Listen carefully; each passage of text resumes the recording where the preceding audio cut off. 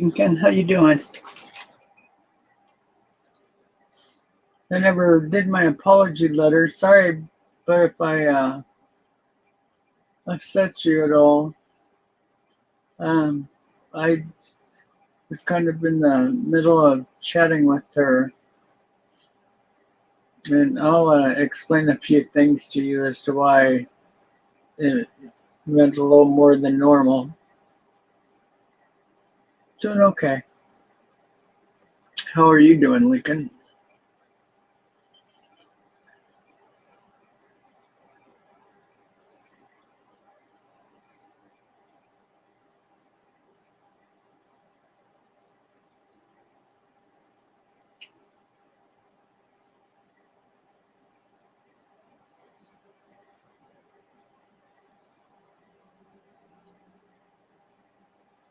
I'll update you in an email.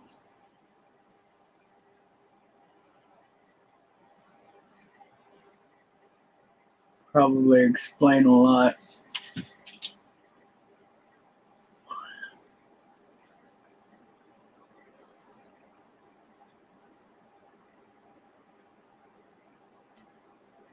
Don't know what you're talking about there.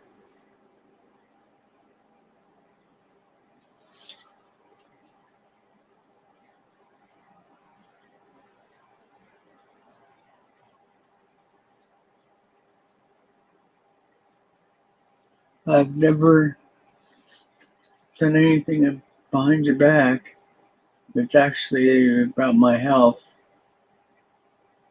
but I don't want to go any farther on the stream with it. So I'll talk to you about it in an email.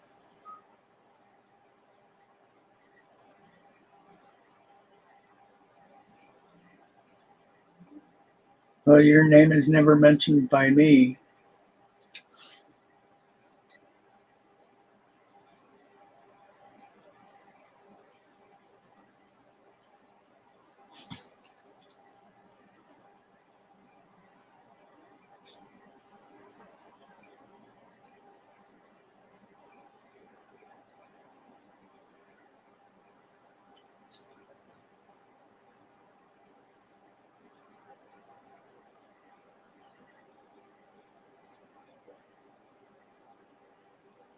Well, just a quick minute here, and let me do something else here.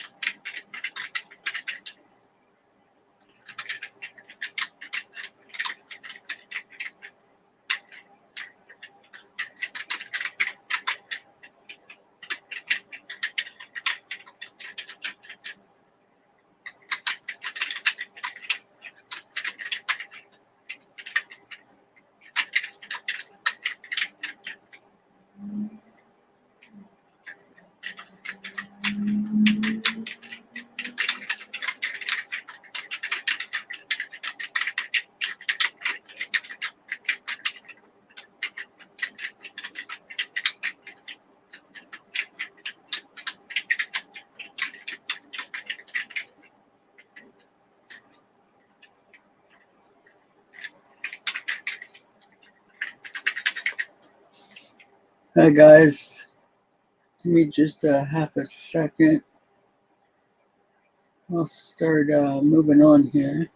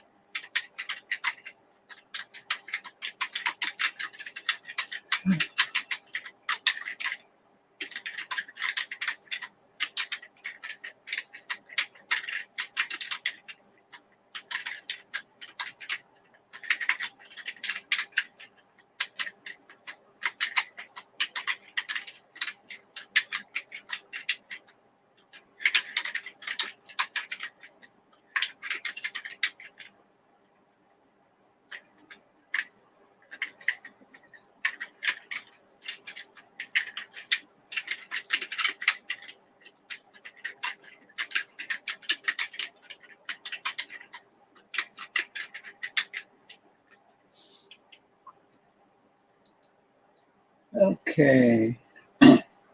Yeah, check your email, Lincoln.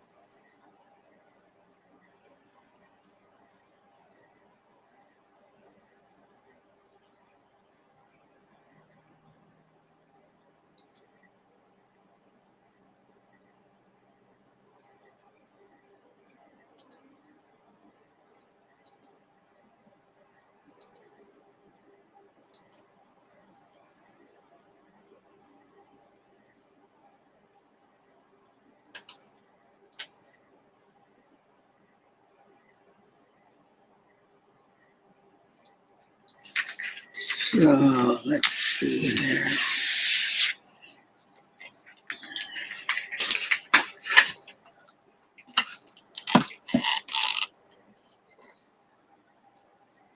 I don't know why that's not focusing.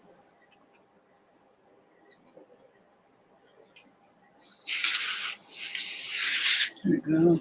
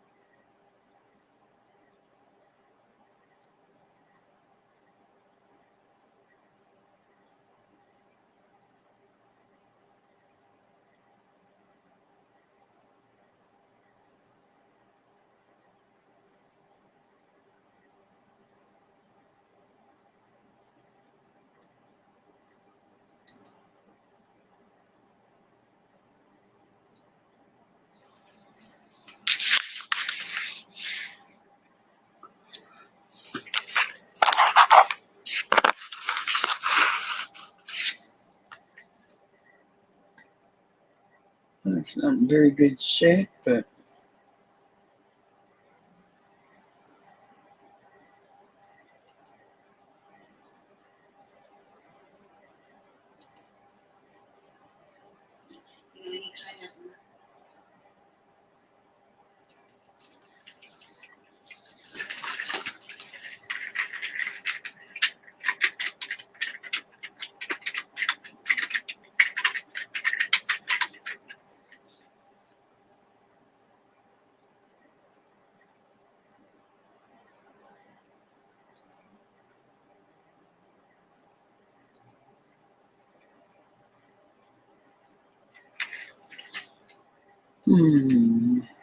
Hey, Butchie, how you doing?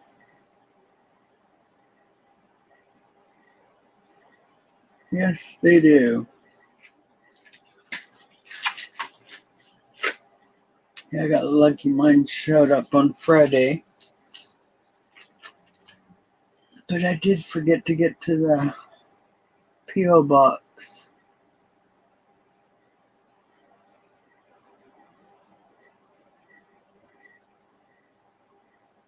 So, how you doing tonight, Butchie?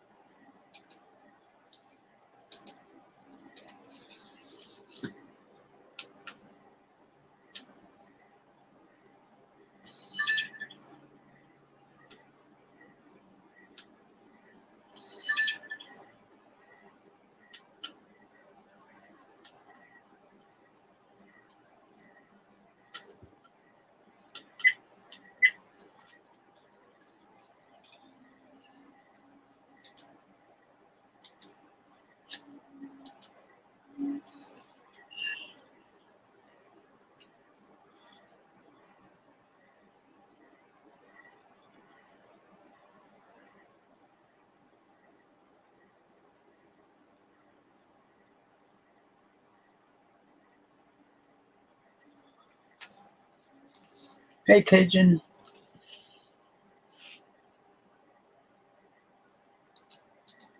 Yeah, I sent you or responded to your um, comment but I didn't send you an email. No biggie. I'm only gonna a few minutes.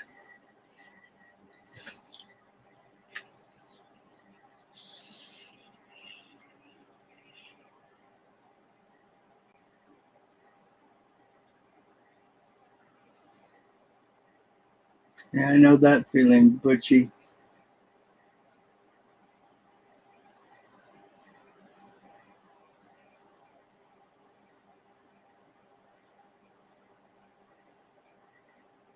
I haven't really been shopping too much for coins. Normally they just happen.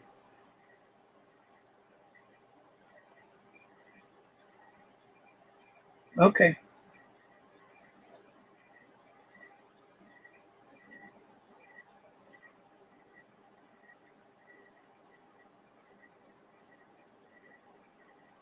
Well, that'd be nice.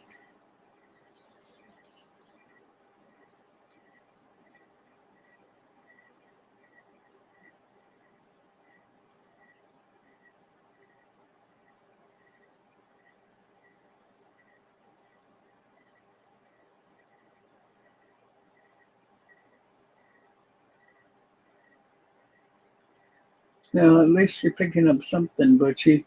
That's a lot more than a lot of people right now. So many people down on their luck right now.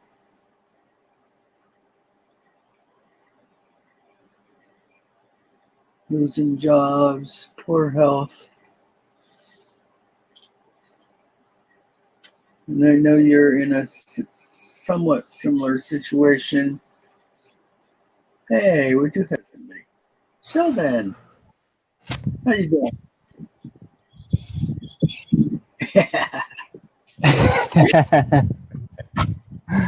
What's up, guys? Not a whole bunch. How you doing? Good. No shirt on, like usual. I figured you're just lazy.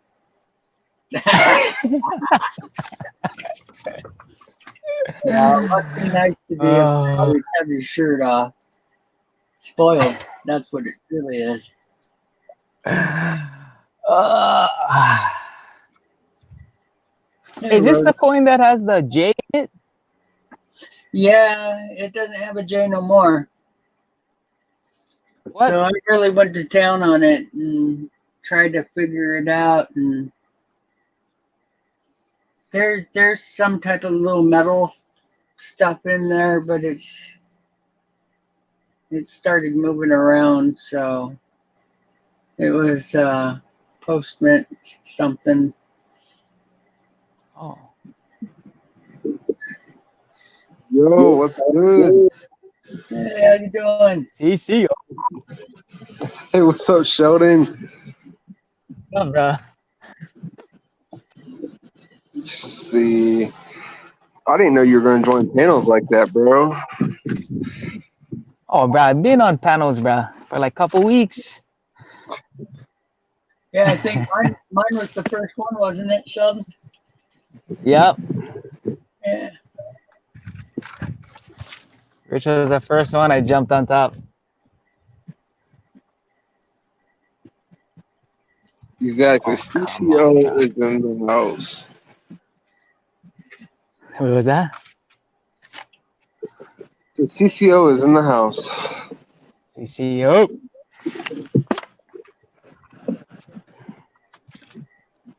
Exactly. How y'all doing tonight? Doing okay? Oh, good, bro. Solid. Cruising. Yeah, you're there in Hawaii. What was that? Said you're over there in Hawaii. Lucky, lucky, lucky. It's expensive over here, though. Oh, I'm sure. I'm sure about that. I saw you got another auction. Yep. I just uploaded that earlier. Yeah, I seen that, bro. Any hits or what? Yeah, I got a bid on it right now. Oh, nice. Yeah, but those West Point quarters that I want to send you, dude, those things are nice, especially the AMP. Oh, nice. Perfect, bro. That's what I need too, bro. And I mean the Lowell, that one has a scratch, but I know the AMP. No matter, bro. AMP is the nicest one that's out of those. Nice. No matter, bro. Any W is better than no W. Exactly. I only got like the low one. Yeah, that one's going in there too, but I don't. That one has a scratch on it, like I said. Nah, no matter. That's good, bro. Fuck, my phone is gonna die, bro. Yeah, one of the guys that was on the stream yesterday, or maybe it was earlier today, said that he's gotten a couple MS-68s in most of the West Point quarters. So, but he's Nice. like 60, 70 coins. Shit. Yeah, pretty cool. Nice.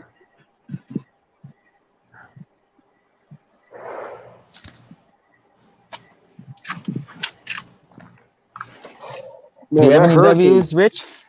What's that? You have any W's?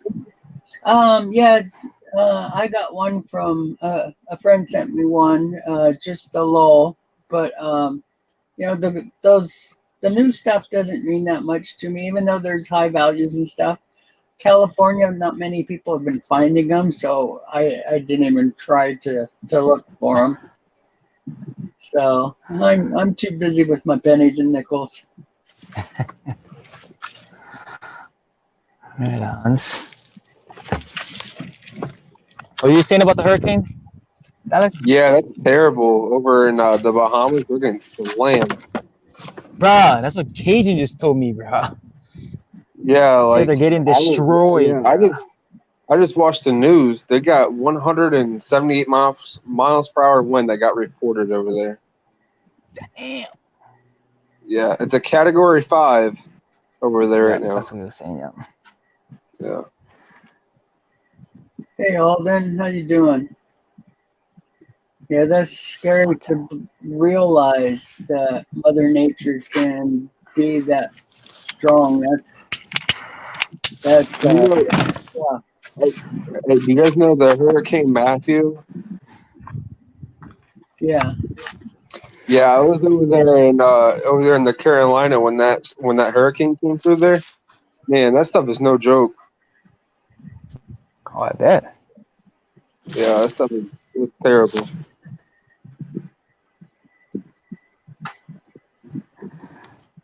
Wow. Is there a lot of like tornadoes over there?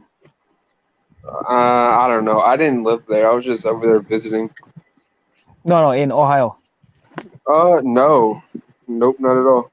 Actually, if you go to my channel and you go to my videos and scroll all the way down, there should be a video that says tornado sirens going off. That was the first time a tornado touched down on the ground in 17 years. Oh. Mon ami! Exactly.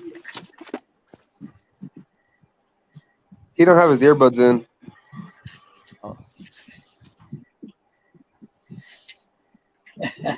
Sheldon throws up the sign. Try the shaka. Shaka. Oh wait. There you go. There you go.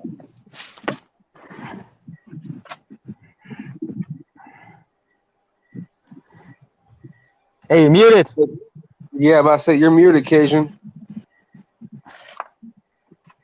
It doesn't show he's muted, but I don't hear no audio, so something's going on. No, we can't hear you.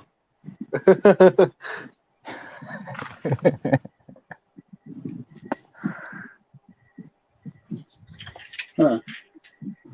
I think this is the first time I've ever been on Rich's panel, actually. Yeah, you almost made it up a couple times. You left a little too quick I was about to bring you up, and I'm not sure what happened, but I wasn't paying attention. I was grabbing some coins or something.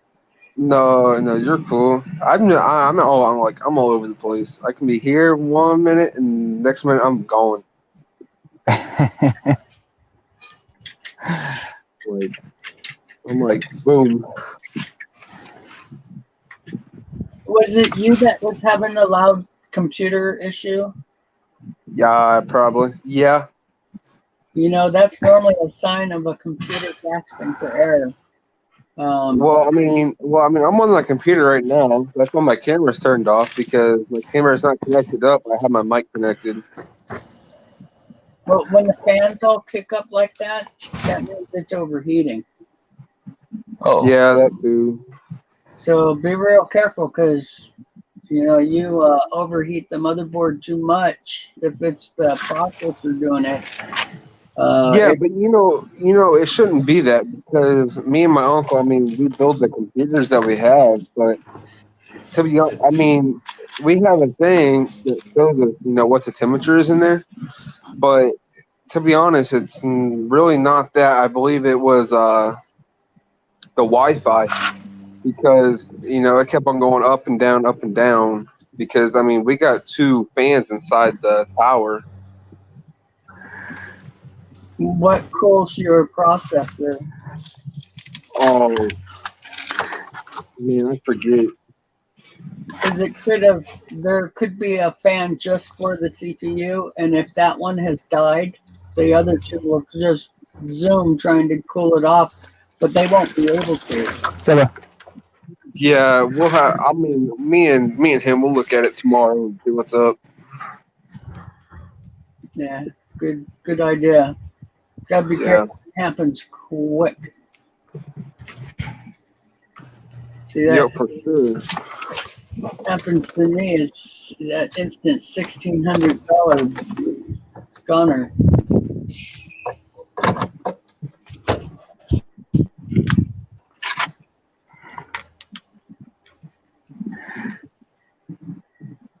So I wonder what happened to Cajun. Who knows?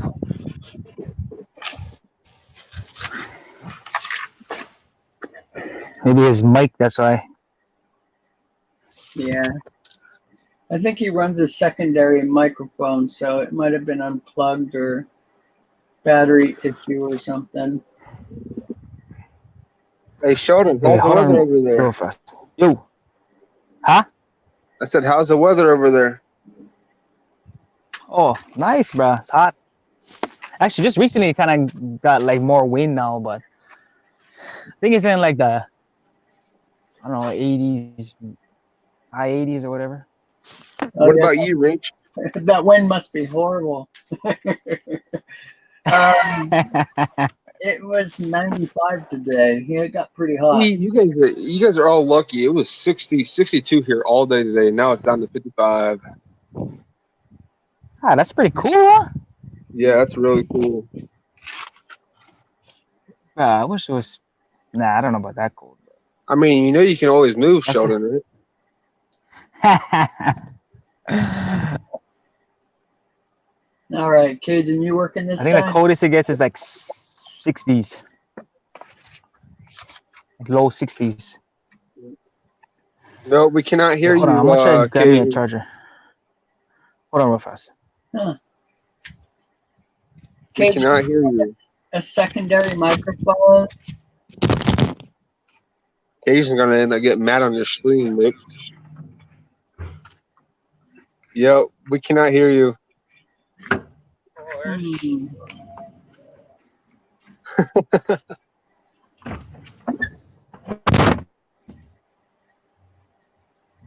What's going on, Cajun? I know you can hear me, buddy.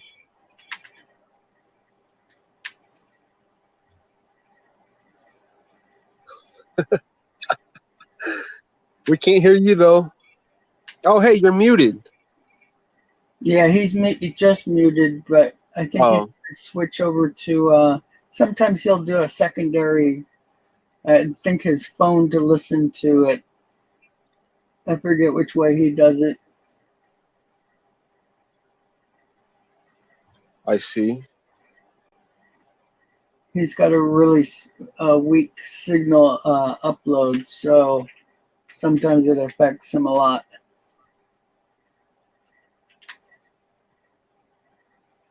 But she's got 55 out there too.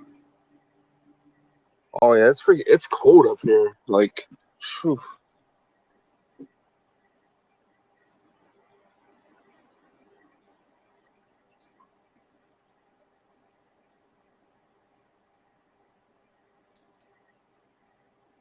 It says I can't unmute you because you've muted yourself.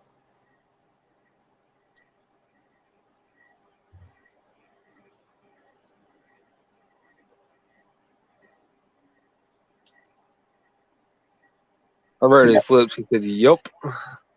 Can't unmute you, Cajun. It says you've muted. There you go. No, we cannot hear you. That's so weird.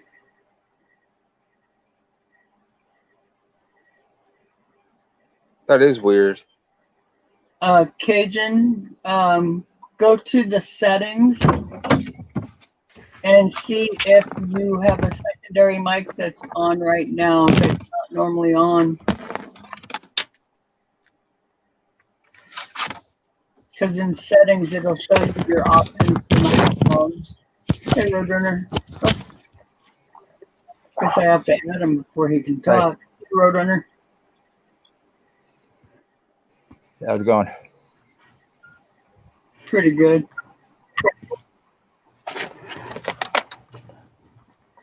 Hello? No, we cannot Can you hear hear you, me? Cajun. Yeah, I can hear him now. Beep beep.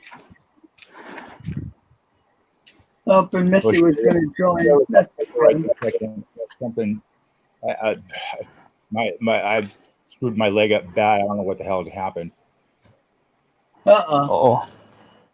It only feels half-ass out of pain if I suspend it the right way. Not a good sign. I don't know. Just all of a sudden, bam! I felt like it was just I pinched a nerve, and then it took me like about 30 minutes just to find a comfortable spot for 2 minutes.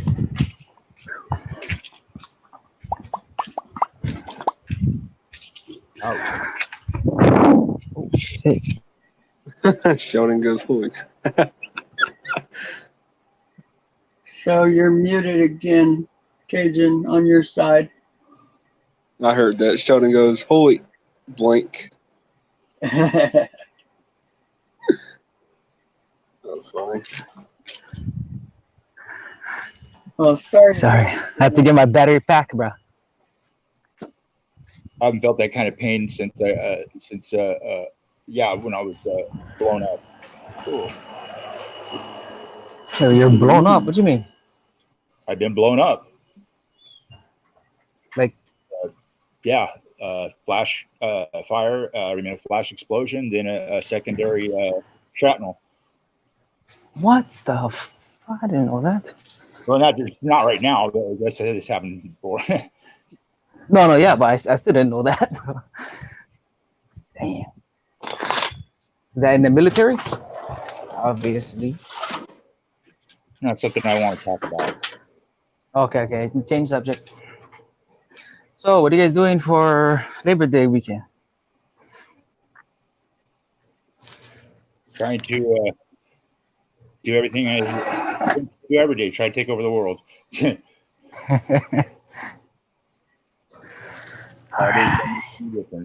Oh God. Well, Hey, can you guys hear the dryer? No. Okay. Definitely helps to talk, or at least takes my mind off the pain to get up here. Yeah, man. It just all of a sudden, I felt like I was overly diabetic, and I felt something pinch in my shin, and all of a sudden it felt like I was having multiple tearing cramps in both of my legs. Damn.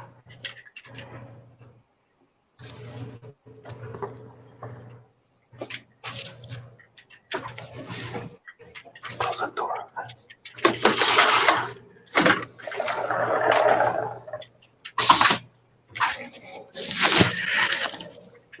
Okay. There's a few different ways about it.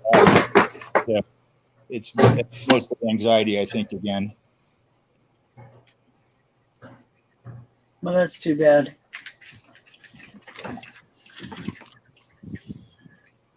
Makes it a much tougher thing to control.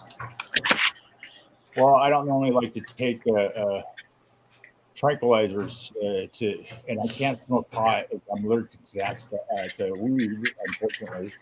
I smoke it like a champ when I was a kid, but I can't now for some reason. I'm allergic to it. Yeah, I remember you said that. I could actually eat the, like cookies, the cookies, but there's no place open right now. I mean, it's Or like the edibles and stuff. yeah, that's what I'm talking about. I can, but I don't think there's any place open right now. And yeah, it's almost 1 o'clock. And I can't even walk right now. Shit, man. I will in a little bit. I'm feeling like I'm calming down. I know I can calm down and chill out, when I, talk about it, or if I'm, can get in a social situation where, people I can talk to. I could already feel my, adrenaline starting to chill. Yeah, when my leg is giving me extreme issues and nothing else works for me, I do have a cannabis lotion that I use, but it's really expensive. It's like $70-$80 for a little tiny thing of it. I think I know what you're talking about. Yeah, I know some people you pretty much have to use that stuff, and it works great. It's not. I don't think that stuff would work for me. Mine's more kind of. It starts with emotional or anxiety type issues, and then it manifests itself in physical form. Shit, man. Fuck, where the fuck is that? So yeah, I got blocked off the Big Show today. On what? I got blocked out of the Big Show today. To see if I could actually comment.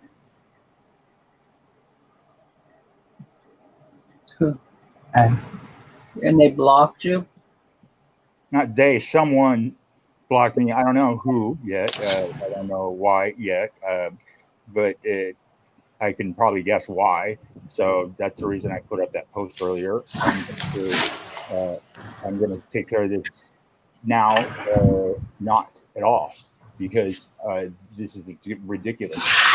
I didn't do a fucking thing, and it's bugging the shit out of me now. I mean, I thought it was. yeah.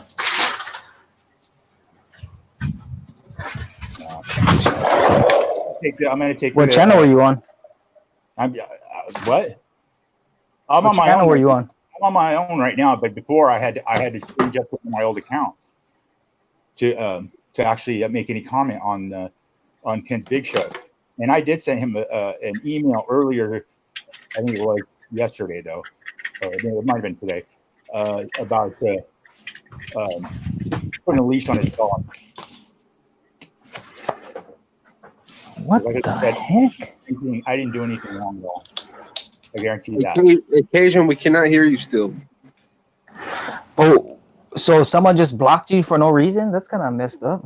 Well, for their personal reason, I imagine. But I mean, I didn't do anything to on the show or make any or do anything derogatory on the show. I was automatically blocked before I even started, before I even got on there. The second I tried to comment, it was blocked. Everything was blocked. What the heck?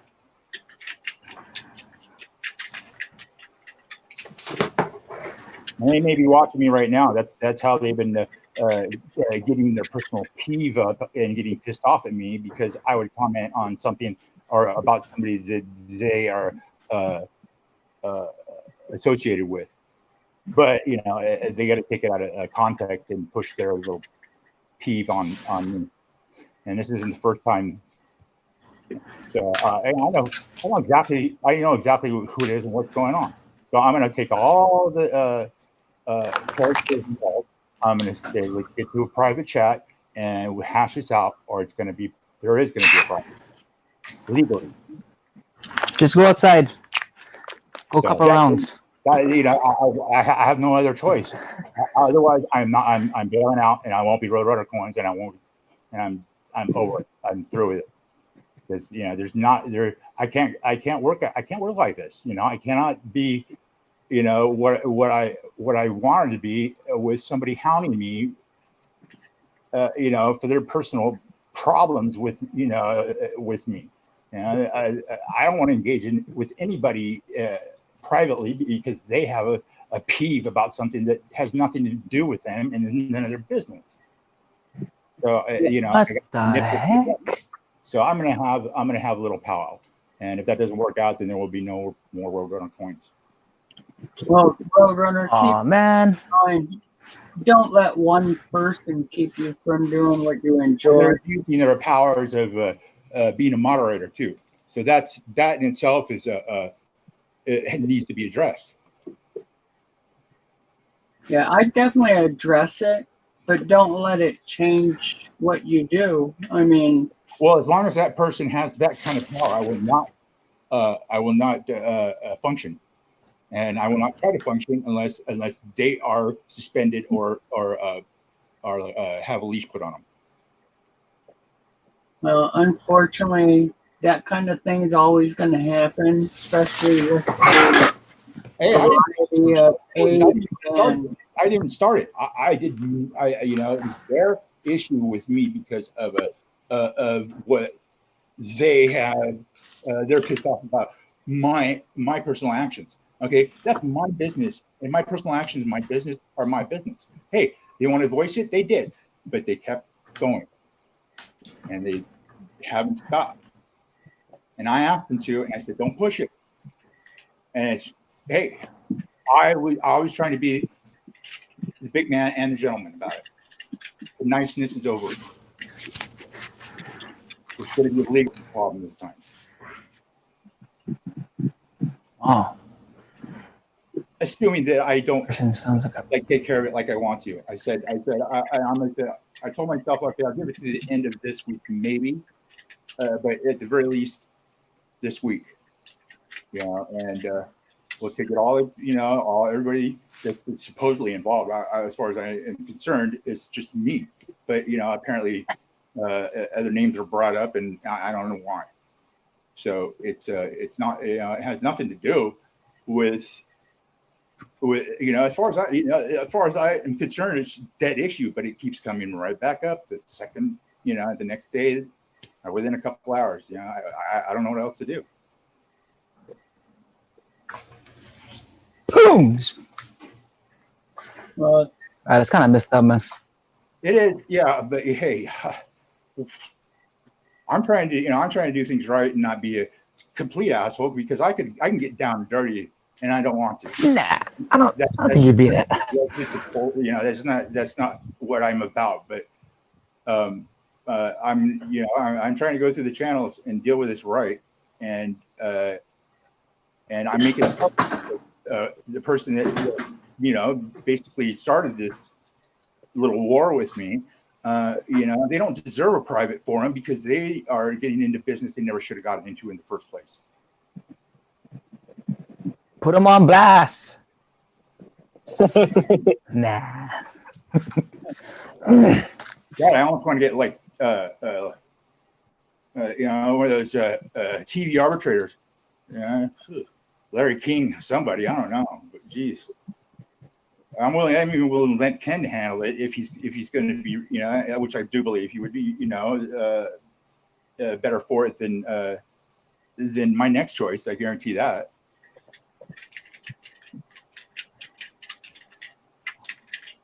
What does their first name start with? You don't want to know. Yeah, and let's not do that here. It's better. No, I'm just joking, bro. Because I don't need people defending me and starting their own personal crusade. Yeah, or just simply, people saying, well, you said it behind my back or whatever. It's better to do exactly like you said and confront them. Hey, Cajun. Bet y'all can hear me now. Yeah, we can hear you You now. can hear me now. There you go. Hey, Cajun. We thought you lost your No, voice. me. No, I didn't lose my voice. Let me see if I can unplug my earphones and Missy can hear. Hey, guess what, Sheldon? What's up, bro?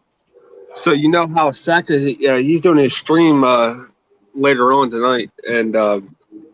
I was, yeah. He has a stream on Monday, which is today. But that's right. yeah. Well, I found a 1967 magic coin. I'm gonna rub it inside his face tonight. You got a thing Wait. about magic coins? Yeah, it's a A 1967 magic coin? Yeah, that thing is hollow as can be. Wow, I don't think I've ever seen a magic coin like that with that year. They turn up. Yeah, They turn up. Man. My niece got one in at a casino. She gave it to me. There's a nickel. Here's mine. See, look, okay, listen. That's a listen, magic Sheldon. Which one? Where? Whoa, wait. Try. No. Okay. Hey, that's double head, man. What the heck? I was like, whoa, wait. See, Sheldon, if you listen, listen. Okay, go. They sound hollow. It's hollow. Yeah. They are. It's a magic coin or a coin safe. No, it's a magic coin because I can see on the back of it, I can see where they cut it. That's the term for it. Nice. But did you Where'd you get open that? it yet, Dallas? No, I'm not gonna open. I'll open it sometime tomorrow. Okay, because they got two types of Kennedy coins. Or Exactly. what have you. They have a coin safe where you just open it. You can put like a little SD card in it, microchip, whatever. Close it back, or a magic coin where you can do a magic trick with. There's two different things that they made out of the Kennedy dollar, half dollar. I mean. They use the keys too. Yep. But yeah, because Jamie Coin Hunter, he sent me a bunch of stuff that Mr. Sheldon donated rolls for. And Right. yeah, that's what I was thinking. Because Sheldon told me that, and I received something from Jamie, and that thing was awfully heavy, and I opened it up. Yeah, I opened it up. He sent me like 8 silver dimes and a silver quarter, and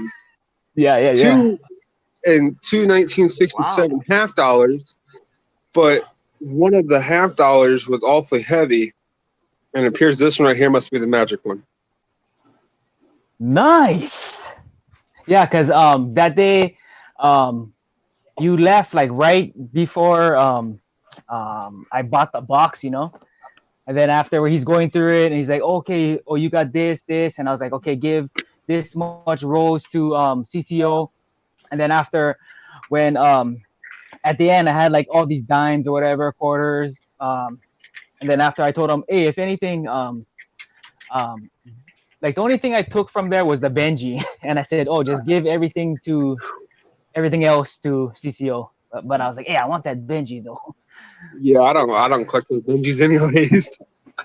Yeah, that's why I was like, just give it to him. And so, that's right on. You got that magic coin, man. Yeah, like I said, I appreciate it, but that's why I thought it was just a wheat cents, because that's what Jamie told me, and here to find out he sent me like tons of silver. I was like, holy crap, dude.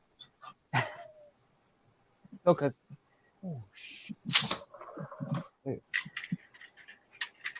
damn. Are you gonna eat some over here? I mean, they get laid over here on the East Coast. Holy crap. All don't have any drinks. Say hi. So Hi. did the Come here. storm start hitting? Just start Florida? saying. Hey, everybody, this is my wife, Sarah. Hi.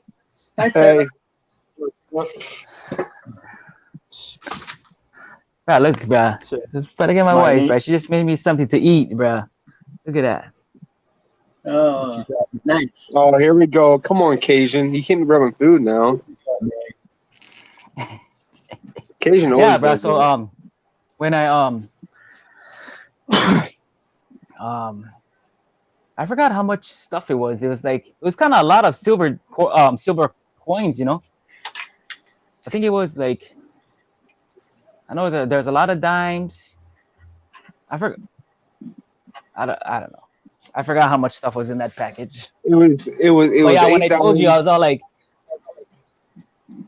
what's that? Okay, it was 8 dimes, 1 quarter, 2 40%ers, 6 Wheaties, and something else. Oh, and 2 more silver dimes. Nice. And I'm Yeah, I telling you, didn't want not to tell having you all that PayPal. other stuff, you know. I I don't don't want know. to It was say like like, a oh yeah, surprise. he sent you all this. I was like, oh, I think Jamie's gonna no, but like towards the end of his video, he said, oh, I don't know if I have CCO's address. I was like, oh, I'll just email him just to get him to get a hold of you.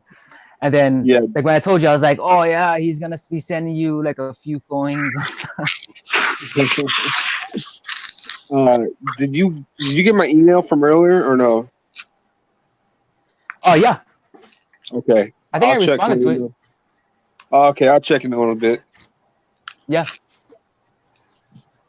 I check my email once a day, so that's probably why I don't respond so late. Yeah, me too. I only check it like once in a while too.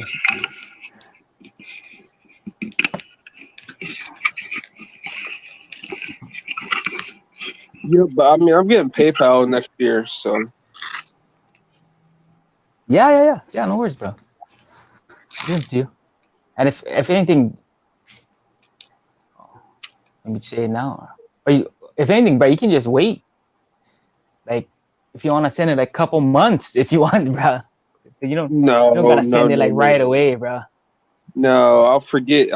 No. We can't be doing that. Oh, nah, no matter. Can't be doing Okay. that, Sheldon. Have you You guys hear me, seen right? this camera before? No. I'll send it to like I guess I think the post office is closed tomorrow, but Tuesday Yeah, I'll send it Labor Day. out, and then like for my package from you can send it later, but you don't have to send it like right when you get it, you know. Nah, that's cool. Hey, can y'all hear me? Yep. Yeah. Roger. Okay. Roger. Wait, my bad, Kirsten. I can't hear you. I don't have ears. Oh, yeah, right. Okay, my wife can hear me. She's next to me. Okay, here's the deal. Okay, wait. I don't want to interrupt anybody. Whoever was talking, y'all keep on, please. No. You're cool. We're No, done good talking. pal, bro. Yeah, we pal. Okay. Here's the deal. Everybody knows my son came in yesterday afternoon. So we had family come over. My sister-in-law was over. This, that, and the other. So that's why I hadn't been on YouTube most of the day yesterday. And last night, well, early this morning, I went live, but my son was sleeping. And he said, "Don't worry, Dad. You're not gonna bother me or anything. Talking because he said, when I sleep, I sleep. He's like me.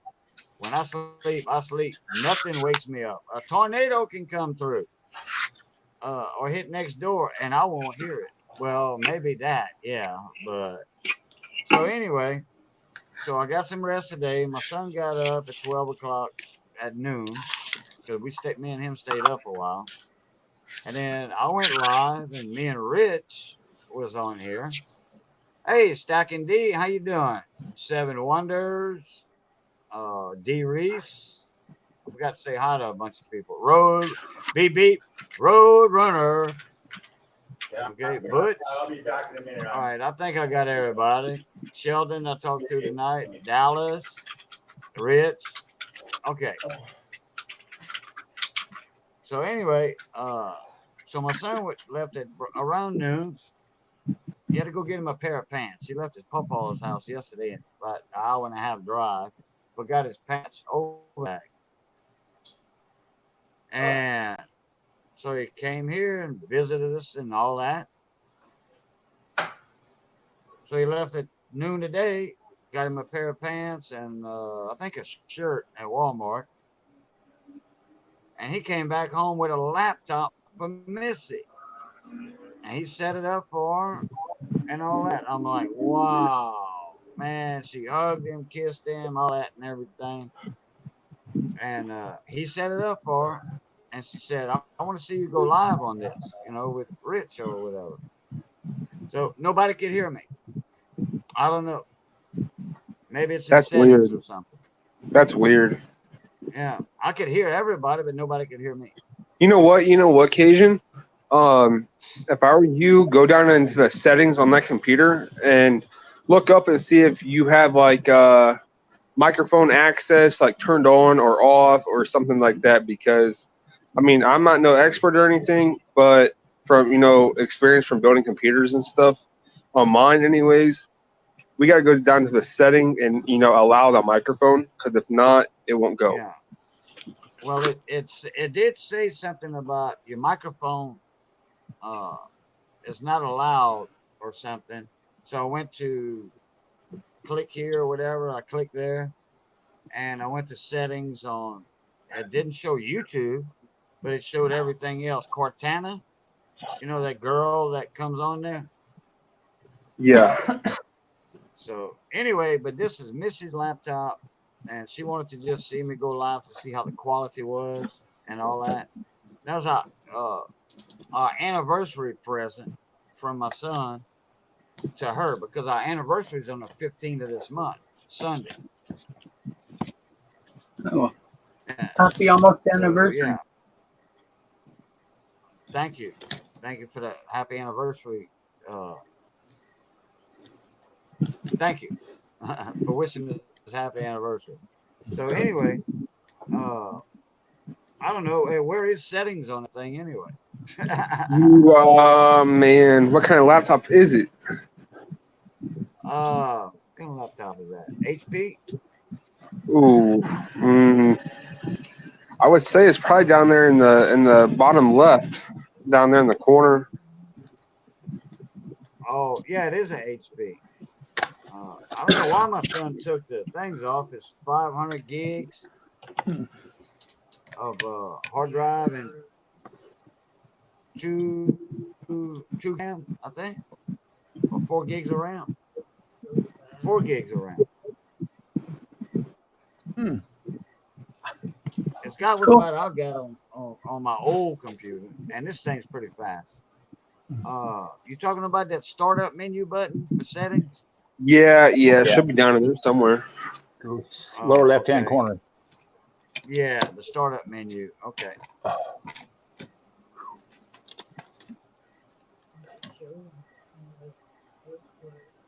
Oh, yeah. Okay. Yeah, Missy wants me to show it to y'all in a second.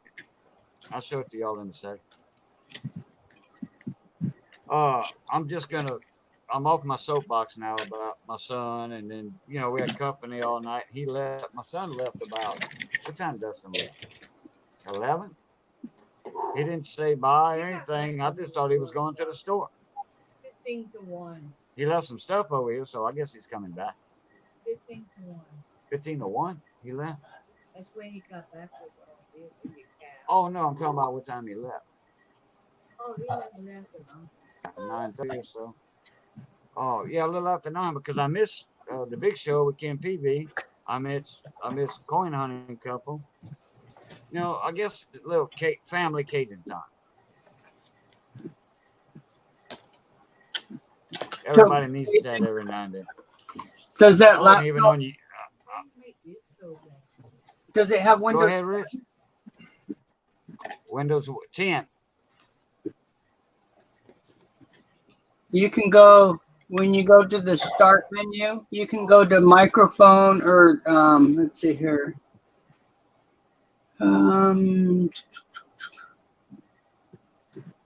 Voice I don't want recorder. this to turn. I don't want this to turn from a coin show to a computer tech show. Okay. Yeah, I mean, it'll just take you 1 second to check this one because you just go to voice recorder in the menu. And if it's allowing you to record your voice there, then there's an issue between the online and the microphone. Exactly. where would all that be? It's you right click or left click on the start menu, and then Yeah. just scroll down to the bottom All right, here we go again. to So what voice. settings? No, just go all the way down to voice recorder.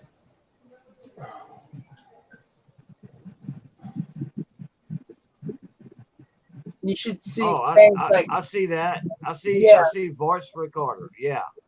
click on Click it on and that. see, yeah, click on it and see if you can record your voice.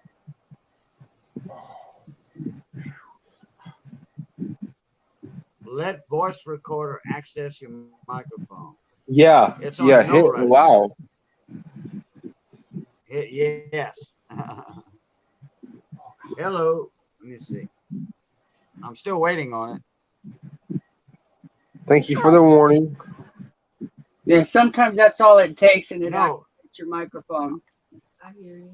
I hear you say hello. I'm not on the voice recorder. I mean, I'm not on. I'm on my phone. I'm not on the laptop. Yeah, we know. Yeah, but the laptop will have its own microphone, so all you have to do is just talk to it. Hello. This Cajun Coin Hunter here. Do I click on the little button says record or whatever? Yeah, sometimes you have to push the red button to record, and then just play back.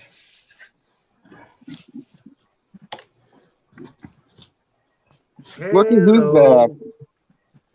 I never like eat on camera, bro. Hey everybody, it's Cajun Corn Hunter, aka Boudreaux. Boudreaux. Boudreaux. That's right. Or hey there, this is Sheldon. Got a mail call from Second Plaza. You can hear it. Okay. Right, I gotta make another one now. Missy can hear it. So I just X out of that window or whatever it is. Yeah. Okay, close. Yeah, and if it So still it should doesn't be work, safe. I'm not sure. we'll just have to work on it. You can give me a call or something. It should be saved now then, huh? Maybe, I don't know. The setting ought to be changed. I mean saved. Yeah. Well, Okay. Then I'll try to join y'all on the laptop after a while. yeah, no Like problem. I said, I don't want this coin talk to be turned into a computer tech thing. I brag about my computer pretty quickly, so no big deal. Yes, you do, Rich. I know I do. What in the heck are you laughing Okay. at? So, you know, Dustin's son was telling Missy, says, got in from the shrimp boat a few days ago. Since you've been that week for it. So anyway, it'll catch up. I'm moving. See it? She's asking me questions. She's watching. So anyway, he was offshore when on the shrimp boat. Then he came in a few days ago. He had a wad of money. So he was like, well, Missy was on her notepad, a little like a G-pad type deal, notepad from Walmart that she got a month and a half ago. Anyway, he said, well, you need to get Missy a laptop. He says, I'm going to get Missy a laptop. He says you can get them at the pawn shops cleaned and ready to go from a decent pawn shop. So he says, I'll get one tomorrow for her. Well, guess what? Tomorrow's Labor Day.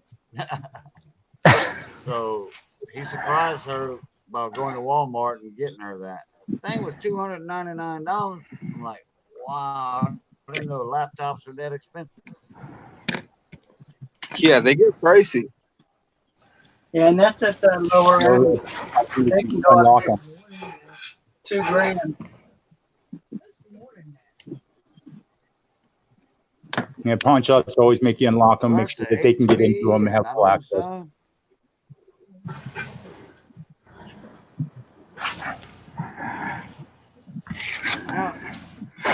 Yeah, $300, baby.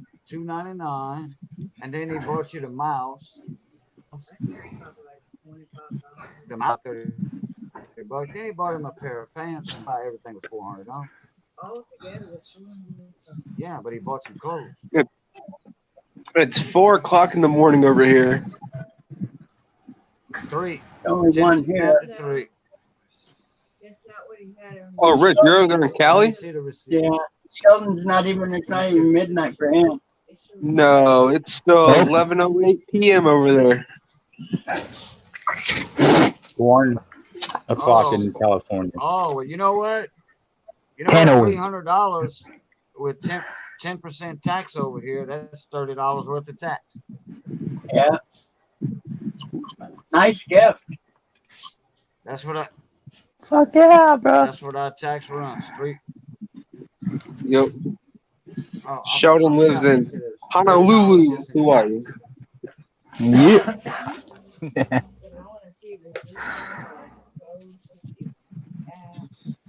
I've been to Honolulu once. Oh yeah. What, vacation? Yeah. And I went to the Bahamas one time. That's it. Oh, nice. Oh, he bought the protective plan on it. He bought a warranty on it. How long were you over here? For? Week? 6 days. Oh, nice. Yeah, not my whole life. Waikiki? What'd you say? What'd you say, Waikiki? Oh, I'm not sure. I forget. I don't know. Oh, I know. I got a decent job out there at the shipyards, but I couldn't deal with the physical aspects anymore. Not then anyway. Oh, you were gonna get a job at Pearl Harbor? Yeah. I was nice. gonna do some mechanical plumbing on retrofitting some of the so a couple destroyers I think, and repairing systems on mechanical systems on one of the aircraft carriers. Nice. But if you get a job there, bro, you're pretty set, bro. I would have been, but I decided I was not going to go back to that again. They actually contacted me because I had an old resume out there, So I kind of said, okay, well, don't get your hopes up, but I'll think about it, And I thought pretty quick. I tried to get into Pearl Harbor. Victoria. How you doing, Shaq? Bro, my dad for the riggers. Bro, my dad knows like a couple of the top bosses. And then all he said was, Sheldon, bro, all you gotta do is pass the test and I'll get you in. Bro, I took that test 3 times, bro. I'm just dumb, bro. I don't know. I know how to use all the all the systems, all the parts, all the whatever it is. I just need the blueprint and I can put it together. Nice. Team 87, baby. Wait, is Saka in here? No. Oh, you're just saying it. Seven Yes, Wonders is here. Yeah, he is here. 7 Wonders. Oh, wait. Is who here?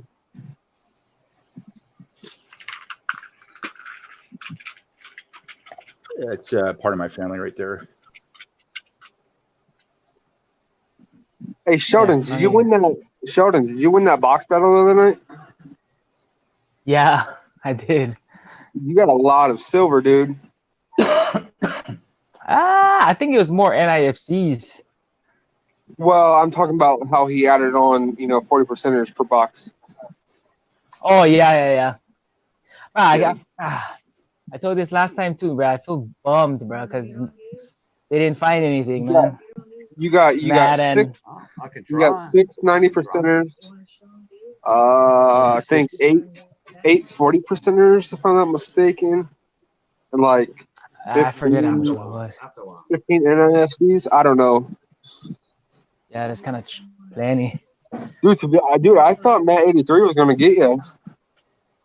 Yeah, with that proof, bro. Then I was like, No, oh, he's getting like NIFC. So I was all like, Yeah, oh, Matt's gonna pull it off, bro. no. Towards the end, that's when he started coming in out of nowhere.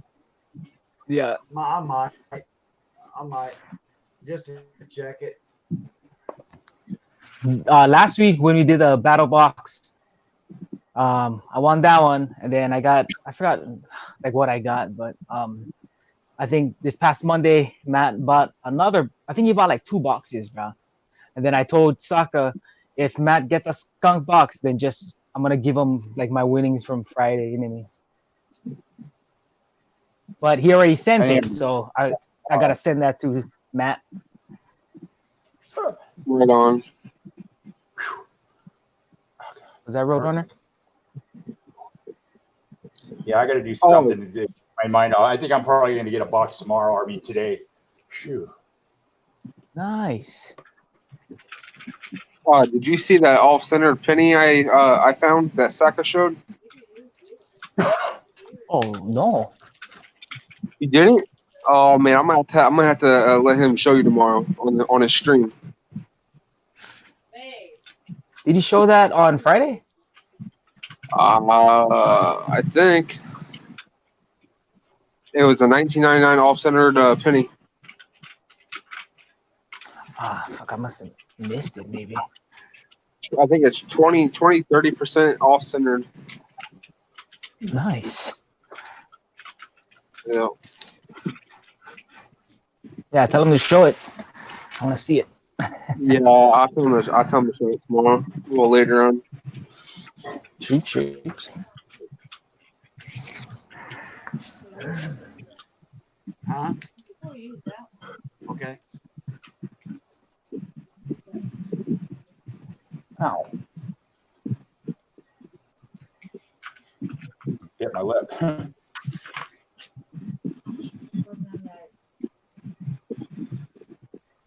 I hate more that. information on the dime, Rich? What's that? Any more information on your dime? I got it figured out. It's not a big issue, unfortunately. It was some loose metal, so maybe it was part of a lamination issue in there. Die break, maybe. Yeah, some of it came out, so it reduced it quite a bit. I'll show it again.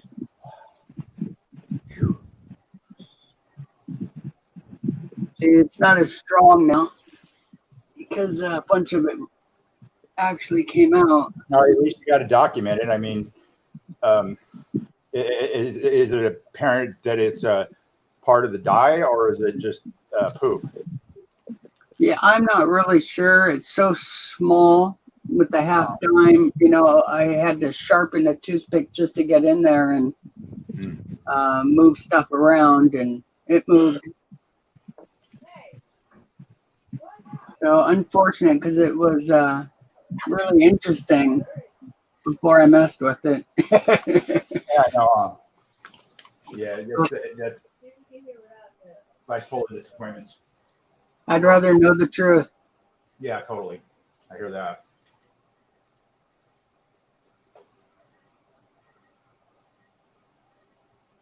Yeah, check this thermometer out.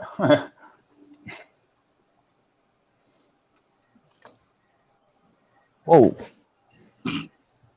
It's for What the heck is that? barbecues, you know. That's what It they says, use yeah, for. it says CDN on it, and I thought it was from you know, from the numismatic CDN for a second. Well, what the heck is that for? But it's just like a massive thermometer. It goes up to, I think, 400 degrees Fahrenheit. Yeah. My ex used to use one of those for making candy. She made tons of candy. Always had one of Yeah, those. yeah. Roger. It says, do not leave thermometer in hot oven or microwave. Well, yeah, no.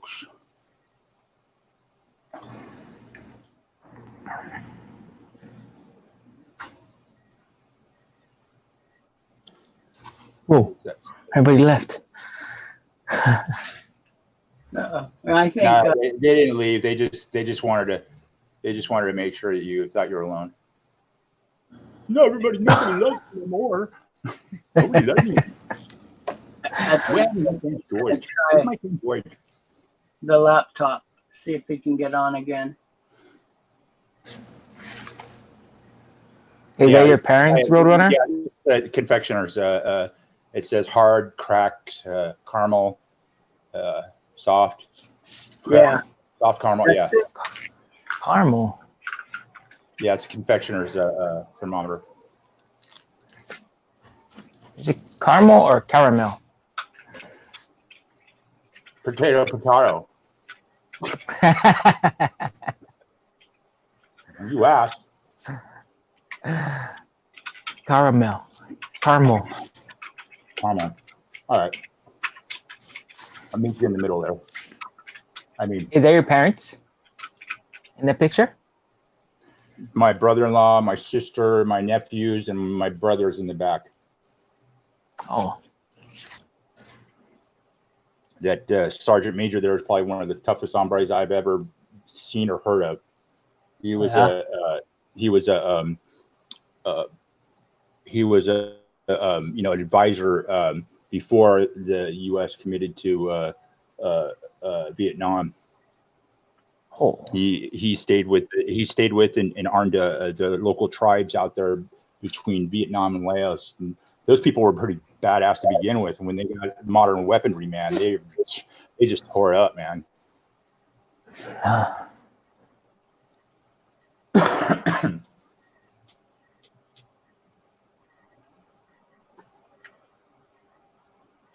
Yeah, the youngest nephew, he's in the Air Force. I think he's still in Belgium. Oh.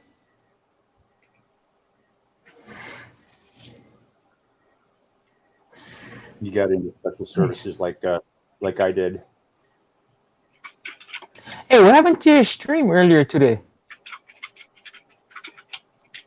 I was just letting the post a description of the post speak for itself. I just wanted to. I did leave a message at the end of it. Oh, walked off because if I would have stayed on any longer, it would have just been. I would have just ended up saying something I would have regretted. And that's yeah, because it came in.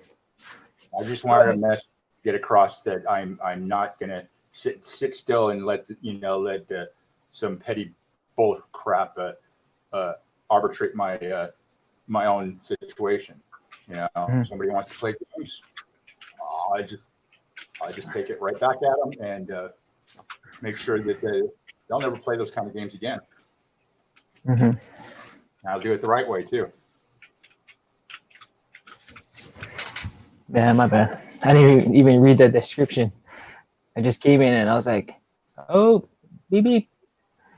And then I think Ramon was there too, and I was like, hey, where are you, Patrick? Well, long story short, somebody pissed me off, when they really shouldn't have done it, like, hey, could you come and ask me like nicely, and maybe I'll let you in on what's, not your business, but you come at me like that, then you're in big trouble. Yeah. Especially if there's not their business, and then they're trying to get in it and shit. with situations like that. I swear to God, you know, and I would have every right to. But you know, I'm not. Yeah. I'm not going to play. I'm not going to play. I'm not going to play the back and forth petty issues or things that you know, messaging or whatever. I don't care. It's a dead issue as far as I'm concerned, but apparently not with them. You know, Roadrunner, I learned a long time ago, when I have an issue and I'm all frustrated, I wait a full day before I do anything. It's paid off. I run on instinct, dude.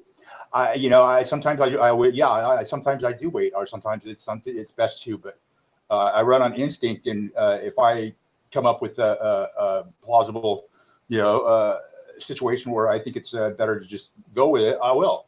But you know, I'm not gonna go off half-cocked and stupid.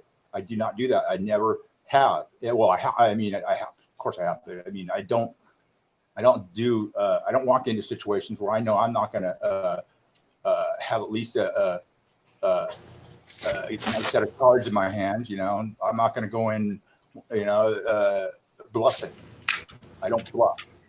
And if I do, you definitely would not know about it. But in this situation, no, I'm not. I'm walking in with, you know, with 4 aces and you know, full flush and you know, straight flush. I'm not going to lose this one. I will not lose, and I don't intend to lose. And if I do, well, but you know, I'm walking in a situation where it's either going to go down, and it's going to be over with forever, or it's just going to go down bad. But I'm going to run it, like I said, but I usually work better that way. And like I said, I'm not going to just sit by and you know, let my, you know, let the anxiety just take over. You know, that's the reason I had to stop and think for a minute, and then I go with what I had. You know, like I said, I didn't do anything wrong. Mm-hmm. So it's, you know, it's like I said, it was a dead issue, but then kept coming back at me one way or the other. So, you know, I got to finish it. I don't start it, but I'll start it.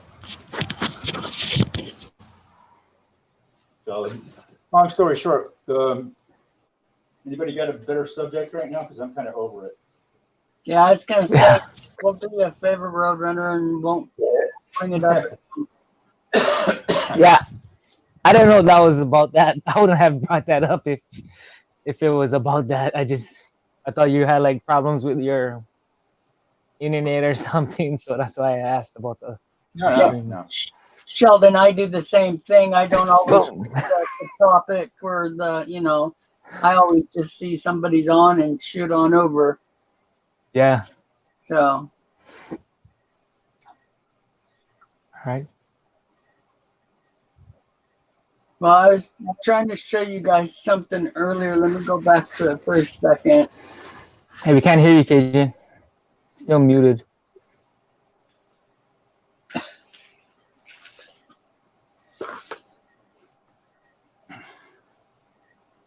There may still be a way of getting it to work, Cajun. At least now we know your microphone does work. So it may just need to be turned on for internet use. So I'll walk you through that later. Yeah, I don't care why it's necessary to have two devices going in if you got a laptop running. Well, it's brand new. They just wanted to see how well it worked. Yeah, I could see that, but yeah, I mean afterwards, I mean, kind of a. Well, we thought turning it on for that one program would fix it, but oops. Can you see that? This is my camera that I use. It actually has a projector on it. Oh, it projects. It screen projects. Yeah, it's awesome. It come on. What kind of coverage? It's actually can get really huge. I can get it like 8 feet wide. Wow. Damn. Yeah, it's great. It's perfect for pointing straight up at the ceiling and just laying on the floor. My kids took it to Disneyland when they first went, and he said, you know, how neat to be able to watch everything they did that day. The kids were just laying on the bed watching the ceiling. Yeah. Yeah, I remember when those projector TVs that used to like those pop out TVs. They'd have the projector, pop out too, and it's basically your own home studio or movie studio.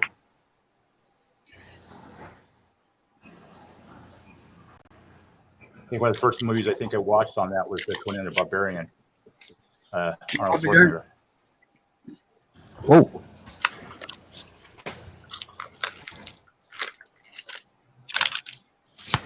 The California Governor. Oh.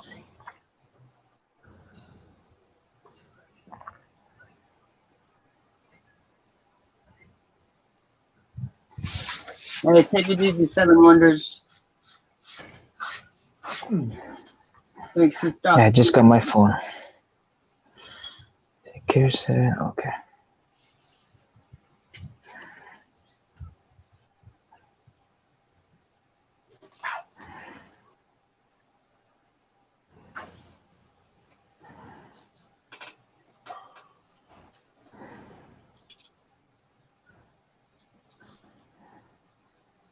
What else is in here? 10 people. I mean, like.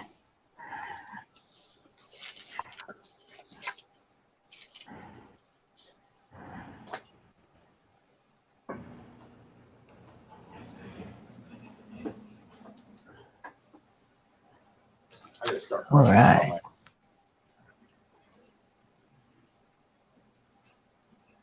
What was that? I was just thinking to myself, I got to start brushing up on my Russian again. I started learning how to speak it when I was like 12 years old back in the early 80s. Oh, wow. I wish I could speak another language. It's a really hard language I'm okay with it, with sounding it out and the phonics of it, but the physical reading of it, I mean, like reading it and in their language and translating it either way is really tough. Mm-hmm. Yeah, I thought it was one of the more difficult. Tell you what, Selkie was easier, that's for sure.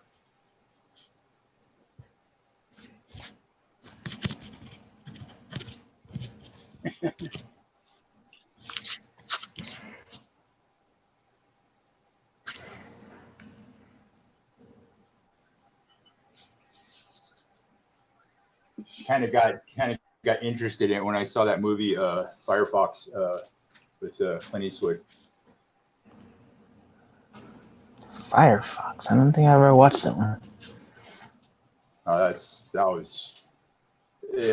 Clint Eastwood was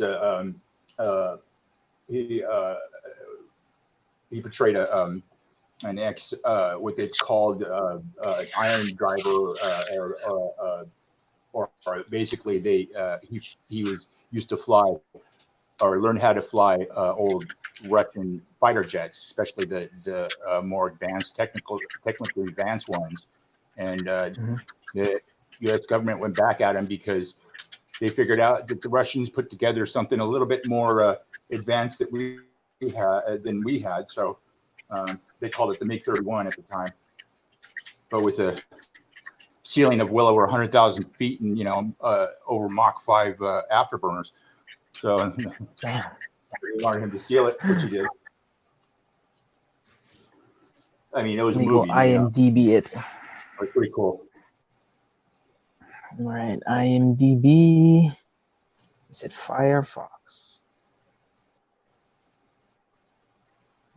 That's not how you spell Firefox. Right there. 1982. Uh-huh. How about now? Pilot? Yep. Yeah. What? Really? It's working. Okay, I went into settings in the bottom right here, and I hit microphone Realtek high definition instead of default microphone. Yeah, I had told you to try that, but I don't. I think you were. No. You had told me to hit the start button on the bottom left, I think. Oh no, I was talking about before when you were having issues because the settings always shows your options for microphone, and sometimes picking a different one will help. Oh well, I didn't hear that then. Well, I'm sure you were a little frustrated trying to figure out what was going on. No, but I was talking to Missy also. You know, so I'm like that ADD or whatever, attention deficit, where if I'm listening to somebody, I won't hear you. If I'm listening to you, I will not hear her. And she's gonna tap me, say like, "Hey, I'm talking to you." I'm like, "Oh, I didn't hear you." That's selective hearing. Yeah. Well, there's that too. I remember when I was younger, my mom always said that. Oh, you got selective hearing, man. Like what? Nah. No, it's not selective. It's just I can't hear you. I'm just joking. You know, you got to consider I'm almost deaf in my left ear and can't hardly hear out the other one. I can hear better out my right ear. It depends. No, yeah, it's so physical. It's like a, Yeah. I'm the same way. I've got really bad ears, and if there's a background noise, I have really a hard time hearing people. So is my audio better on this one than Way better, bro. than my phone? Yeah, it sounds a little louder, I think. Okay, because I don't want to talk too loud. Because I'm used to talking a little louder on my phone. Because Roadrunner does. He said quite a few times that my audio is low, so I always try to talk a little loud. That's why on my live stream last night when my son was sleeping, when I was live, I was trying to get close and talk low. Yeah, this one sounds really good. Yeah, okay. Sounds good, bro. All right, thank you. All right, now we can get back to business. Yeah. what Nice. business? So, anyway, we had a good stream this morning. Me and Rich, David Carlisle was in there. Dave's not here, man. And Ken Peavy showed up, and we had a good educational stream going. And Rich, we was trying to find out some stuff for Rich on his 1837 half dime. And that's when I found out that the Indian head pennies were all hand punched. And those half dimes were half punched. I did not know that. Well, the dice were not that. The dates. The dates were. Yeah, the dates. Okay, the dates. I forgot what I said. Well, for the most I said the dies. I meant the dates. My bad. The dates on the dies were hand punched.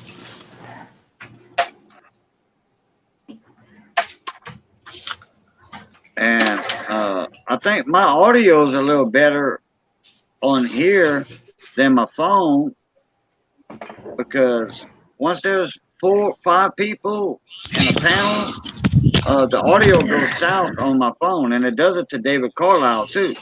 Everybody breaks up or goes robot, but I hear everybody perfect right now. Yeah, it's the bandwidth of the phones, I'm pretty sure. Well, yeah, that's true. That's true.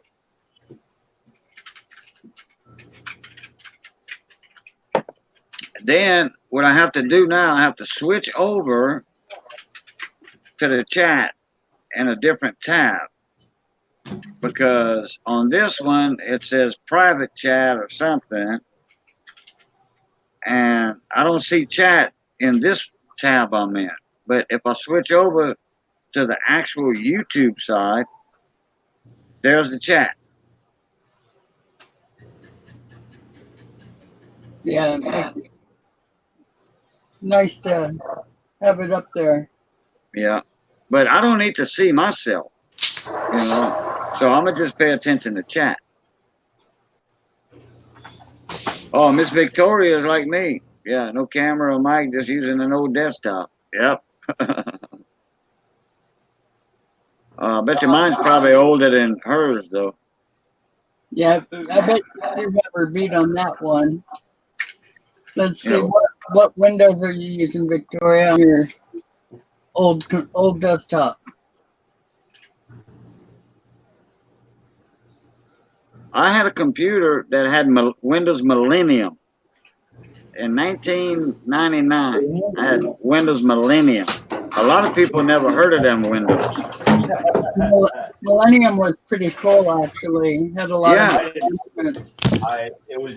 I like the fact that I could still use DOS in Windows 98, and then when they brought out what was it, XP, they used Go to bed. Okay, night night, baby. Love you. all that technology, you know, the graphic stuff.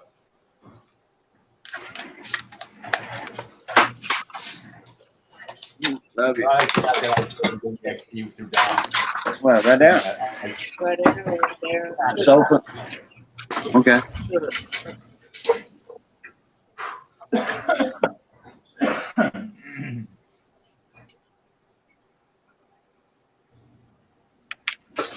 Look, now I'm gonna try to put in these earbuds, and y'all let me know right away or mute me. Get ready, Rich. Mute me. I'm gonna try to put in these earphones. If anything, if y'all hear some screeching or something, y'all mute me. I just leave it.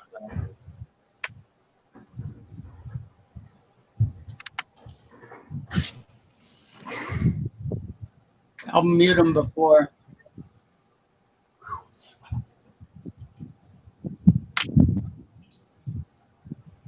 Can you hear it? I was muted. Yeah, well, I was doing that in case it made noise. Oh. Okay.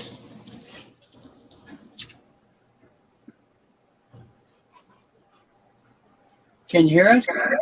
Yeah, I can hear y'all. Hold on. Oh, I think it's way louder. Y'all can hear me now? Yeah. It's yeah, I can hear y'all better. Yeah, and this microphone's actually better. The other one's kind of a hollow kind of sound. It's loud, but it's like it's not real high fidelity. Oh, okay, because this is we had iPhones 6 years ago, I think. Uh-huh. 7 years ago. We had the iPhone 4s. 4S, I think it was. They had the 4 and the 4S, and we got these. This is an iPhone earbud that came with an iPhone. Cool. Yeah, and so we got those for free. The phones. All you had to do was sign up with AT&T. Sure. That's not free. You're signing over, like, you know, part of your soul. No matter how you look at it, it's still it's not free. Yeah, well, it was $90 the phone. It was $90 a month for 2 phones and the plan unlimited minutes. So that wasn't bad for 2 phones. No, not at all. Especially since they were iPhones and new at the time. And, they were already outdated. They were already outdated. Okay. Right now, AT&T is at the forefront of the 5G system. Yeah, that was 3G back then. Well, here's my new one. I just updated. It's a iPhone 8 Plus. And I just switched Oh, you guys have iPhone? the old I iPhone like 5, iPhone. the regular I got iPhone. Android, baby. Yeah, same here. Android. Yeah. I never had a Apple phone or iPhone, so I've always had Androids. That one's actually only a couple $100. It's a reworked one, but I went from an iPhone 5, which was so little and hard to use and outdated, and the battery wasn't lasting more than a couple hours. Oh shit, that sucks. Yeah. Well, I don't really go anywhere, so I just used it when I went to the doctor's office. Make sure I didn't get stuck somewhere. But they Yeah. do have good cameras on them. The iPhones, they do have good cameras. This one's a 4K 60 frames per second. It's awesome. Oh, wow. Wow. Yeah. I like it, the S10, bro. Galaxy. Yeah. I heard those are $800, $900 though. Yeah. But What do you that- have, Roadrunner? I bet you that Galaxy 10 has more stuff than this laptop does, probably. No, the whole man, the application system is where it's at, because you don't have to use your hardware in your phone. It's all done from a server, real time. So you're not burning your phone up. You know, the applications run from another location. Mm-hmm. Yeah, and the 5 didn't do that. You had to waste space on the phone, but now everything goes to the cloud and runs separate. Uh-huh. Nice. Exactly. Yeah, I didn't realize that until I started downloading stuff today. There's What a phone do you have, cloud. Patrick? 2,000 There's a pictures cloud in my on this phone. laptop. Doubles. I gotta get rid of them. But I mean, I got no problems with memory still. You know, and I'm only using a 16 gig card, memory card. Mm-hmm. There's a cloud. It's a music cloud or something that my son put on it for Missy. Mhm. That way she can listen to music. She can search any music she wants. That's great. Nice gift. Yeah, well, like I said, he said that's y'all's anniversary present to Missy. He stipulated that to Missy. And she has a login code on it and all that. She does. Okay, Cajun, I got a question for you. Go ahead. When your son came over and it was time for dinner, who cooked it? Missy or you? Both of us. Oh, okay. I was gonna say sometimes we come back for our mama's cooking, so I know Yeah. Well, I helped a But you're little a bit. big cooker, so I helped a little bit, and I should have recorded it, but we were visiting, so. And then there was a pork chops, well, pork steaks actually, and naturally gravy, and it's sausage, and then green beans on the side, rice dressing. Bruh, look what just walked right past me. Fucking centipede, bruh. Wow, look at the size of them things. Good God. I just looked down and I was like, oh, I went to go grab this I bought this grabber just in case to grab it. Is that dangerous? yeah, they're toxic. Yeah, Really? man. Yeah, they have What? poison. We don't have them here. The 1,000 leggers, those are poisonous. If they're like got 100 legs or less, they're usually not a problem. We don't have them down here. I'm glad too. Hey, let's see it again, Sheldon. Oh, yeah, I'll up here. put you up Oh, on the shit. screen. The red ones are definitely poisonous. Yep, don't it's have- red. We don't have them down here. I would you say probably it's do. it's not too Yeah. big. It's only like shit. I don't know. Sunny Wait, beaches. oh man, I can't grab it. What's it doing? Oh! I'm trying to grab it right now. It's fighting Sheldon for dinner.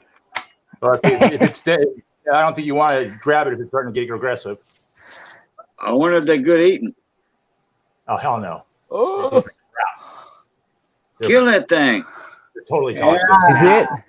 Wow. That's bad. That's bad karma. You know, you just let it go. Let it go. Heck no, he's got kids. Yeah. Yeah, I probably You got got- about 1,000 of them, huh? He's got 2 kids. Bruh. They eat insects that they eat like bugs and spiders and stuff too. So they're kind of good for the environment. Yeah, I'll Ooh, put up ooh, with ooh. spiders. Nice. Well- Maybe not your environment, but they're pretty good. They're pretty good hunters. I got stung as a kid and it made me really sick. Yeah, the red ones and the redwood ones. They get pretty nasty. Yeah, it was vicious.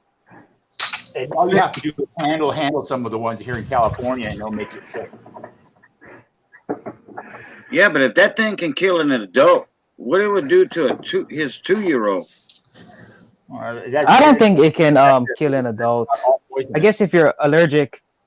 Oh, okay. All right. Yeah, it's got poison, but it's not deathly. It's just to make you really sick.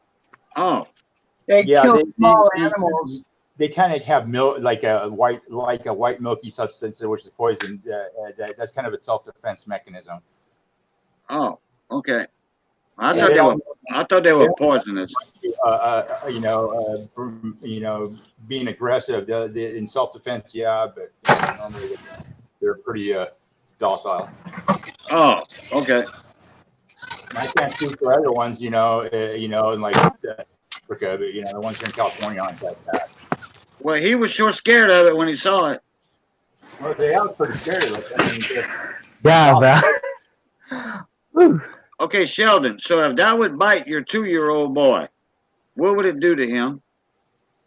Oh, it hurt like. Well, that's assuming Yeah, the bite man. gets to the skin. Those things don't have very big, mandibles. Okay, Sheldon. I didn't Um, hear you. What'd you say? It would hurt. I don't think it would kill him though, but it would hurt a lot. Oh, I okay. think- All right. I got bit one time. I'm pretty sure it was a centipede, bro. I got bit on my face one time. And bro, the next morning my face was swollen, bro. How old were You you? know how after the dentist, Yeah. I guess like 14, 15. Okay. I was in high school. That was Okay. like Bro, like, 5 you know how you go to a dentist and it's like all Oh, your yeah. thing is like Numb. Yeah. Numb. Yeah. Yep. Okay. The whole thing was swollen. Bro. Yeah. Well, I get you. Let him go about his business, and Yeah. I like just- like threw it Roadrunner over. said. Yeah, like Roadrunner said, bad karma. Yeah. But if it had been a Just threw it rattlesnake, over. if it had been a rattlesnake, No snakes in the islands. I bet you'd No have more threw him in snakes, the in the ocean. But I know like recently they've been finding like pythons and stuff in the like mountains, But I think that's from people like buying them as pets and then yeah, letting them go or they escape or whatever. Escape. Right. yeah, because Did I they're say not escape? supposed to. That's something that's automatically killed right away in the islands, or snakes for sure. Yep. Any like alien kinds, not alien species, but like not Intrusive. native species. Right. Non-indigenous. Yeah, that's the word. Intrusive species. Their snakes have always been taboo on them because they'll take over. They'll eat everything. They'll eat all the birds, whatever's already indigenous to the island, and just screw up the whole ecosystem. That's the Right. reason they kill them on site. Right. 'cause I remember my back in the size day- 13 shoe would make goo out of that thing. I mean, there's problems with boas down where you're at, Cajun. They're Not they're me. bounty things. Not me. Not in South Louisiana. They're in the swamps. I guarantee that because Florida, there's them out there. Florida, Florida, yeah. Florida's got them. Florida, Georgia, they're starting to work their way towards Texas. Yeah, we got we have the largest swamp basin in the United States, the second largest in the world. That's the Chapala Basin, and that's where that. Oh man, we got water moccasins, we got copperheads, we got you name the snakes, but I have not seen a boa constrictor yet, and nobody has that we know of. But we get 8-foot, 9-foot rattlesnakes down here, you know, on the high ground, not in the swamps, but in the high ground. Wow, that's yeah. huge. A buddy of mine showed off that pictures in the Baton Rouge Advocate of it and all that back in 1990, 91. Bo McManus ran over one with his truck, his logging truck. You know, those were in the woods and all that. Now, that was next to that Atchafalaya Basin on high ground. And, yeah, that was a huge rattler. He had it skinned out, and he had enough for a pair of boots, a belt, and a hat band. Whoa. Yeah, it was big. It was huge. And I've seen them. How big did they get? This one was 8 foot long. 8. No, like how big can they get? That was probably close to full size. They had one in Florida that was right at 10 foot, I think. Oh shit. Yeah, D. Reese, that's right. That's a hell of a bridge to drive over. It's 20 miles long. The bridge is 20 miles long over that swamp. That swamp's 20 miles wide, and certain spots is wider than that in other spots. You imagine the poor guys that built it? And 300 miles long. Yeah, those poor guys that built that bridge, you imagine what all they ran into? Oh, yeah, right. That's true. When was it built, Cajun? Do you know? It took, that was part of I-10, Interstate 10. So I'm going to say, okay, I remember when the bridge first opened, no, it wasn't even open yet. We went across the 190 bridge because that bridge wasn't even open yet. I was 6 or 7 years old. That's what we went on vacation to Mississippi with my nanny, godmother in France, Nanan. And that's the one that had all the mercury dimes she would give me, you know, for birthday, Christmas presents, whatever. And we went across the 190 bridge because that bridge wasn't complete yet. So I was 6 years old. So let me see, that was 1970. Interesting. I remember when I-10 wasn't complete from Lafayette, Crowley to Texas. I-10 was not complete yet. Lafayette, that's right. Yeah, good fishing in that basin. Oh, yeah. I mean, 20 miles wide, 300 miles long. Yeah. Yeah, there's a lot of fish in there. What are you guys catching in there? Oh, catfish, bass, sac-a-lait, black sac-a-lait, white sac-a-lait, which y'all call crappie. White crappie, black crappie. White crappie's the best. White perch, you know, white perch. They call them also. I've never tried that, bro. How big do the crappie I've never get? tried any of those. How big what? Do the crappie get? I think the state record is 4 pounds something, 5 pounds, something like that. Wow. That's twice the size we get here. Yeah, I catch 2 pound crappie. I think somebody caught a buddy of mine caught in the lake over here, Unit City Lake, 3.5 pounds. Huh. 2 pounds about as best the best size to get as far as white crappies. Okay. Oh, Yeah. D. Reese, 2 pounders a huge one. yeah. D. Reese says that Google says 1993 for that bridge to be complete. Wow. So yeah, because we went across the bridge going to Baton Rouge on the old bridge on 190, and then we went across the new bridge. I think we went across the new bridge. I don't remember. It might have been the old bridge, the 190 bridge with the over the Mississippi River with the train tracks. Then we got into town off 110, and then I seen the state capitol building for the first time in my life. That's almost the first time I had been out of the.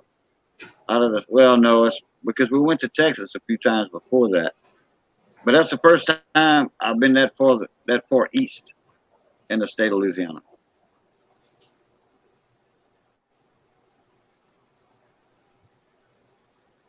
Yeah, I never tried those fishes.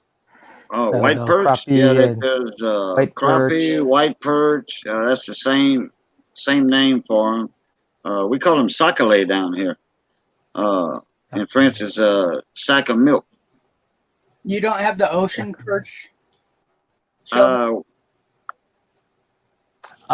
don't. I'm not sure. Maybe it's a different name, like a Hawaiian name for it. I might know it, but I don't really know like the English names. Huh. Like like the Jack Trevally or whatever. Oh, Jack Trevally. Yeah. Papios. Jackfish. Papios. Yeah, when they're 10 pounds or less, they're called papios, and then 10 pounds and up, then they're called uluas. Oh, okay. They get to like 100 pounds, bro. Right. Pretty big. Jack Crevalle, yeah. I used to catch him off the shrimp boat all the time, hand lining. Talk about a fighter. Once you get the head out of the water, about that much, a foot or two. Let me get my camera straight. Once you get the head out of the water, about a foot or two, they're almost helpless. Mm-hmm. But we used to make our own hand lines. We used to make our own hand lines. Oh, yeah, they fight. I mean, I was 16 years old on the shrimp boat, manhandling them things. Then you tie them to the back bit of the boat, and then you tag line, and then you get the rest of the fish. But you talk about some good eating. Yeah, bro. And the amberjack. Yeah. But that's a cousin to an amberjack. No, we wasn't using rod and reel on the shrimp boat. We was using a homemade hand line with a big hook, like a shark hook. A big snapper hook or shark hook. And we put a big poker fish on it. And then when we shovel all the trash overboard off the deck, and we throw that line down and all the jackfish, I mean, there'd be hundreds of them feeding. And they'd suck that up, and then you hurry up, yank it like that, hook it. And his butt was, his butt was grass and that was a lawnmower. And that's some good eating jackfish. And the amberjack is even better. Wow. Yeah, you cut that tail and you cut that tail and you bleed them. You let all the blood come out. Then you fillet them out. Yeah, you skin them because they don't have papios. They don't have skin. They don't have skin. I mean scales. They have skin. Scales, yeah. Right. Freaking sturgeon. Yep, you have to catch a 6-foot one or throw it back. Jackfish don't get that long.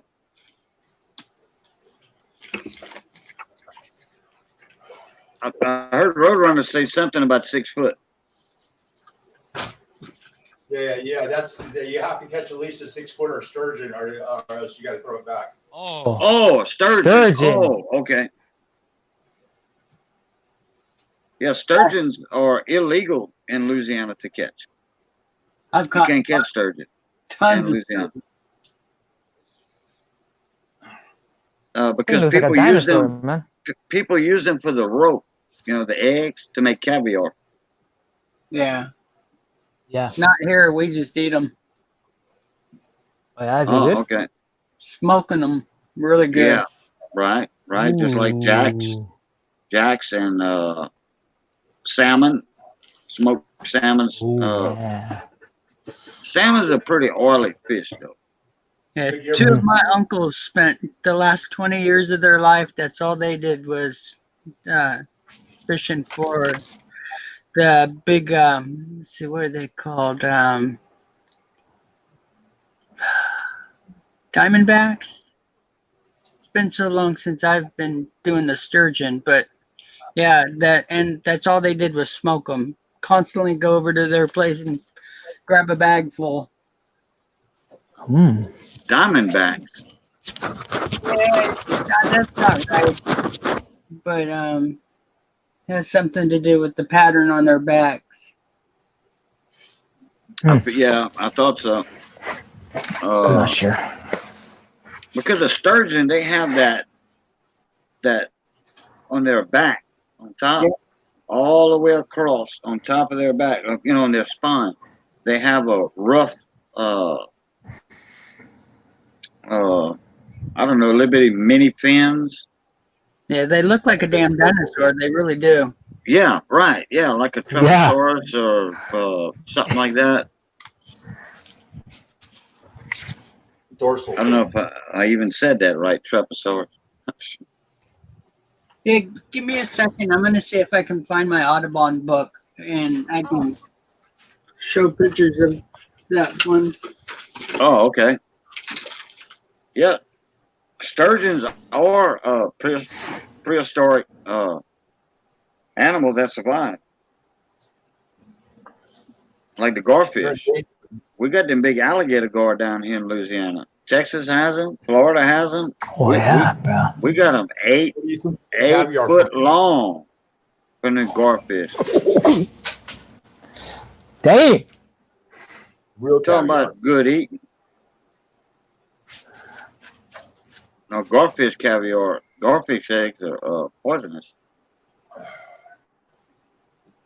Oh, yeah? I didn't know that. Now, mullet. We have the mullet. Everybody Yeah, we have fishes. mullet down here too.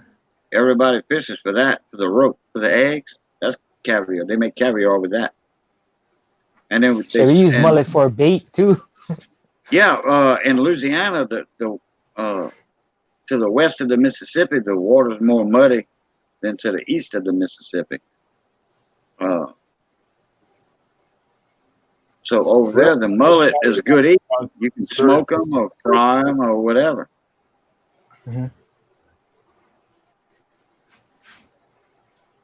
Is that Roadrunner?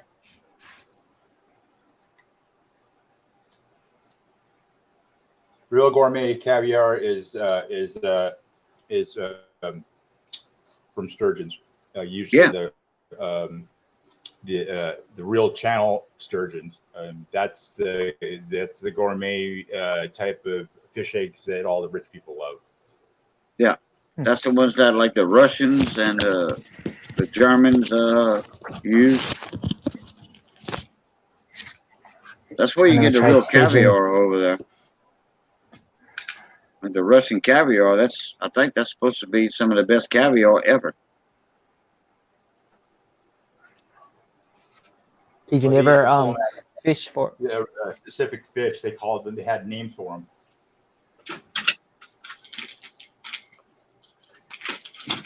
No, if I'm not finding it.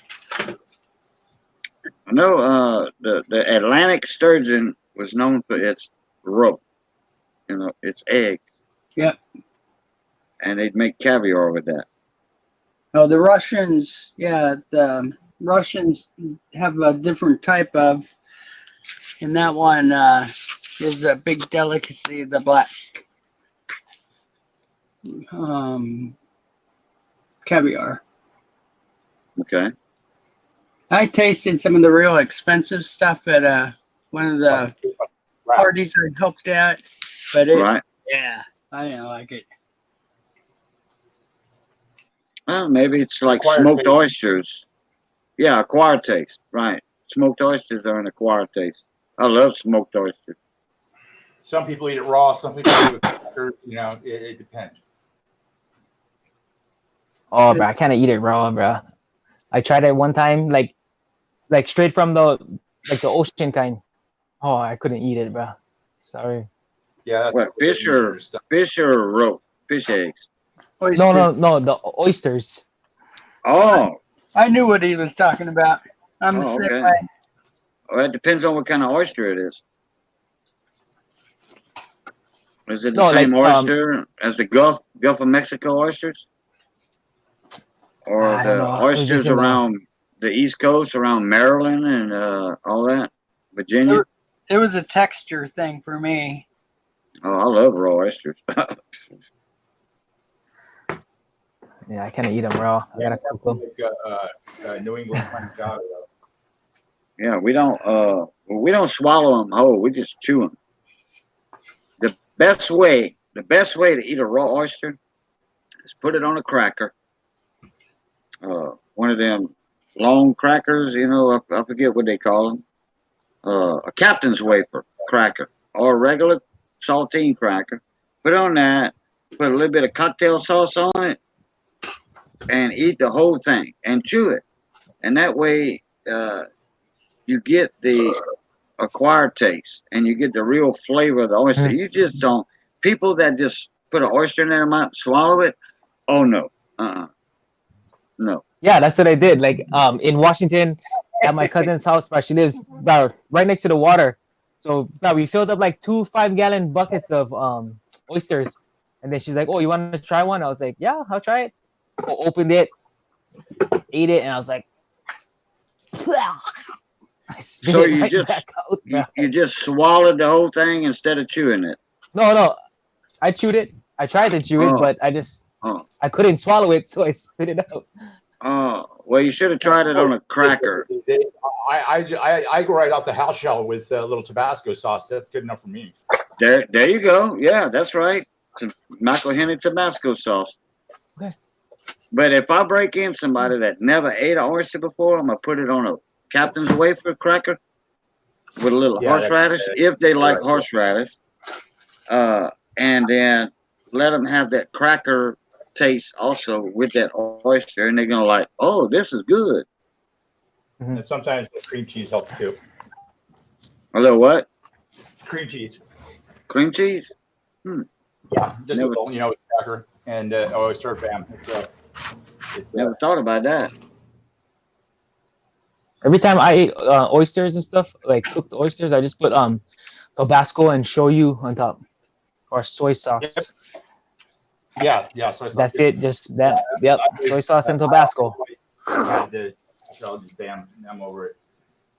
Because I don't eat that many, man. It's you eat too many, you're gonna end up making yourself sick. They're good. You have maybe a half dozen with a little sauce, and that's good enough. Mm. Now, do you eat fried oysters, Sheldon? Oh yeah. Yeah. Oh, okay. Yeah. Oh yeah. Well, I love a fried oyster, and if you offer me raw oysters or fried oysters, I'm gonna say a dozen of each. No, yeah, why not? Yeah, that's how we just cook them. Yeah, but if you give me the choice, I mean a real hard fact choice from a fried oyster or a raw oyster, I'm gonna say I'm gonna go for the fry because of the flavor. And don't fry them long. Fry them like I don't a minute and a half. So I'll do it. Sorry. A minute and a half deep fried. That's it with the cornmeal. Cornmeal and a little bit of flour mixed with the cornmeal. A minute and a half to 2 minutes at the most, and that way they're juicy. See, I like choice, so I don't do ultimatums like that. Well, like I said, if I had a hard choice to do, I would take them fried.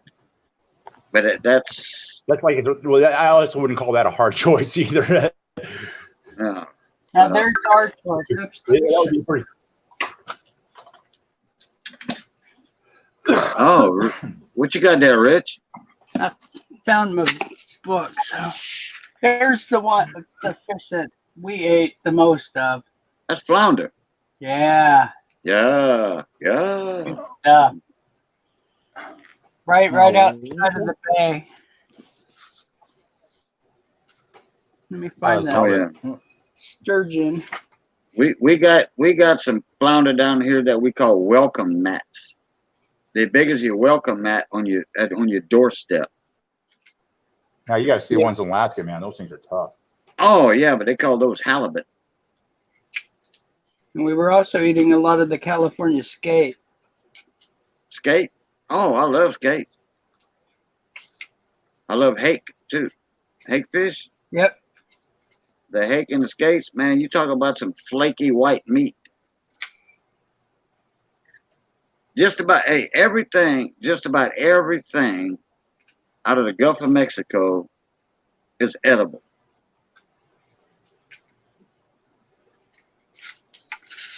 I love shark. Blacktip shark. I love it. Yeah, me too. Any shark is really good. I'd rather blacktip shark than redfish. Red drum. And that's one of the most popular fishes down here on the Gulf Coast. Give me shark any day over a redfish. Shark tacos. I love shark tacos. Oh boy. I can't see chat. Let me get in chat. Put my glasses on. Grilled oysters, Derice? Oh yeah. I love grilled oysters. I put them, the whole oyster, on the grill. And when that oyster shell pops open, it's ready. It's ready.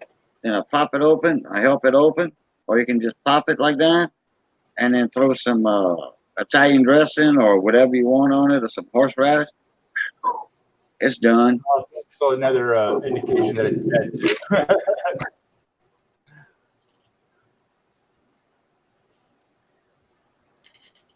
You know, I don't see a timestamp comment. I don't know why. There's the Nobody's made any What? comments. I guess. Huh? I That's think anybody's made any comments for a while. No, but I don't see a timestamp on anybody's comment in the chat. Everybody else does. I see him. Oh, there it Yeah, is. garlic butter. That's right, Derice. Garlic butter also, yeah. Huh. I don't know why everybody can see a timestamp and I can't. Oh, let me get on live chat. No help me. Maybe that might help.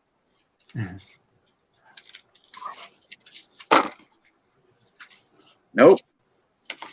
Miss Victoria's don't have a timestamp.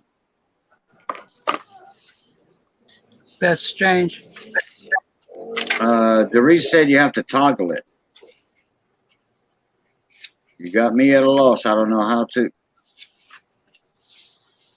Oh, live chat, maybe settings up here in 3 dots. Oh yeah, live chat. Toggle timestamp.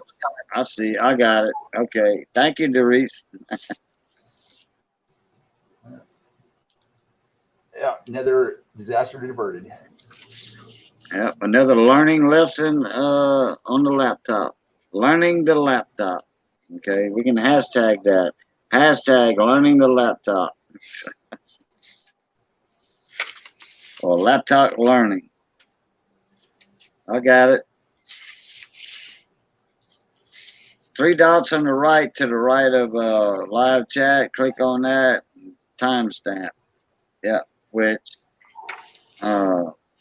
that's fine if you're doing like a what they call that, a flash giveaway, or trying to Pop giveaway.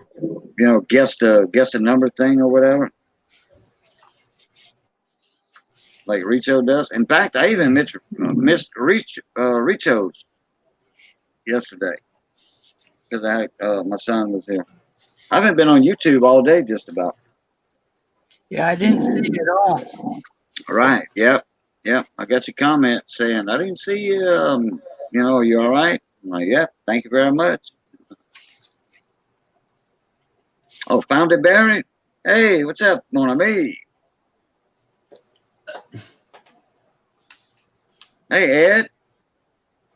Oh, he said he can hear me much better tonight. Yeah. Well, thanks to my son. Hey guys. And my wife let me use her anniversary present.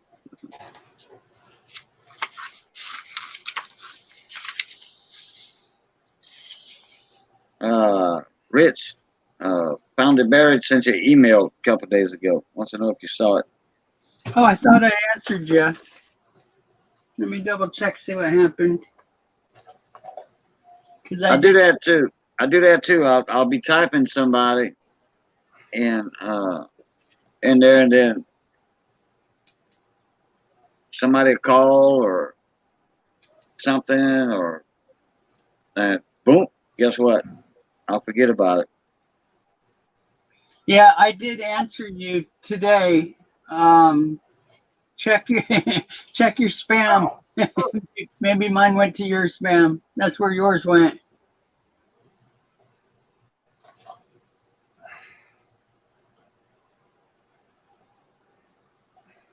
Yeah, just let me know what you're after. If I need to be careful though, 'cause there could be some key dates in there, and that's why I buy them. So I don't know that I'd just sell a unsearched roll, but I'm searching dates, not varieties and errors. So that one's up to you. Ed said I look 10 years younger on this camera. Imagine that. Actually, I did notice a little something different. Probably not fuzzy, that's why. I do need to shave this a little closer, though. I mean, I'm clean on the sides, but I need to get this down a little bit more.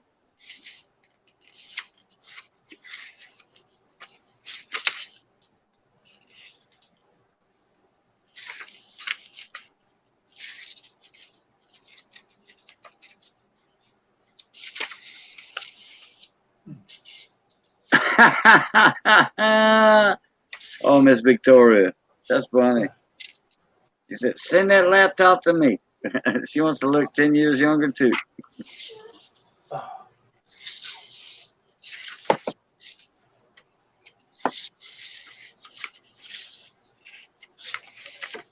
That's a good original one.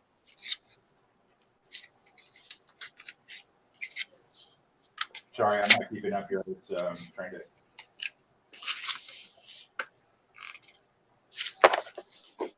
Yeah, I'll have to find that later for you, Sheldon, and I'll send you a picture of what that one looks like.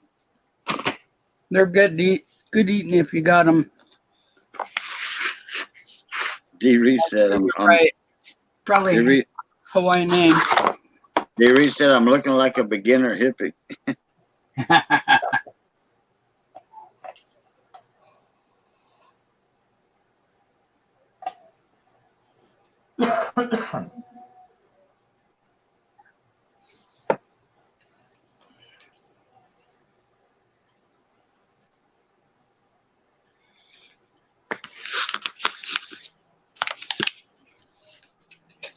I say trying to ask you a question, and I think it's muted.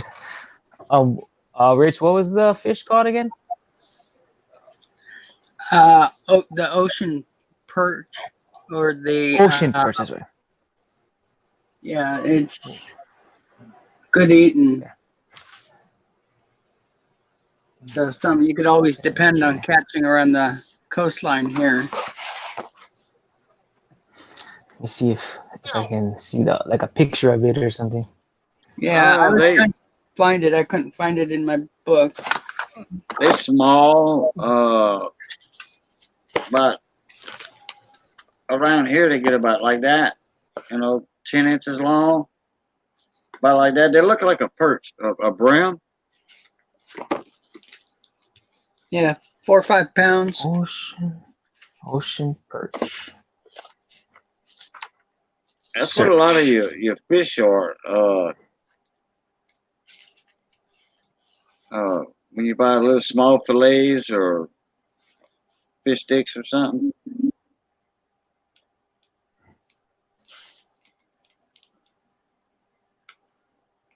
It's red. Not ours. No, ours either. Or is it orange? Sand dabs. Pacific Ocean perch. Sand dabs are good. I never heard of sand dabs. Oh man, it's just like flounder, but even better. See, I think the other one was orange roughy. I don't know what the other one was that my uncle used to always bring us. Yeah, Yeah. we don't have orange roughy here anyway. Yes, and all the time. Yep, up there. I've heard about them, I but don't think I've tried we that. don't have them. But I never heard of sand dabs. Yeah, and I was just looking at a picture of them. They're right there with the flounders.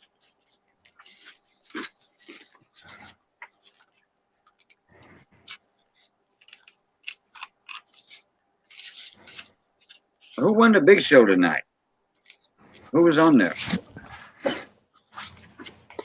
Maybe we'll talk about it. I'm not too sure, but I don't even know what was up for grabs or anything.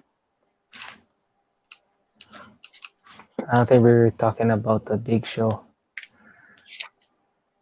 Huh? No, Rich, was that the one that Roadrunner said? Oh, I'm not sure. I don't think so. But I'm really not positive. I thought you said he Oh, I don't know. I missed the big That show, was a- so I haven't seen what got was. kicked out of that one or something. I haven't seen what Roadrunner got kicked out of the big show. For what? He donates to it. Yeah, I don't know. I think that's what he said, but let's change I the don't think he subject. wants to talk about it. Yeah, I don't think he Oh, wants to talk about it. That's why I was like, okay. I know, I did too, and I was like, throw Okay. away the key.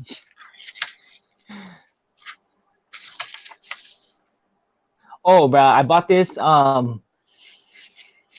It's like I hope it's a real like those Hawaiian $50. I don't think Oh, it yeah. is, bro, because it was kind of cheap.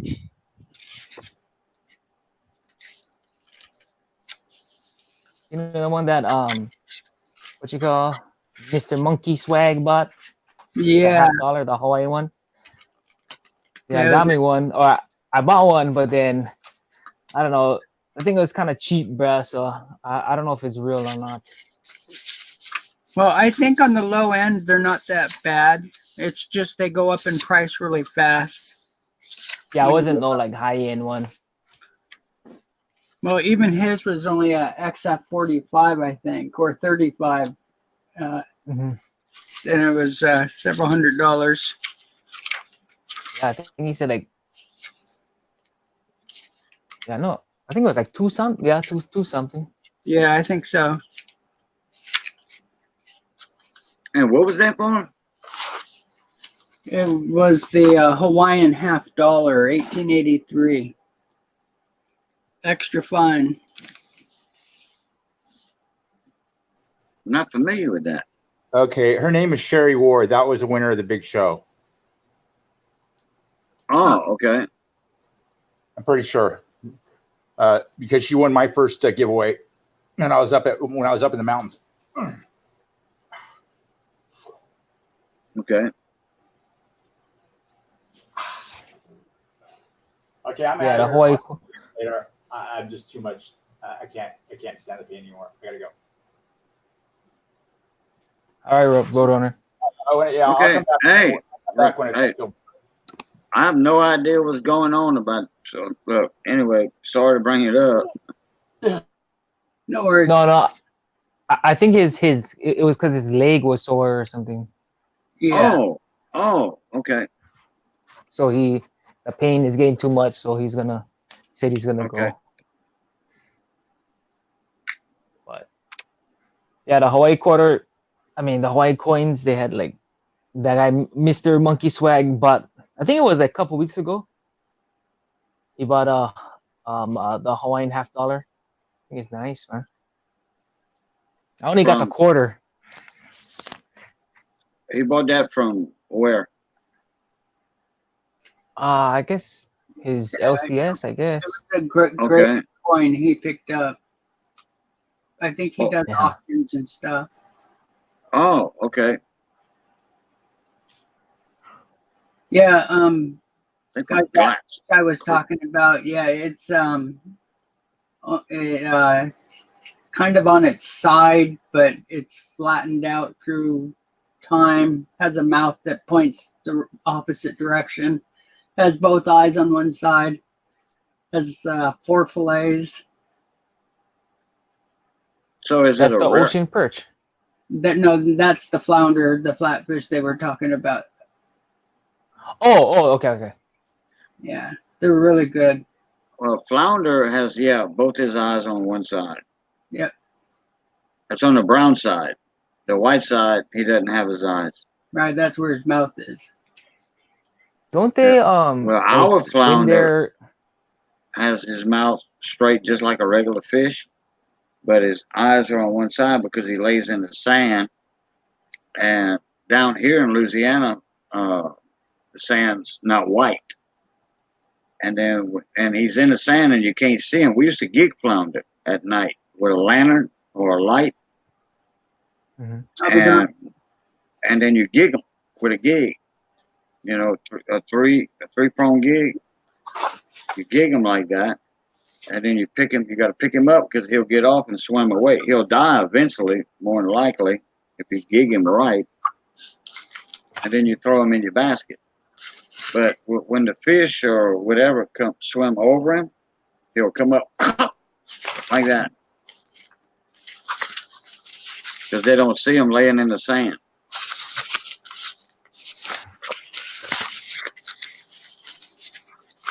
I don't think Then I've you got to tried watch flounder. out when you walking in like a Calcasieu lake and all that, big lake as we call it.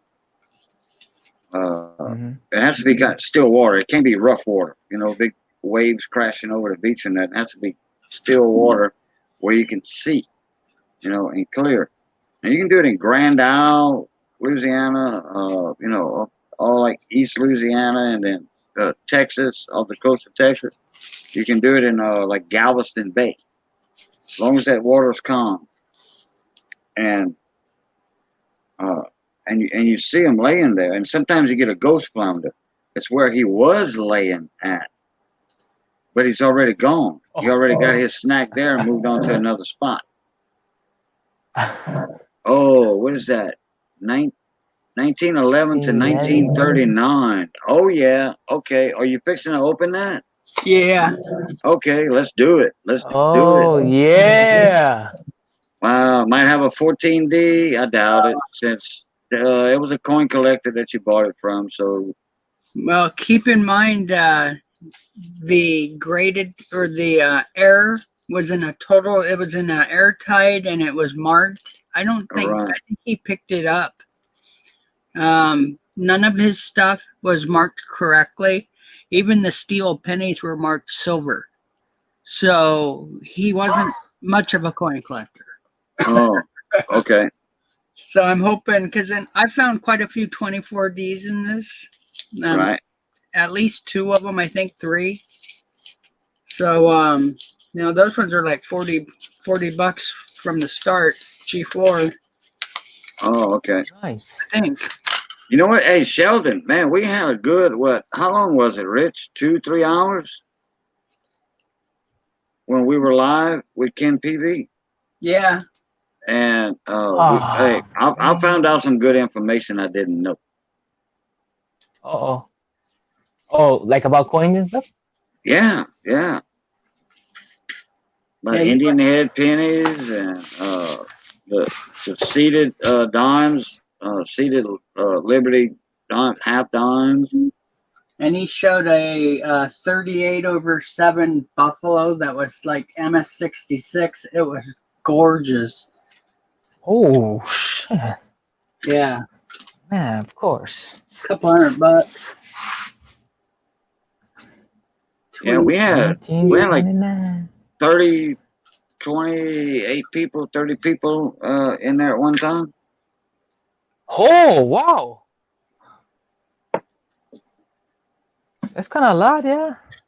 For that time, you know, like I think it's one of the most I've had on a live stream.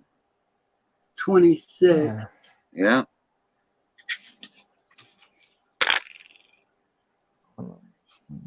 Yeah, Ken was on there, I think, for an hour and a half at least. Yeah, I would say so. He was like, I didn't mean to take over your show, Cajun. I'm like, you did not take over the show at all. Everybody in chat, no, you did not. Keep on, keep on, keep on. Then he had to go get some breakfast. I had to go shop for breakfast. I said, well, go and get your 2 pounds of bacon and get some more bacon to wrap around that bacon. Yeah, he was working. Hey, what? Yeah, we were Is that talking something about wrong the with that storm a penny? little bit. Yeah, that one Oh, has a big old ding in it. Huh. Looks like the 1911. let me see. Yeah, it looks like, yep, 1911. Yep. Pretty worn. Yeah, Rich showed some real nice coins last night. The wheat hairs were in awesome. I'm talking about like XF, low XF condition on those early coins. Yep. Yeah, there were some really good ones. 27.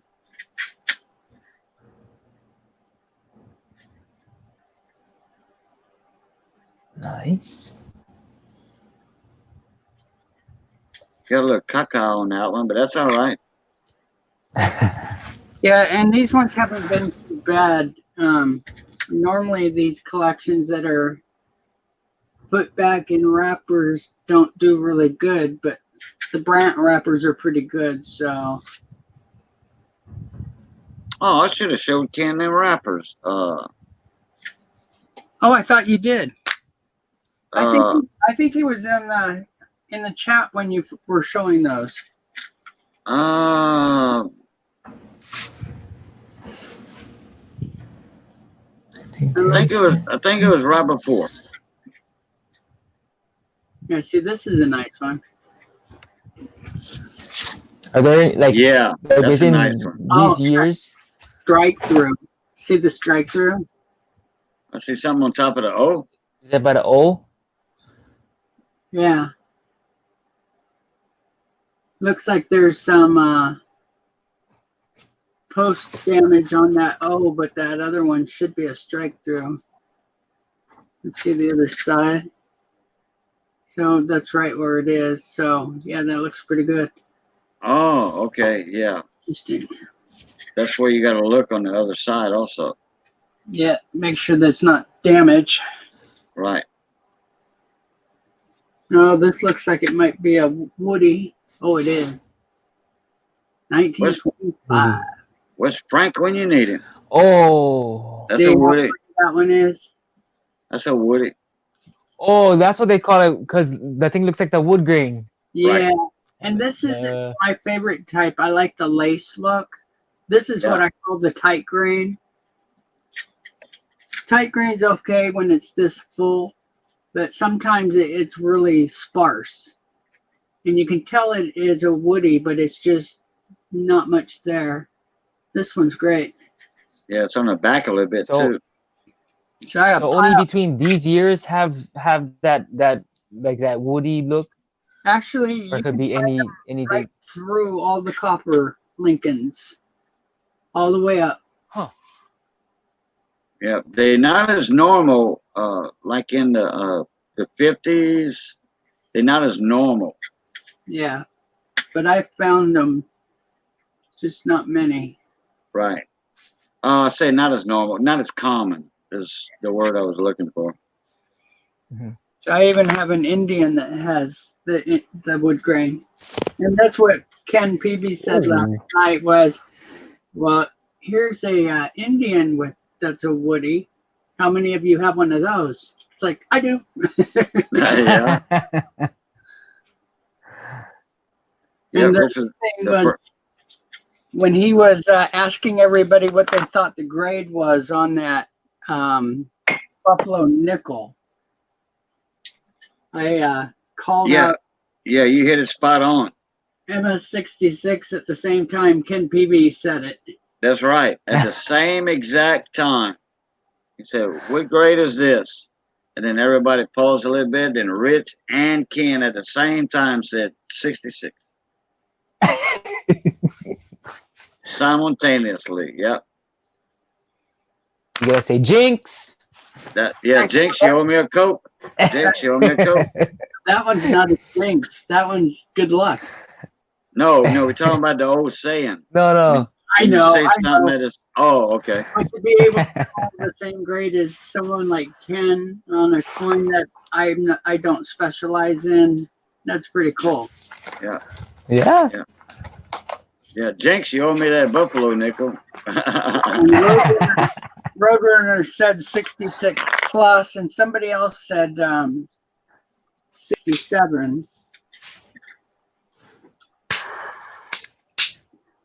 uh, 35. oh yeah, they have said that in chat. Yeah. Yeah. Yeah, that was fun.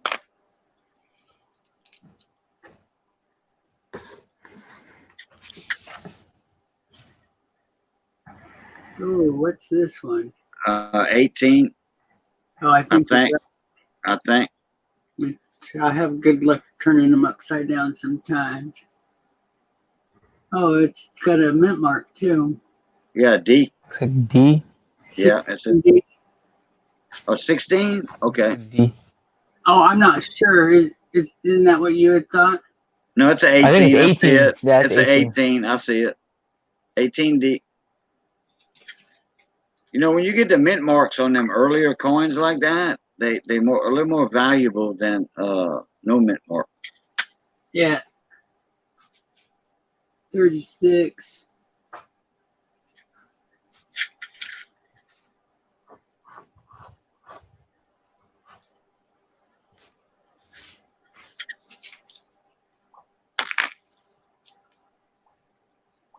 Yeah, these are in pretty good shape for the most part. There's a few slickers, but 37 Diamondback. So when you say slicker, it means like there's like not that much detail. right. Yeah. Worn. Okay.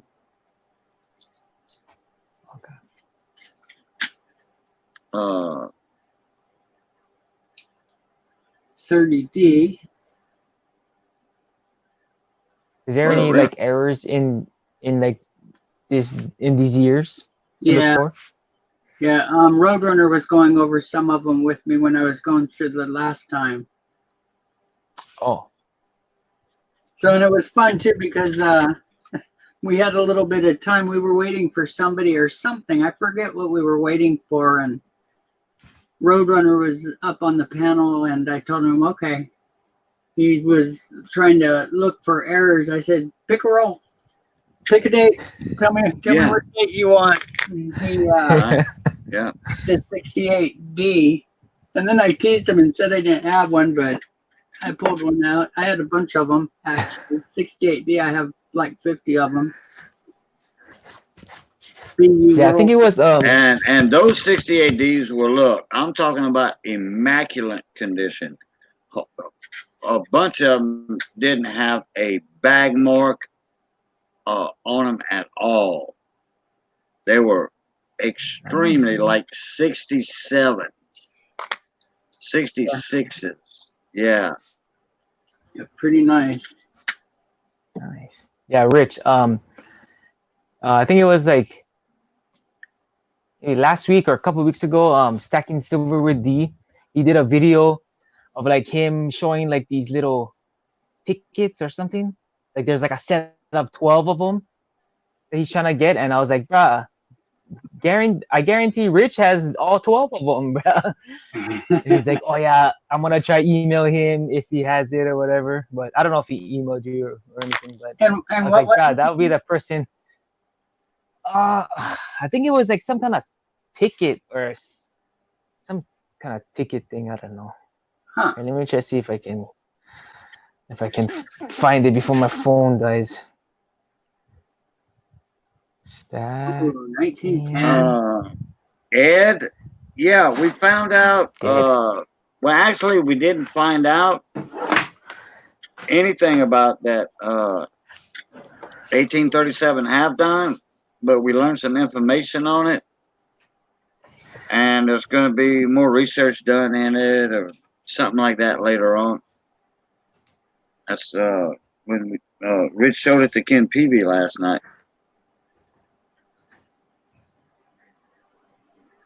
Yeah. If you guys are missing some weights for your books, just let me know what you're after. Shoot. I'll I was gonna say something right now, but is Young Coin Hunter in the chat or anything? I think he's sleeping. I haven't seen him all night. And here, I mean. Yeah, I haven't seen either one of the younger ones. Okay. Yeah, Well, 'cause, imagine that, huh? They probably getting ready 'cause to he, go for a Labor Day or something, going somewhere with the family. Because like a while back, like we were talking about like trying to get like the Dansko books for the Lincoln Cents. So then and I think last week that's when he was saying like he was going through his stickers. And he was all like, oh yeah, like all the doubles he'll send me. And I think a couple days ago he actually sent it. So then I told him, oh, like I asked him because I remember he did a video of the wheat cents he needs. So then and I guess he's trying to get that Dansko book too. So I told him, hey, Shari, send me the dates you need and I'll look through the wheats I have. And then he sent me, there's a bunch of them. So then I told him, oh, like send me your address and then I'll send you the ones I need. So like since he can't get the book and every place is sold out, I'm just gonna like surprise him and give him my book, you know. So I told him, oh yeah, I found some wheats, bro. Just send me your address, and then I'm gonna hope. Oh, I can't say it tomorrow, but probably Tuesday I'll get it out. So I'm just gonna leave all the ones I have in there. He's gonna like that. That's great. 1920. Because I know the ones he has is like it doesn't have that like protector thing. It's just one like you just put it in that spot, you know. Yeah, and that's okay for these ones, but I know those kids are looking for errors and varieties and stuff. So being able to see both sides is a big help. Yeah, because I remember a while ago, like he was saying, like he was trying to find one on or like he was looking at eBay, and then after like I was like, bro, you know what, bro, I'm just gonna give him my book, bro, because I can always buy one later, you know what I mean? Yeah, I had given I think both of them some wheats, but I also gave them some brilliant uncirculated wheats. Oh, Young Coin Hunter? Yeah. Nice. And Parker and one other. Oh, I hope he's not listening, bro. That would ruin the surprise. Normally, when they're here, they're vocal. They're yeah. They'll say, "Oh hi," or they'll be on the panel. Right. Yeah, Young Coin Hunter. He comes on my panel. You know, like when I do the Silver Wheel. He's on there watching chat for me while I'm going to the wheel or what have you. Yeah, I've had them both up too. Oh, this is a nice one. Oh, yeah, Parker was the first person I ever sent coins to, and I sent him a bunch of like wheats he needed.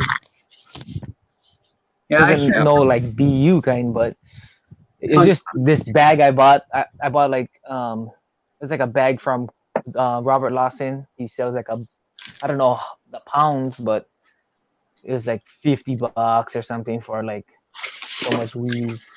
All mixed dates. Cool. But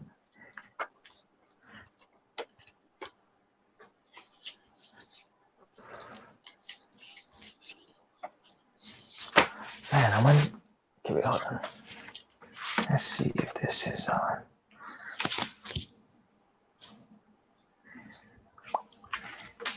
Wait, hold on.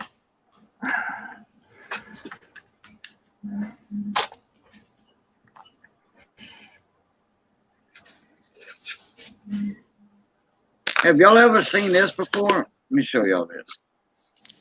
Well, this is good stuff here.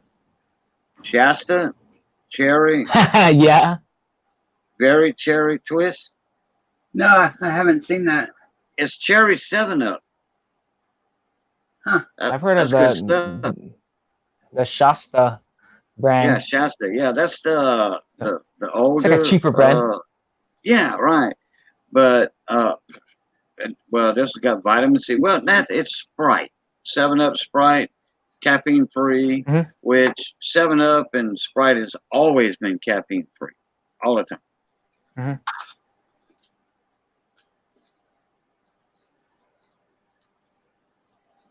Like Mountain Dew. No, Mountain Dew has got a lot of caffeine in it. That'll keep you awake.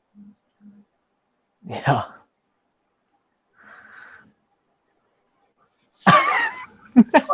23.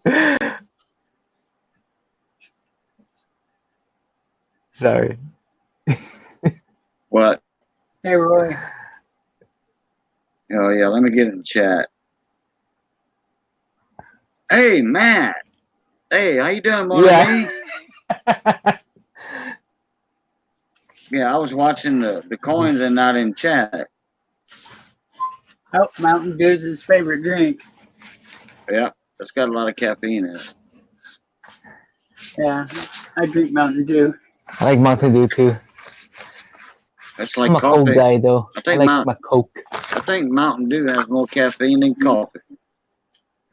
I would be a bit surprised. Do you guys drink Coke a lot? Not me. No, No. I did Coffee. cherry Cokes from time to time, but Oh, cherry Coke is good, bruh. yeah, I don't buy the cherry Coke one. I actually use cherry syrup and Cool. I'm missing a lot of Oh, chat. Hey, Kellen L, how you doing? Oh no. Kellen's in the house. 21. Kellen L, Matt, Roy. Kellen. Hey, Roy, What's up, how you Matt? doing? Roy. Sorry guys if we missed you coming in. Yeah, I was looking at the coins. Let's see. Yeah, Clear Pepsi was Cracking. good. Yeah, I remember that. Silver.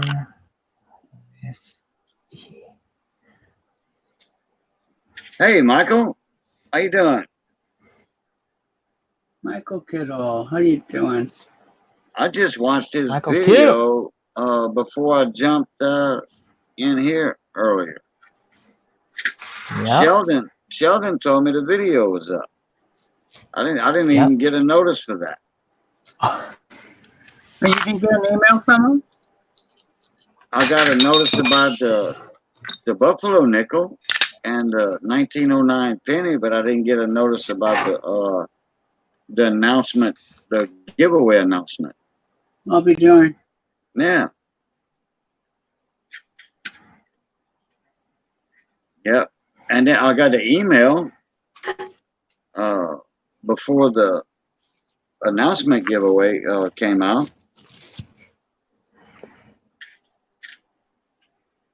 So I'm gonna make my video this morning, or yeah, probably this morning I'll make it. I kind of want to write it out a little bit instead of off the cuff. Yeah, I think Young Coin Hunter did it like within 10 or 15 minutes of Michael doing his video. Excited. That's great.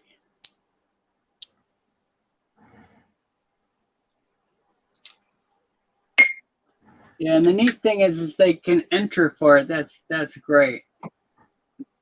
What is Yeah, it? I didn't know each individual channel could enter for the 1909. Yeah. And Mike said, yeah, sure can. Well, we were live when we was talking about that. It's a great way to do it.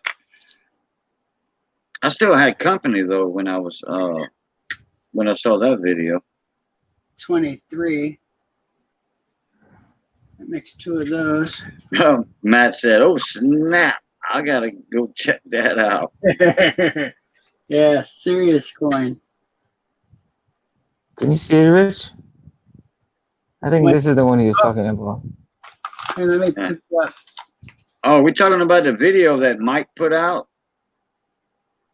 today, Matt. about cool. the 25 channel giveaway. Yeah, see, now I've got all kinds of stuff from the expedition, but I do not have one of those. Oh, 5 dislikes. I've got a postcard flyer thing. I've got an announcement. I've got a ticket stub. But that's really cool. yeah. So that's the one. Ah. Yeah. Yeah, I think he said like there's like a set of 12 or something, and I was like, bruh, guarantee Rich has all of them, bruh. Yeah, I wish. If I'd have seen them, I would have bought them. Yeah, I put congrats like as a comment. That was my favorite. Yeah, I put on his comments, congrats on 300, and I put, for that ticket, you should talk to Rich. I'm sure he has the whole set. Then he wrote, I wouldn't doubt if Rich Cali does. He's got everything. I've never. There's 11 tickets in total. Happy hunting. Wow, that's cool. Oh, yeah, 11. Give me something to search for. You know, I've never ever hit a dislike on a YouTube video. Yeah, I've never hit a dislike. Hello, Mad Vines. How you doing? Michael. He's from Indiana. Why his video has dislikes? Michael Kiddos? Yeah, he said 5. What? 5 people don't think it's great. Dislike. What a bunch of scrubs. Well, you know, chances are they're not understanding it right and thinking that, I don't know, but it's all spoken out very well. They just want them freebies, that's why. Shit, all you gotta do is write a comment and make sure you're subscribed to all of them. What up? There he is. I like that. The Rockaways. Michael Kiddo! Our love is rarer than a 1909 SVDB Lincoln set, that's for sure. Can you play it for us? I don't have a record player. Does anybody have one of those anymore? Yeah, actually, I do. I'm just kidding. No, actually, I heard I bought a box of these one time years ago, and then I sold a few at the Long Beach show, and somebody told me it's just instrumental. It's like guitar and piano music. That's it. There's no words. Oh, I'll be darned. Whatever. Yeah. So, oh well. But I thought it was fun to pull one of them out put it in the video earlier. Yeah. But yeah, Sheldon, 5 people already gave me thumbs down. And I think what it is it's some of the people that maybe we didn't invite to be one of the 25 channels for one reason or another. So bruh, come on. Left out on that. And it's like, well, and not all of it was intentional. I mean, it's like you can only ask so many people, and just even trying to get 25 people to say yes. Yeah. Real challenge. And I'm shocked. So I said yes right away. I thought it was a great idea.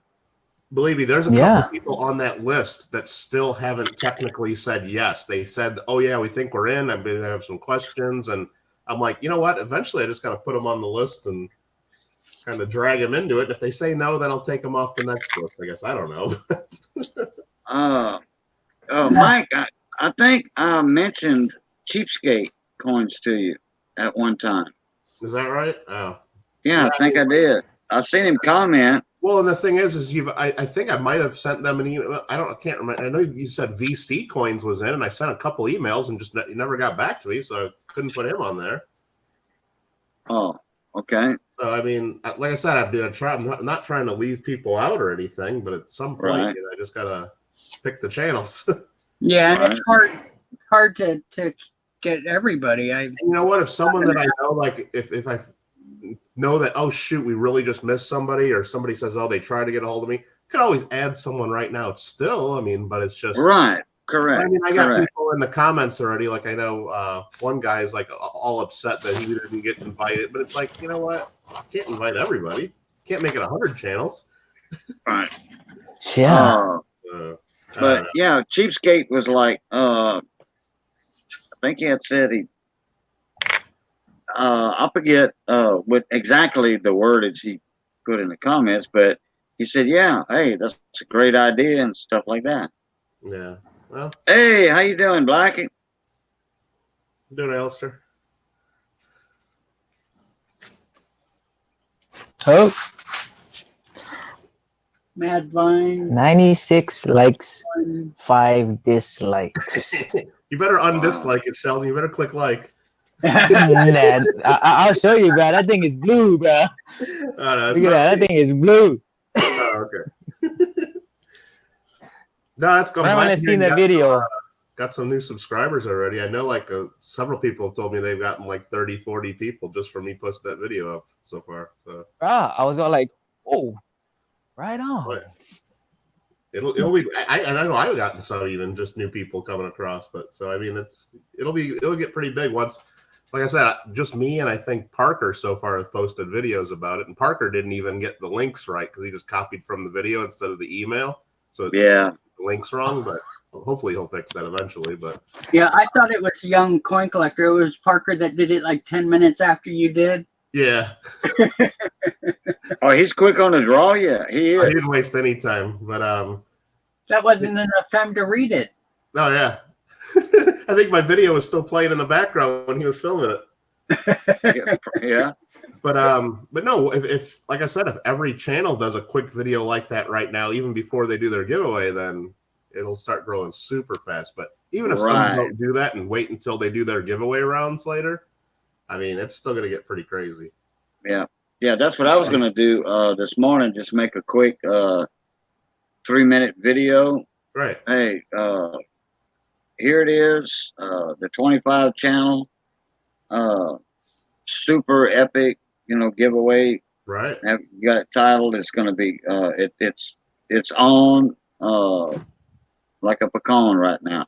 Yeah, so, like I said, all you got to do is, kind of what I did in my videos. And like I said, if you want any pictures of the coin, I can send pictures by email and stuff you can use if you like. But even if you don't do that, you can just, mention what's going on, mention channels. And as long as you just kind of put the links in your description and that the links work, then it helps us all. Yeah. Yeah. That'll be in my official video. But I will be showing you have to be subscribed. We're going to check it. I'm not going to really check at the finals. I think it's up to each individual channel to decide how they pick their finalists. If you're really going to check and make sure everybody's publicly subscribed and all that, then that's up to you. But when it comes to the final round, I'm not going to go around to every single winner and make sure they're subscribed to every channel and all that. I can't do that. But yeah, of course, well, I didn't say in there. I don't think I said in the video. I was careful about it, because I'm a part-time lawyer. I didn't say you have to be subscribed. I don't think I said it'd be a good idea or that you should be subscribed to us. Right. Just like a very strong recommendation. Right. But I know one person for sure that disliked it already because they were in a chat. I won't name any names, but they were in a chat of it on a different channel the other night, kind of complaining that they weren't going to participate in this and even try to get in it because they don't like one of the channels involved. So they won't subscribe to all of us because I said in there that you have to subscribe to everybody. So they're not going to participate at all because they don't like one of the people. So I'm like, well, you know what? Out of 25 people, I'm sure some of the channels involved don't like some of the other channels involved. It's just, you can't, I mean, what can you do? You can't please everybody. So I like everybody on YouTube. Yeah, I was gonna say I like all. Just all like of them. nobody. There's some of them that I've not subscribed to them, but I subscribed to them. Like right when I seen the email, I was like, oh. I seen one like that, four of them. I seen one that in the list that I wasn't subscribed to. That I don't even know who they are. Probably that SoCal Box Breaks. Yeah, that's it. Yeah, that's he's actually a buddy of mine. He's in my coin club locally, and he's the guy that works at the coin shop where I got that bag of 5,000 wheats. So he's a friend of mine, and He does a lot. His channel does like baseball card pack openings, but he's also in the coins quite a bit. So Okay. I knew he'd be a part of it, and I know he went from he had like 225 subs yesterday, and now he's up to like 270 something just from this. So. Yeah, that's funny because I checked out his channel too because I didn't recognize it, and I saw him doing the cards. Yeah, I think his last video is me sending him a Baseball Hall of Fame commemorative as a mail call. Hey, well, have the younger guys gotten back to you with whether or not they have a prize? Because I have a couple I can send. Yeah, one of them for sure says that he can't send a prize, just can't really afford or make it happen. So I told him, don't worry about it. And I'm going to put in a certified Silver Eagle as his prize. That's easy. And then maybe one of the others won't be able to do it. So maybe you should just go ahead and tell them not to worry about it. Because I've got a couple I can send for $10. I've got a bunch of graded coins that'll be perfect for it. Well, I didn't want it because I know one of them was really excited about sending something, and another actually told me he's already went online to, I believe it was JM Bullion, ordered a coin and is having it shipped right directly to me. So, I mean, I didn't want to say no, you can't do it because I know some of them are excited and want to pick something a little more personal and that represents their channel. So, but yeah, I told them definitely don't do it if it's a financial burden or whatnot, because we can get that covered. So, well, keep that as an option if one of them changes or whatever. But that should be fun. Yeah. At least I know it's going to be fun for me and hopefully most of you guys. And if we can't please everybody, then we can't please everybody. I went to do the video today, and I did a whole bunch of nothing today. I got a lot of things out though, and started to get ready to, but that's cool. Okay, Kellen. Be safe driving. All right, Kellen. Thanks for stopping in. Oh wait, he's already at work. Oh, they're already at work. Never mind. All right, I'll see you, Kellen. Be safe at work then.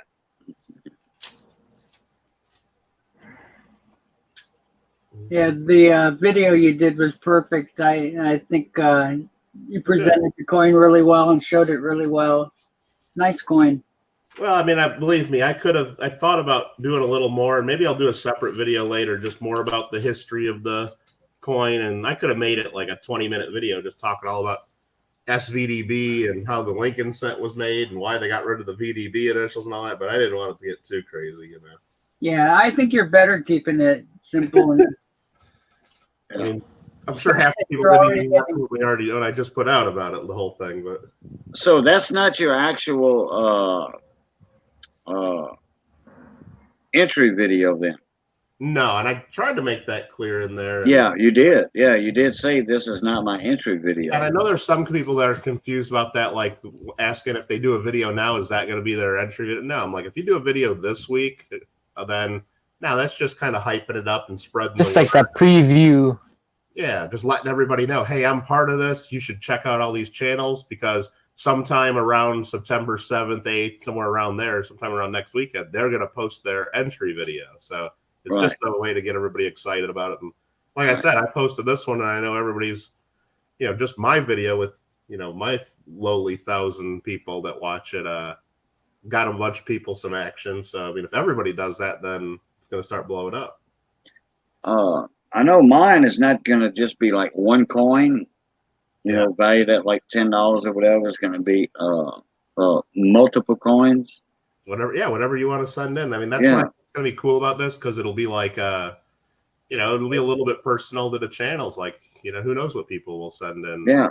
That way they have they just sent a little bit extra cash and said, "Oh, pick something for me," so then I'll work with them, and I'm sure I got something I can include for them.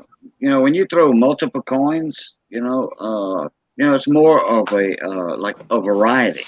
Yeah, variety is the spice of life. Yeah, but I think Rob Finds Treasure, I'm going to give out one of his for his prize. It'll be one of his penny hunting mats. So because I know everybody loves those.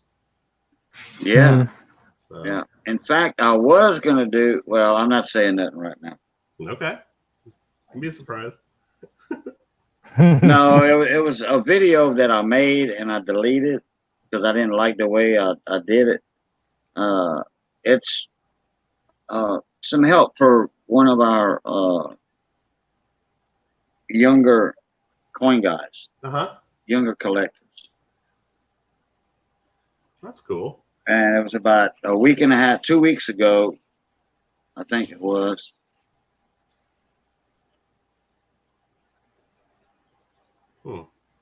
Yeah, I was gonna send probably a graded full step nickel. Hey, whatever you guys want to do. Like I said, it's not about. I just seen some other giveaways where channels get together and do this, and think about it. Out of the thousands of people or hundreds, whatever it ends up being that enter this, if they actually get selected as a finalist, I just thought it'd be nice to something, because I know I've seen others where people get selected and then they get nothing, and it's like, well, that kind of sucks. Yeah. Yeah. It's a great idea. So, oh, and I got this too. I forgot to put this in the video. I'll put it under there. It's a nice box or whatever that we can put the coin in. So, that'll be kind of nice. Yeah, right. You should whoever wins should can you engrave the front like that, with their name or something? You probably That'd could. be pretty cherry. What I thought about cherry, doing, which is maybe a little bit crazy, is I know that Sticker Mule company has those. You can order stickers, 50 of them for $20 sometimes. I thought about just ordering a special sticker that says I was a finalist in the SVDB. But only the 30 or 25 finalists get a sticker. That'd be cool. But I don't know if I can get it. I might do that. But that'll be cherry, bro. Might be. Yeah, you see what Alistair Black is saying in the chat. Win or lose, fun and exciting. Yeah. I mean, that's what this whole thing's supposed to be. It's supposed to be, fun for the people involved, and it's supposed to, just be Senate registered. Oh, I'm part-time coin dealer, so I got insurance that covers things through the mail, so I'm not too worried about that. But yeah, and I've sent tons and tons of stuff, and I've never had any. Only stuff coming to me have I had issues. Yeah. Of course. It's supposed to be fun for everybody, and I think it will be. And it's just kind of a way to bring attention to the coin community too, because like I've mentioned to some of the people, and I didn't even mention it in the video, at Long Beach this week, I'm going to have this coin, and I'm going to have something written up and have it on display in one of my showcases, just letting everybody know we're giving this away. And I have some cards I can pass out, and hopefully bring some people from the coin show on the YouTube to visit us all and become part of the coin community. Yeah. And I'm also going to reach out to a couple coin magazines where I know people that write for them, and I don't know if they'll be able to get anything in print by the time we actually do this, because that's only coming up in a few weeks. But maybe they'll be able to write something out about what we're doing and get something about YouTube in the magazine too. Yeah. Yeah. After it's all good for YouTube. Yeah. I mean, even better if they actually list all of our channel names of who participates in this. Maybe by then they'll even be cherry. The winner was and all that. Who knows? That'd be cherry. So what have you guys been up to? Well, I was gonna make a video today, but Yeah. didn't work out, so I just been lazing around. All right. Yeah, me too. I was supposed to record something, but came on here. I'll record after this though. Yeah, that's a great presentation. It'll be fun. And I gotta show- think of a way to do it. Yes. It's easy to engrave that box. You can take it to a local woodworker anywhere around you, and they can do it for you. Oh, I'm sure. I'm probably that would be a good idea. I didn't even think about that. And I guess I got one of the guys in one of the coin clubs. He makes all of our awards for our annual awards that we do at one of the shows. I mean, I could probably even have some kind of metal plate engraved put on there or something pretty cheap if we really wanted to. Yeah, that. Oh, is that Dan Carr guy? No, it's just a guy, one of the guys that's part of our club, and he makes our awards and everything. Oh, no, I yeah, thought you meant that little. Mark could make like up something, but that would take months and probably real expensive. Yeah. He makes the like the plaques and the trophies and stuff. You mean? Yeah, he's got he does like awards and trophies. He's got a company. Right, right. Nice. Yeah, in my cabinet shop. Back in like the mid '90s. Mm-hmm. I had some little those little plates, brass plates, and I had those made up by a local place in Baton Rouge, and it was custom made by B&B Woodworks. And the holes, they had 2 holes for the little brass screws. They can be very carefully screwed in by hand. And it's like custom shadow boxes, anything custom that I made, you know.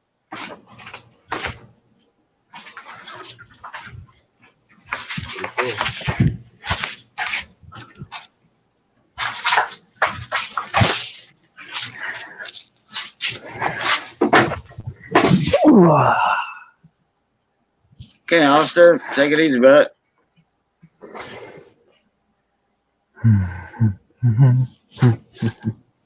Sheldon, just saw your email and I'm just replying to it right now. No problem. Raja. Okay. Appreciate that, bro.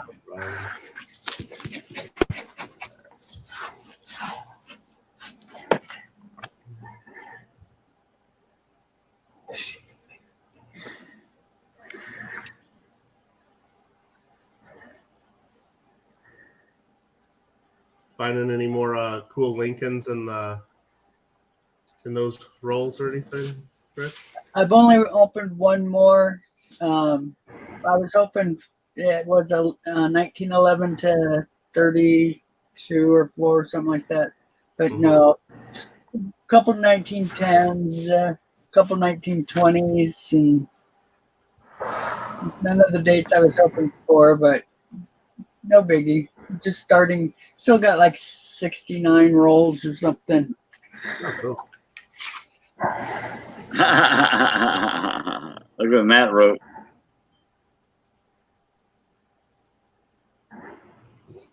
Darth Vader breathing.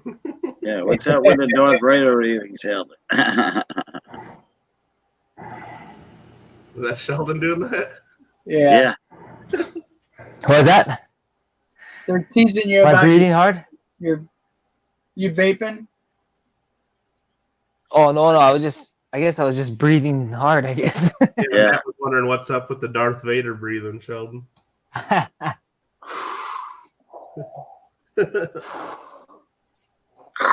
That's my dad's ringtone, you know that. Dan, dan, dan, dan, dan. Because I had one before where it like he says, "Luke, I am your father." So like every time my dad calls, like I just made that my dad's ringtone. Luke, I am your father. Yeah, man, that's pretty funny. Nope, good night for all, Victoria. She thought you were sleeping, Sheldon. Oh nah, no. Wouldn't be the first time someone fell I'd asleep probably be like, on one of these StreamYards. yeah, I was gonna say, I'd probably be like Hector, snoring. And I won't say nothing. Just mute me if I fall asleep.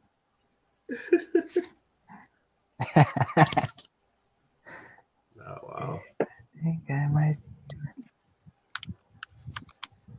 Well, I can't wait for that avocado to get more riper. They were on sale for 69 cents, and I bought one. Mm-hmm. That's a big avocado. Well, it's not a big one. I don't like them big avocados. They don't taste the same. I like the Haas avocados. And this one's going to probably have a little bitty seed in it like that. I don't like an avocado with a big seed like that. I'm waiting on it for maybe 2 more days.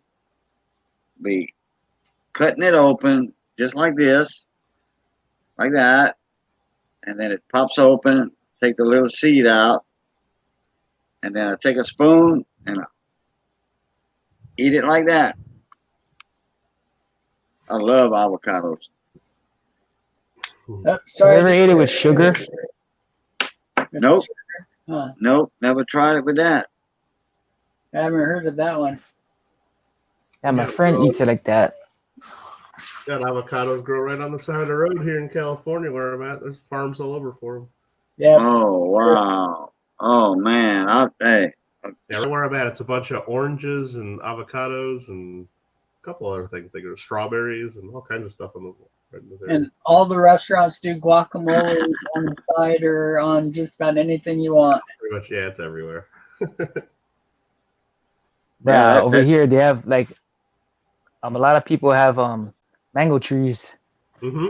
Oh, I love mango. Yeah, Michael knows that. Yeah, one of my parents, like down the road, one of their neighbors they know, it's like every now and then they'll call up, say, "Hey, come over and just stop by sometime during the day and grab what you can," because like once they're everywhere, they're awesome. Yeah, right at my parents' house, they got mango. a lime tree and a lemon tree, which comes in real handy because every time you need a fresh lemon or a lime, it's just right there. Yeah, Roger. Yeah, I love that. They've tried growing pineapple, but it doesn't. I mean, it comes out like a little tiny baby pineapple. It's kind of funny. But.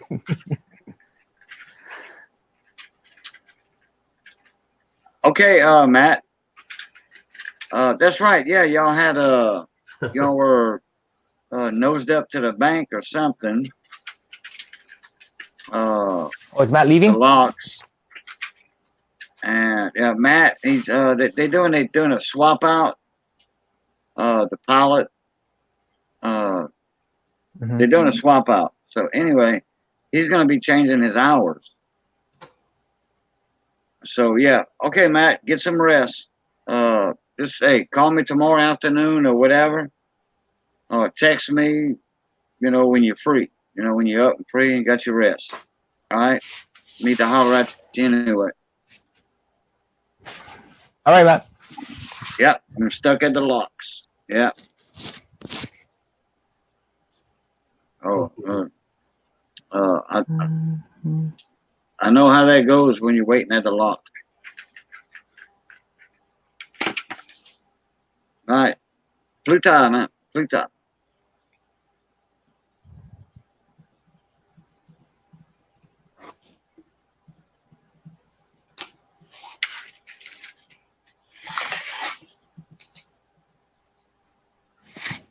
Yeah, I went down to Honduras for 5 months. A buddy of mine, he's from Florida. He's from like the Swanee River area over there, and he had he bought a boat. It was an old snapper boat, one of those tiki boats, and he converted it to a charter boat, and we went down to Honduras. His wife had family over there.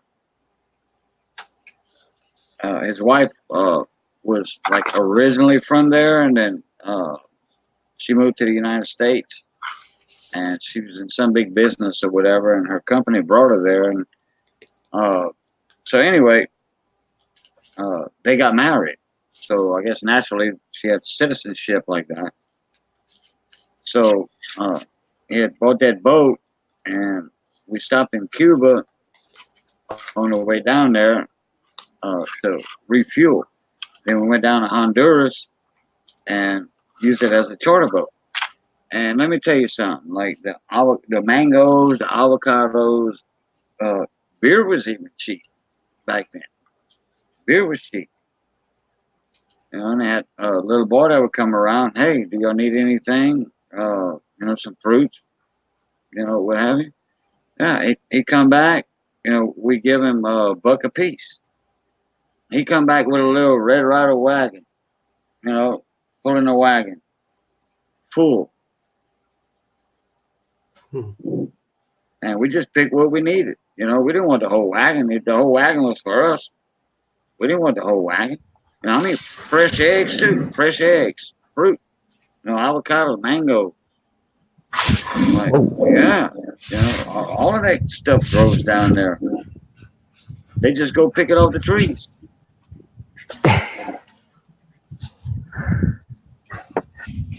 Nice. At least you don't gotta go to the store. Right. Right. And so, and then after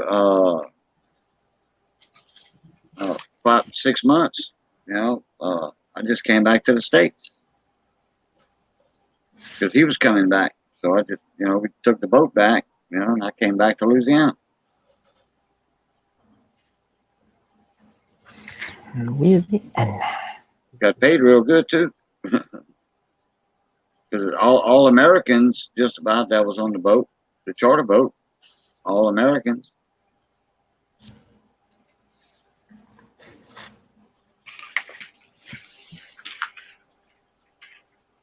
My phone's gonna die.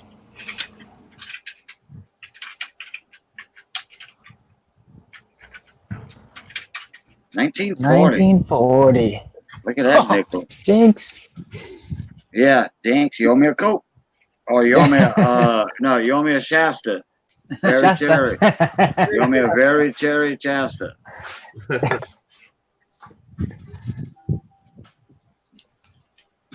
Did you go through that roll already, Rich? Yeah, there was nothing.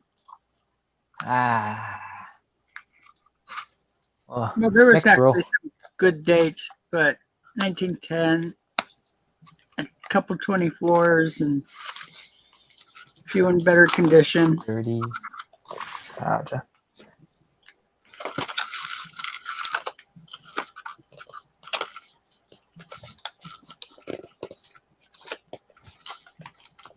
Well, we had some rain over here this afternoon. Go.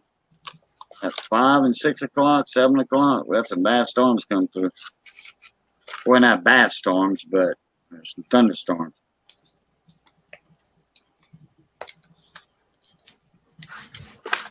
Yeah, I you think said, and it got a little it got a little cooler too. So I'm thinking that's that cool front, that low pressure system that's coming from the north, that's going to drive that hurricane from Florida, keeping it away from Florida. That's what we got through today.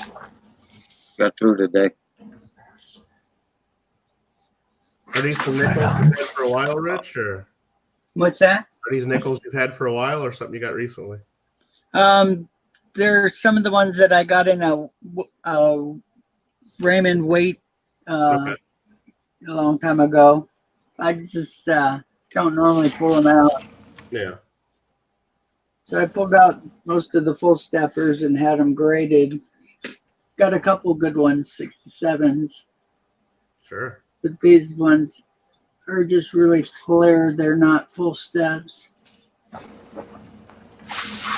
Hey, Melissa. Hey, Hoover. Hey, Melissa, how you doing?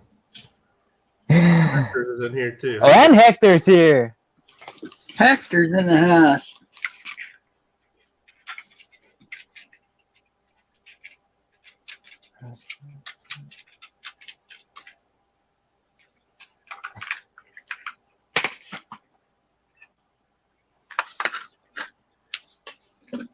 What's up, mijo?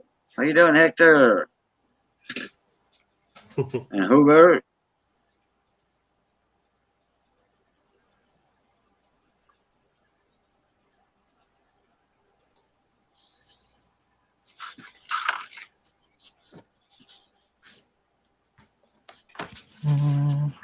Hector's up a little early.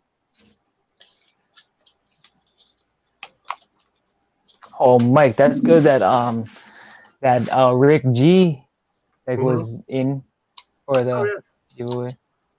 Yeah, and I think some of the reasons some of the channels didn't like jump right in and say yes immediately, because I mean, a lot of them did, but I think it's just that some people just got confused over what the heck we're trying to do here exactly. I mean, part of it was that I know the email I sent out was long, and I mean, if you didn't really read it all, then yeah, it's confusing. I've had a couple people tell me, like Rick was one of them. It's like, well, after I put the video out today, he knows exactly what's going on, and he's, but for a while I know he was like, well, what do I got to do? What are we doing? What's this? And a couple other people were like that too.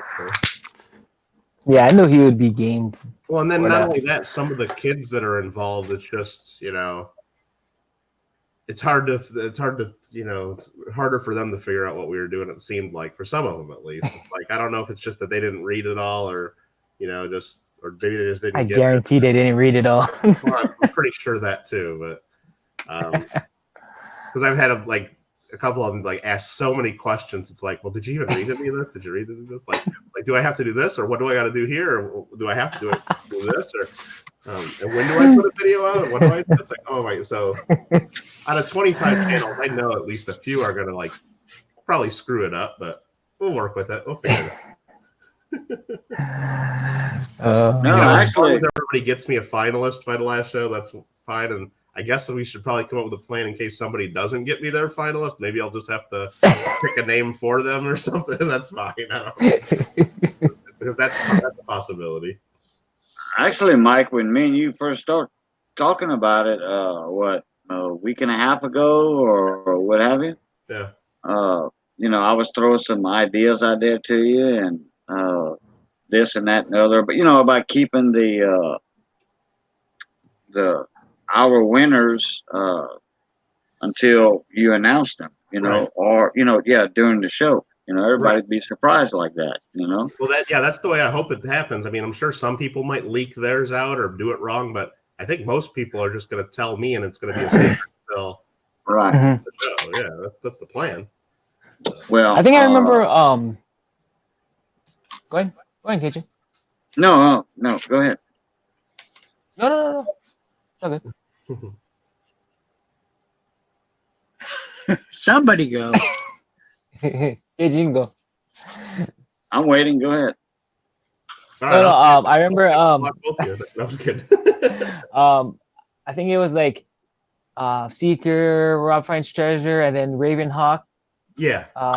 They did their giveaway, and then on that live stream when they did the giveaway,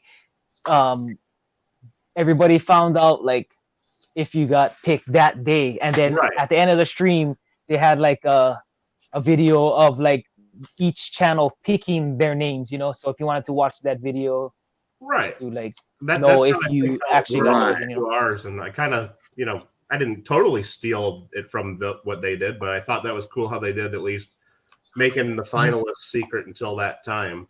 And actually, I was one of the finalists. I didn't even know. I was doing a live stream of something else at the time, and I think I might have been doing that wheat cent bag break at the time. And all of a sudden, people are typing in chat, "Holy cow, you're a finalist!" I'm like, really? Wow, that's awesome. Oh, I remember that now. Yeah.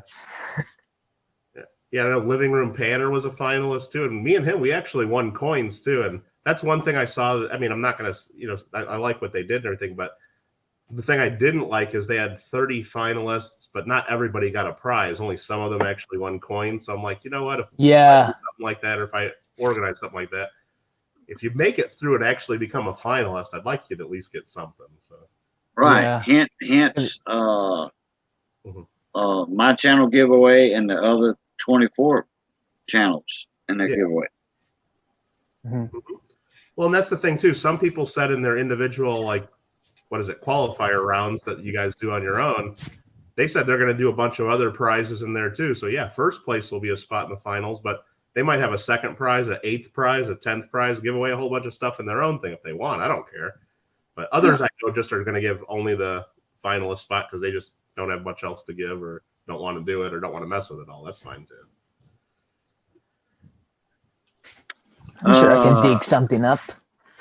I mean, like I said, Sheldon, it'll be your channel. It'll be how you do your giveaway, and whatever you want to do for your subscribers and your channel and your brand and all that. That's up to you. Gotcha. But I saw Parker post in his video. He might not even do the random comment picker. He might do a wheel to pick it or something. I don't know. I don't think he realizes how many people are going to enter this. And I don't think you can put that many people on a wheel. You won't even be able to see the spots on the wheel. Yeah, I was gonna say. Right. There's gonna be all little bitty lines, you know. So I think almost didn't everyone's gonna do a random comment pick. Young Coin Hunter say he's gonna like do it like old school style, like pick it out of a hat? Oh boy, that's a Yeah, lot of I writing. was like, If you want to take the time to do that, then bro, That's a lot of writing. I'm gonna have to do mine from a random comment picker. and then he should, Yeah, I'm if he probably does the gonna pulling do from a that hat, too. what he should do, Sheldon, is every name he pulls out's a loser until the last name left. That person wins. Yeah. It'll take him all day. But man, that's gonna be a lot of names, bro. Yeah, and I think me and Michael were talking about keeping our winners a secret. My pool or my winner or whatever, and then I'll make my the way I pulled and announce my winner in a video. I'll make mine like the Thursday or the Friday, because my winner is going to be given email to Mike Thursday afternoon for me, and whatever, he's only 2 hours behind me. Yeah. But anyway, I have my video made for when I pick my winner, and then my video will be up after the grand prize. The big video after Michael's video. Right. And I'm gonna do my video the next day of how I picked the winner. That's cool. No, and I heard some people also, because now if you look at that random comment picker, that same website that everybody uses, it seems like, there's actually a thing not only for filtering out duplicate comments, but you can actually look for specific words in the comments. So if Sheldon, you wanted to do your giveaway and say, hey, leave a comment, and then maybe a minute later in the video and go, oh yeah, and just to make sure you're still watching this video, in that comment, you must have the word aloha or whatever you pick. Oh, bro, I'm doing that, bro. And then you can, so I mean, I know you're going to piss off some people that don't watch your whole video, but you know what? If they don't watch your 2-minute or 4-minute whatever video you make, then whatever. But so I might do that in mine too. Just have like some kind of a word to search for, or something they have to have in their comment, just to keep people coming in and just not even watching the video at all. So I think a lot of people might do that. ECP does that in some of his videos. It's not something big like this that's going on, but ECP, he will make a video, right, and then say, okay, I'm glad y'all stayed till the end of it, right, or he'll do it at 3/4, right, at 3/4 of the video, and say, okay, type these keywords in here. Right. No, and you don't even have to be. And then you'll be entered into a giveaway for this 2019 P&D lower quarter. You have a P&D set. Oh, sure. Yeah, I feel like silver and then it's kind of a leave it's kind of like a secret giveaway like that. Yeah, there's a lot of people that do stuff like that. It's fun. Yeah. But I mean, I remember it's gonna be like leave a comment, just any comment, I don't care, and that's that's fine. But it's just whatever you want to do with it. I think. Yeah, it's gonna be fine with me. Just please watch the whole video. And, and I can always check my analytics and see how many people watched or what have you. Oh yeah. Watch time. Yeah, and all that. I remember kind of a while ago, Rick G's had a video, and he was just showing his like dime collection. And then like towards the end of the video, he was all like, oh, like, okay, so whoever is still watching the video, I'm going to do a secret giveaway. So don't write it in the comments, just email me. Right. And then there's only like a few people, like 10 people. Right. Oh yeah. That got entered. Oh, believe me, right. When you start looking at some of the analytics, like you can see, oh yeah, you might get 100 views on something, but just it tells you like how the average percentage, like the people watch, or how long, or when the drop. It's like, right. So many people just click on stuff, click the like button and back right out and get the heck out of there. Which, hey, whatever. I appreciate anything they do, but it's like so many people don't watch it all. Right. Or at least YouTube says that. Maybe YouTube's getting it wrong, but I mean, a lot of people cut it off. Which I understand too. I mean, if I see a lot of people, I mean, I got subscribed to a lot of people. If there's a bunch of 10-minute videos, I'll start watching, and every now and then I'll skip forward 10 seconds, 20 seconds, and I can't watch every second of everybody's video. That's for sure. Yeah. Well, look how many subscribers you have too. And if I miss out on some giveaways or miss that little step that I should have done, and by not following the directions, then I'm okay with that. That's Yeah. Well, I don't watch everybody's video just for a giveaway, Absolutely. And of course. Some giveaways I don't even enter. Yeah. 420 Coin says that's why his videos are only a couple minutes long. Yeah, that's like all those 40-second videos of just a coin that I do. I get good watch time on those, and almost everybody stays until at least the end of those. Yeah. Hey, how you doing, 420? 420. How you doing, bro? What's up, bro? Bro, like if there's like kind of like a long video, like what I do, like I watch it, but I'll like speed it up a little bit, like 1. Oh yeah, you can do that or whatever. But like, and I could still hear it. You know what I mean? Like it's not just like but it just kind of like faster a little bit, Right. Well, there's some people, they talk slow enough anyway. It probably almost sounds normal if you speed them up. Yeah, it does. I don't even know how to do that. Oh, just go. I don't think you can do it on live, but on the top, how it has like the 3 dots, and then you can do like the quality. Yeah. I think it's speed or something. I think it's speed. Yeah, there's a. And then it'll have like. I don't know exactly how to do it. Yeah. I think I know what you're talking about. Yeah. And then it'll be on normal, and then you can speed it up or slow it down. Yeah, 2 times, 3 times. I do like 1.25. Right. Yeah, I remember that. So I think 1.5 is you can kind of hear it, but if you go anything faster than that, it's kind of hard to understand. We all sound like Alvin and the Chipmunks. Yeah, Chipmunks. Yeah, the Chipmunks. Say that, Chipmunks. Right.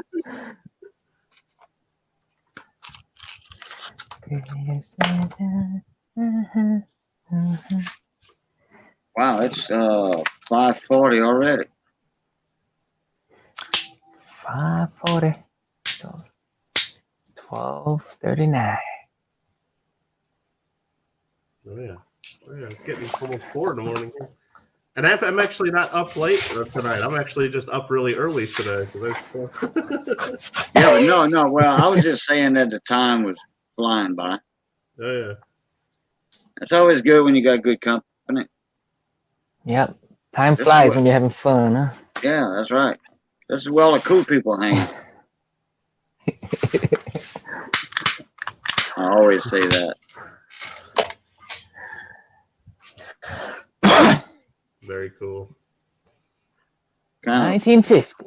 Kind of waiting on this one too.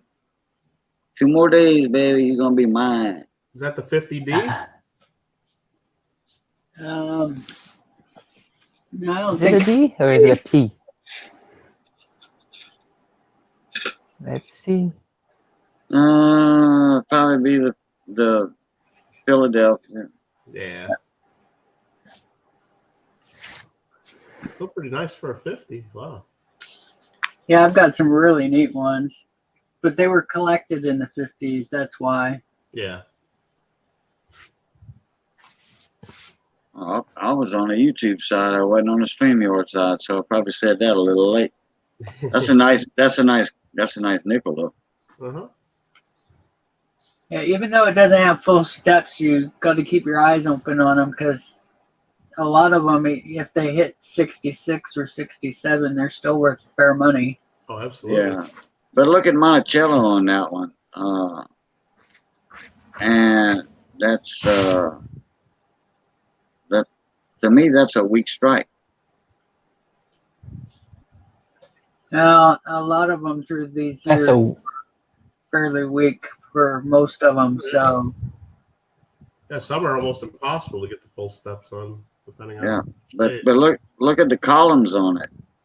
Yeah. You know, Mhm. just the whole thing. And I don't know if that's wear or Nope, it's not wear. Doesn't Yeah. look like wear. It looks like there might be a little haze or toning or something on there, maybe. But yeah, Yeah, but it's weak in that area. yeah. The center of the coin is weak.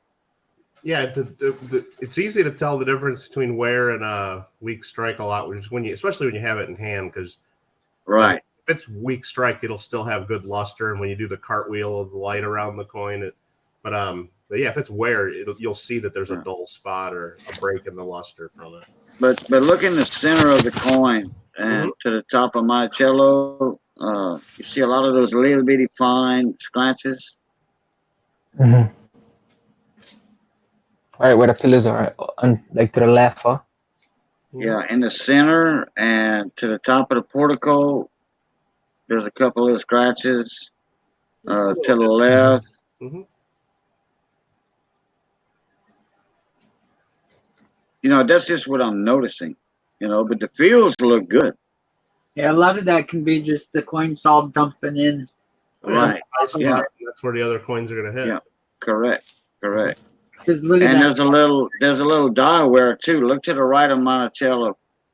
You see the little flow lines going toward the rim. Mhm. That's a little bit of die wear. So that means the die was worn out. Weak strike. Yeah, I see all them. Yeah. See it right there. Pretty cool. Yeah, them flow lines. That's a telltale right there.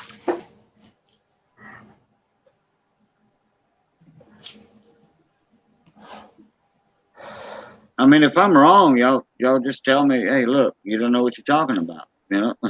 But I'm seeing flow lines and stuff like No, that. bro. It's just die wear, you know. And on the left too, I see some flow lines going there. Some of these are a little coarse. So I don't know, because you can see some of that throughout the entire coin. Cool. You know, usually like on a MS68, MS69, you know, you're not going to see a bunch of them flow lines like that. You know, everything's going to be like just, wow, look at this thing. You know, hey, look at me. You know.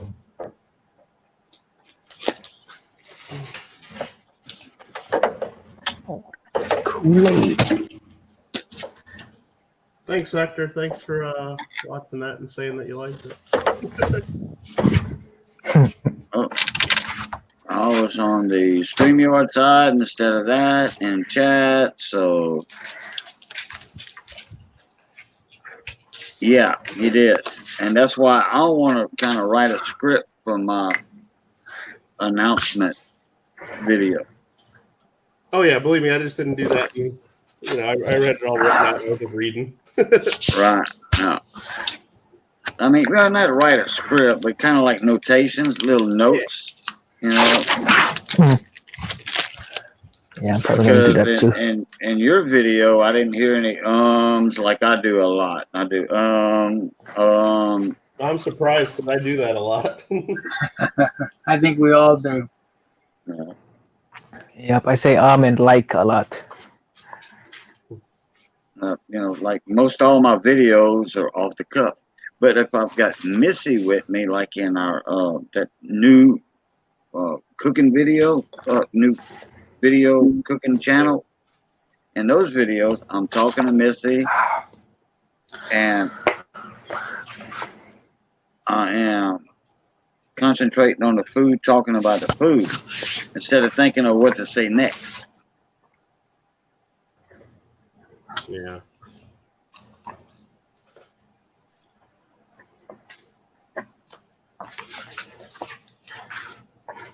Do you guys like string cheese?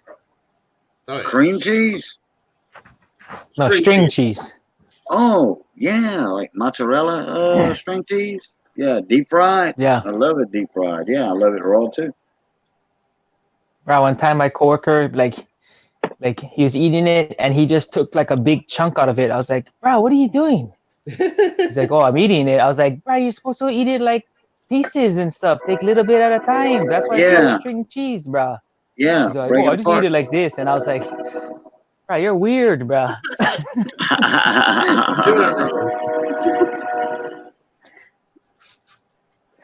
Or am I weird for saying that? No, that's... So I'm wondering if I could hook my CoinScope to this laptop, and then switch cameras to show coins on it. You should be able to. Okay. Well, I'll Does it have like a that out one day. USB? Oh, it's got USB ports on the sides. No, on your scope. Yeah. Oh, then I guarantee you can. Yeah, but I don't know how to switch. Oh, in StreamYards, you just click down on, if you're on your computer, you click on settings and you can pick which camera you want. Just like you did microphone. Oh, okay. Just make sure when you switch the camera that it doesn't change your microphone, though, because I know it's done that to me a few times. Oh, okay. I might try that one night if Missy lets me get back on it.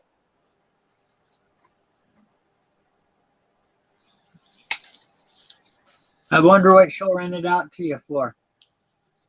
I'm pretty sure I know what she'll rent it to me for.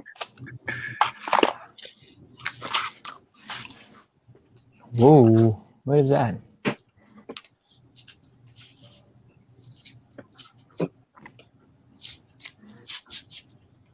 Is that a gold nickel?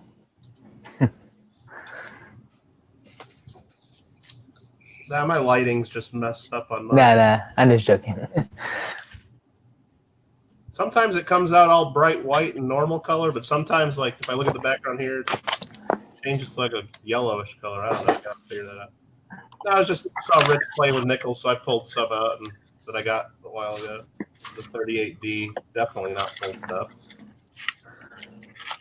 A spot on it. Then I saw this one here too. This one's a 39.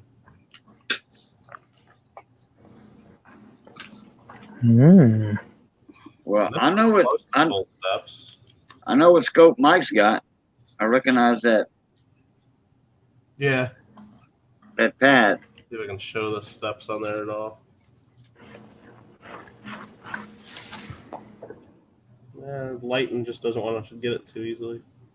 And normally if I've got one with steps, I put it on a little piece of plastic so I can lift it up just a touch. I tilt it just a little, huh? Yeah, it helps give the little shadow lines.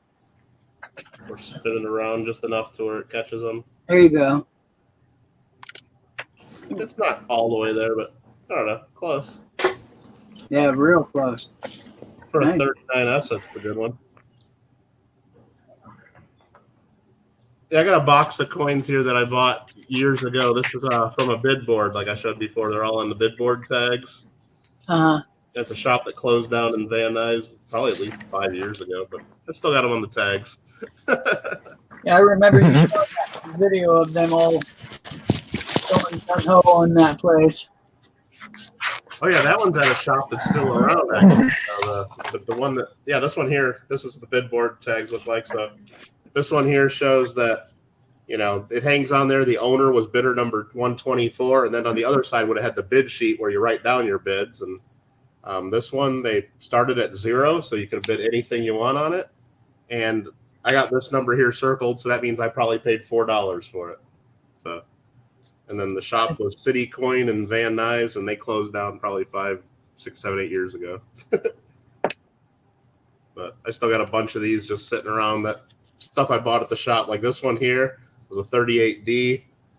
Minimum bid was 4 1/4, and I won it for $4.50. So just fun stuff. Cool. But just, you know, like when I was at the shop, I was probably there really trying to win something else. And then, you know, you just happen to be looking at a couple hundred coins and you see stuff like this that like, well, shoot, I'll pay $4 for that. And Yeah. and even like I said, 5, 6, 7 years, whatever it's been later, I still got a big box just full of coins on these cards that I don't even know what I'm ever going to do with them. It's kind of funny, but some of them that aren't as funny as things like this one here, for example. It's just a Proof Franklin 1963. That's nothing special. But I remember I paid $15 for it because at the time, maybe back in whatever 2010 or 2011, that's what silver was at $30, $40 an ounce. So this was a good deal then. But now it's probably only worth half that in the silver. So I got a lot of those here in this box too. Things that I overpaid for. Well, not at the time, but right now they're I'm buried in them. Hey, Rich. Yeah, Can you throw a link in here for Hector? Oh yeah, sure. that's all messed All up. right, Hector. I just saw him. Sorry about that, Hector. Sheldon, Roy wants to know if you're drinking Hawaiian Punch.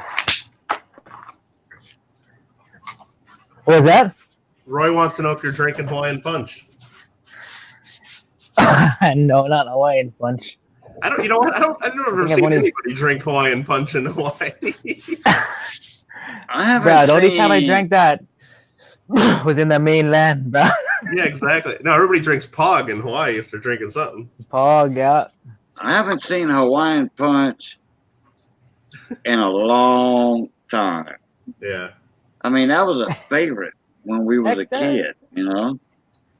Morning. Mhm. Morning. Hey, Hector, bon matin. Hey, bon matin. Buenos Yeah, dias, when I was in señores. Missouri in college, all the Hawaii boys, we drank Hawaiian Punch with this alcohol called Everclear. Oh, Yeah. Yeah. Hey, Jungle Juice. Ooh, bro. You guys want to hear College, something? Sheldon? When we Huh? drank Where were when you? we were drinking Hawaiian Punch when we were kids, we Yeah. thought that we were rich because we always had Kool-Aid. And so we bought a can of Hawaiian Punch. We thought we were rich that day. Right. What memories that brings back. Oh my gosh. Yeah. Because we had Kool-Aid in the house. In South Louisiana, we had Kool-Aid. We didn't have like sweet tea. I just drank Mom- some Kool-Aid too. My mom never made sweet tea.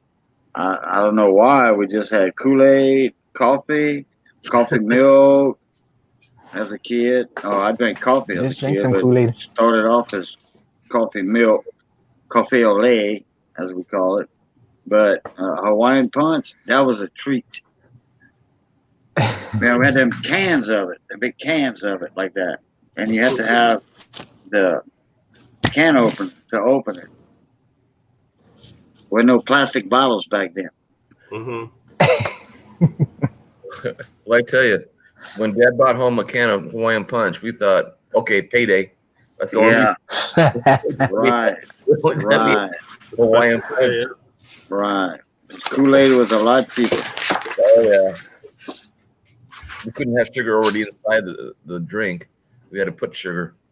We used to buy Right, we always right. 25-pound bags of sugar, and it would be off brand all the time. We never had C&H or Sprite. It was always off brand. So Well, Louisiana was, a huge sugar state. We're growing sugar cane, so sugar was always cheap down here. They got the Sugar Bowl. Yep. Yep, that's Sugar right. Bowl, yeah. And We North here had Louisiana, sugar canes. yeah, oh yeah. Oh, in Mexico, that's a candy. Sugar cane is like all over the place. oh yeah, we used to go to Oh, the that's cane good, field yeah. when I was a kid, and we just break off a stalk of cane, and then we take our little pocket knives and we peel off the hide of it, and then we No. Yep. No. I think Sheldon did the right way. Just the way he bit the motion of the sugar cane. That's how we did it. We didn't have no pocket knife. We just bit it off with our teeth. Just bite into it. oh Yeah, they quit doing that on Maui a few years ago because the burning, I guess, caused a lot of the people respiratory issues, like when they had to burn the fields to harvest it, I guess, and so they quit doing it. What they did after they cut the cane and it was laid down, then they would burn the flags off of the cane. Hence the leaves. Some people say leaves, but we call it flags. They burn that. That way it can go to the sugar mills. But in the syrup industry, if you make like steamed syrup, you can't burn the flags. It has to be processed in a different way. The flags have to be stripped, and it used to be stripped by hand to make syrup because it would give it an ashy taste, a burnt taste to the syrup. Yeah. My uncle used to work for a company up in Modesto area, and they grow sweet potato, and that's how they made the sugar. And one time we brought home 8 tons of sweet potato, and we fed it to our cattle. And man, those cows came out lean and really smooth on their skin, and and you should see them. You should have seen them. I mean, they would eat that stuff. Like, we had to cut it up because some of them were pretty big size. But 8 tons of sweet potatoes. Wow! Oh yeah. Dang. Yeah. But they loved it. Was that the sweet potatoes or was that the small yams or? No. These were like 2 or 3 pounders. They're the large sweet potato. Oh, okay. Yeah. Man, I love them over here. We bake them in the oven. Yeah, we call them camotes. I don't know what they are in English. We just call them big Sweet potato. We call them sweet potatoes in French, patate douce. Patate douce. Patate douce. Yep, sweet potatoes, patate douce. Patate, like potato. I'm thinking about Kool-Aid. I want to make some Kool-Aid, but I don't have any here at the house. I got some little packs of Kool-Aid in case I run out of coffee. Oh, the kind you like in the water bottle. If you want some, I have 6 flavors right now in my drawer because actually I really like Kool-Aid. I mean, I don't. People say that's you should buy whatever, but I still go back and drink a Kool-Aid. And even as old as I am, I still like my Kool-Aid. Oh yeah, and then Missy makes homemade lemonade. Oh yeah. Ooh. We have a lot of citrus trees down here. See, my father-in-law has one in the backyard. It gives about a ton a year of just lemons. Oh boy! Hey, you know what you know how to juice a lemon and freeze it, right? That's what we do. I mean, yeah. Hey, anything we grew in the backyard, it was saved, preserved in some way. Right. I have an 8-foot freezer chest that I use at my dad's place, and we fill it with half a beef. Right. Now, we were talking about the sweet potatoes in French and Hawaiian and the Spanish words.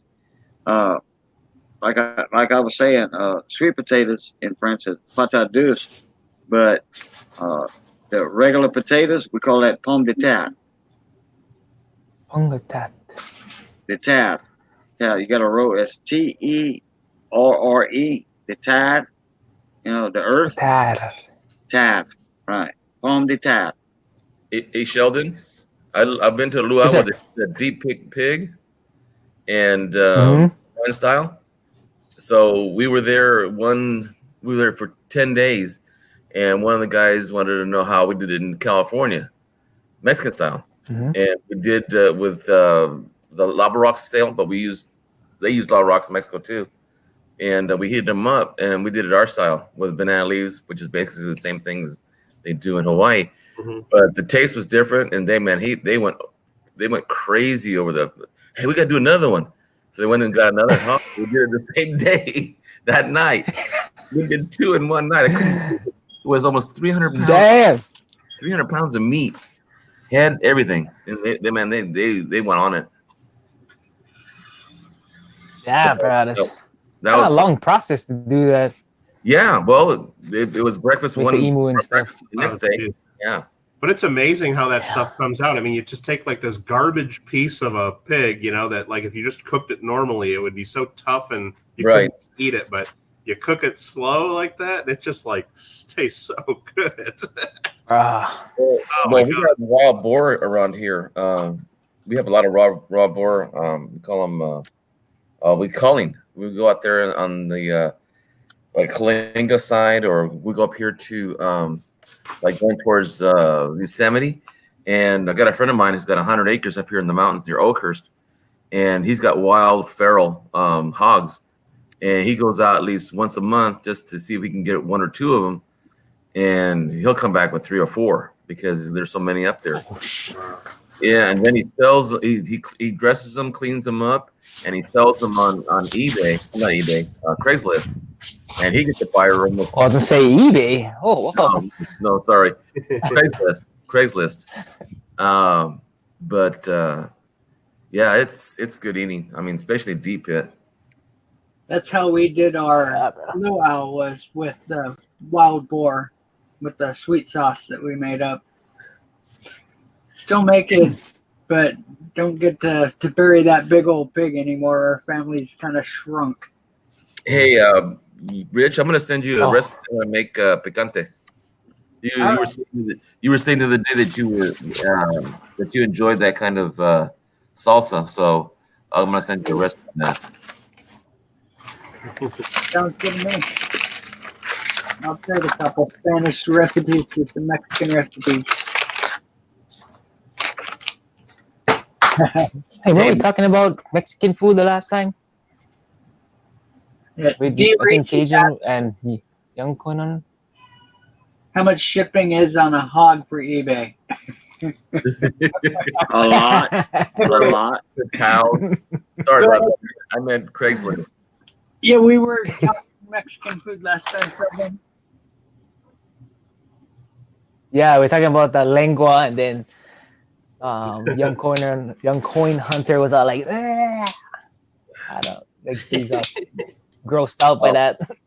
Well, I tell you, the food that I grew up on was because, like, when I was a real small kid, I used to remember my butchers would throw away the bones, the big, large calf bones, or cow bones, I should say, and we would get them and we would bake them in the oven and then crack them open, and my mom would scrape out all the marrow, and that was part of our growing up. And then the heads, they would never process the head, and we'd go to a slaughterhouse and we'd pick up 3 or 4 of them, and on a Sunday, and we make tamales out of them. Yeah, you get the meat on the outside and the brains. I love pig brains and eggs. What do you mean? We get the ears, the jowls, the snout, and we put everything in there. I don't think I've tried pig brains, but pig I'm brains down and to try it. eggs. Oh, and you never know the brains are in there. You never know it. The texture is almost like lung. I don't think I've tried lung too. I've never had a lung, but on a pig we don't waste nothing really. Well, I don't know if the lungs, if we ate that. No, not in pigs, but okay. But the intestines, the trip, we call that the trip. The tripe. Tripe stew, yep. Yeah, tripe. Yeah, beef tripe. You guys have fun with that. I'll stick with my center cut pork tenderloin. There you go. I tell you what, you get some good tripe. Get some good tripe. Hey, Michael, and then you boil it down. You boil that beef tripe down, and then you can deep fry it. Oh man, like deep I fried never chicken. tried deep fried tripe. Oh man, then you make sandwiches with that. I was gonna invite Michael one of these man. days. Let's invite Michael to one of our Mexican dinners and say, "Don't tell him anything." Don't tell me what it is. I'll probably Tell love him it. after. Yep. Guaranteed you would. Yeah. The thing is, my tripe dad stew is so good, man. Yeah, but the reason why I guess the food that we didn't throw away is because in Mexico people don't eat a lot of meat because it's so expensive. Oh, sure. It's hard to raise, you know. I didn't know what a filet mignon it was until I was out of college. Wow. Yeah.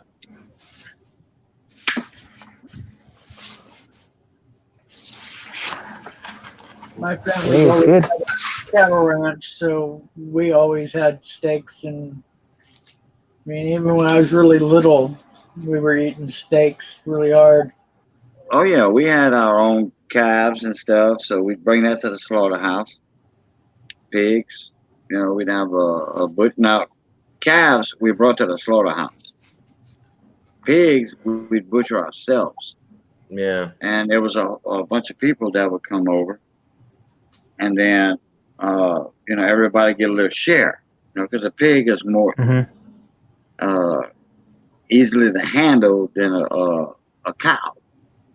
Oh, bacon Yeah. sandwich? Oh, I love bacon sandwiches. I used to eat that when I was a kid. Put some bacon on a bread, mayonnaise. Oh yeah.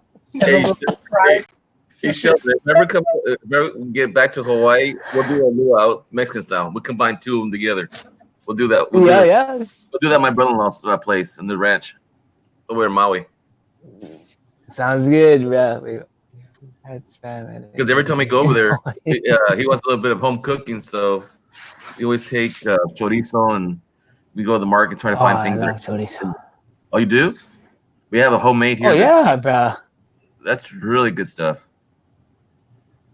Right, I used to live in like, I think the first time I tried it was in Washington, chorizo. Mm. And then Chorizo? found, Oh yeah. I guess my coworker, like, I kept saying chorizo, and he starts laughing, and then I'm like, "What are you laughing for?" It's just, I guess Well, you call because it something else. Yeah, you see it Hawaiian style. Chorizo. The first time I had chorizo when I was in Tucson, Arizona. It's the sausage, breakfast sausage type. Yeah. Yeah. It's he's just joking around with the girl at the gas station. He's just like, "Oh yeah, give her my chorizo," and I was like, "What that?" I was like, "What the fuck is that, bro?" And he told me, and I was like, "Oh, no wonder you guys are laughing every time I say chorizo, bro." That's okay. There's some things like in Hawaiian. Like what? Yeah, it's crazy. Some of these people in Los Angeles, they don't know about, like, grilling and cooking out. Like I had a cookout when I first moved out here. Came out here to for college, and at one of the dorms, right by one of the main buildings, like they had some grills out there. So I'm like, hey, let's just all get together and cook some burgers and hot dogs and have fun and everything. So I asked people, like, hey, if you want to bring something, you can bring something. This girl that lived in LA her whole life, she brings to the cookout a box of frozen cheeseburgers from Costco. Instead of it's like, what are we gonna do with those? You know, like the ones that pre-made with the buns and everything. Instead of just bringing something for the dish. Oh. That's what I'm laughing at her. Michael, speaking of college, when I was going to college, one of my mom always taught us boys to cook at home because she said you never know when you're gonna get married. So one day I was making dinner for two of my friends of mine who were on the track team. And so I was, we're all hungry, and we started looking through how college kids, they don't have much food in the house. Sure. And I found a ketchup, and I found some spices. So I made my own spaghetti sauce. So we had just spaghetti sauce made with ketchup and spaghetti noodles, and we made it. And these girls come over, their girlfriends, and they sat down and said, "Man, this is the best spaghetti I ever had." I'm going, "Are you kidding me? This is poor man spaghetti, poor man spaghetti." Because so they sat down, ate, and they all of a sudden two more girls show up.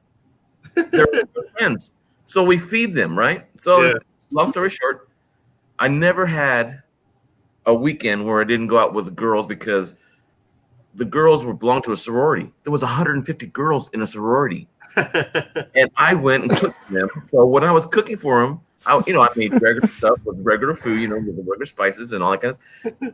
There wasn't one weekend I wasn't with my friends making dinner for a group of girls.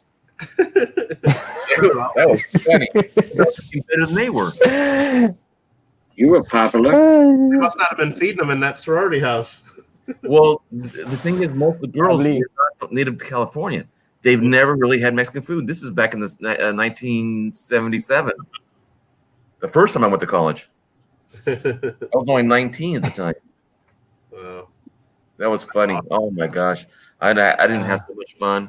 I was teaching the girls how to cook too. Nice. Got that ketchup sauce recipe. Nice. Yeah, I couldn't believe that Yeah, part. send me that one. No, it's not that good. I'm not.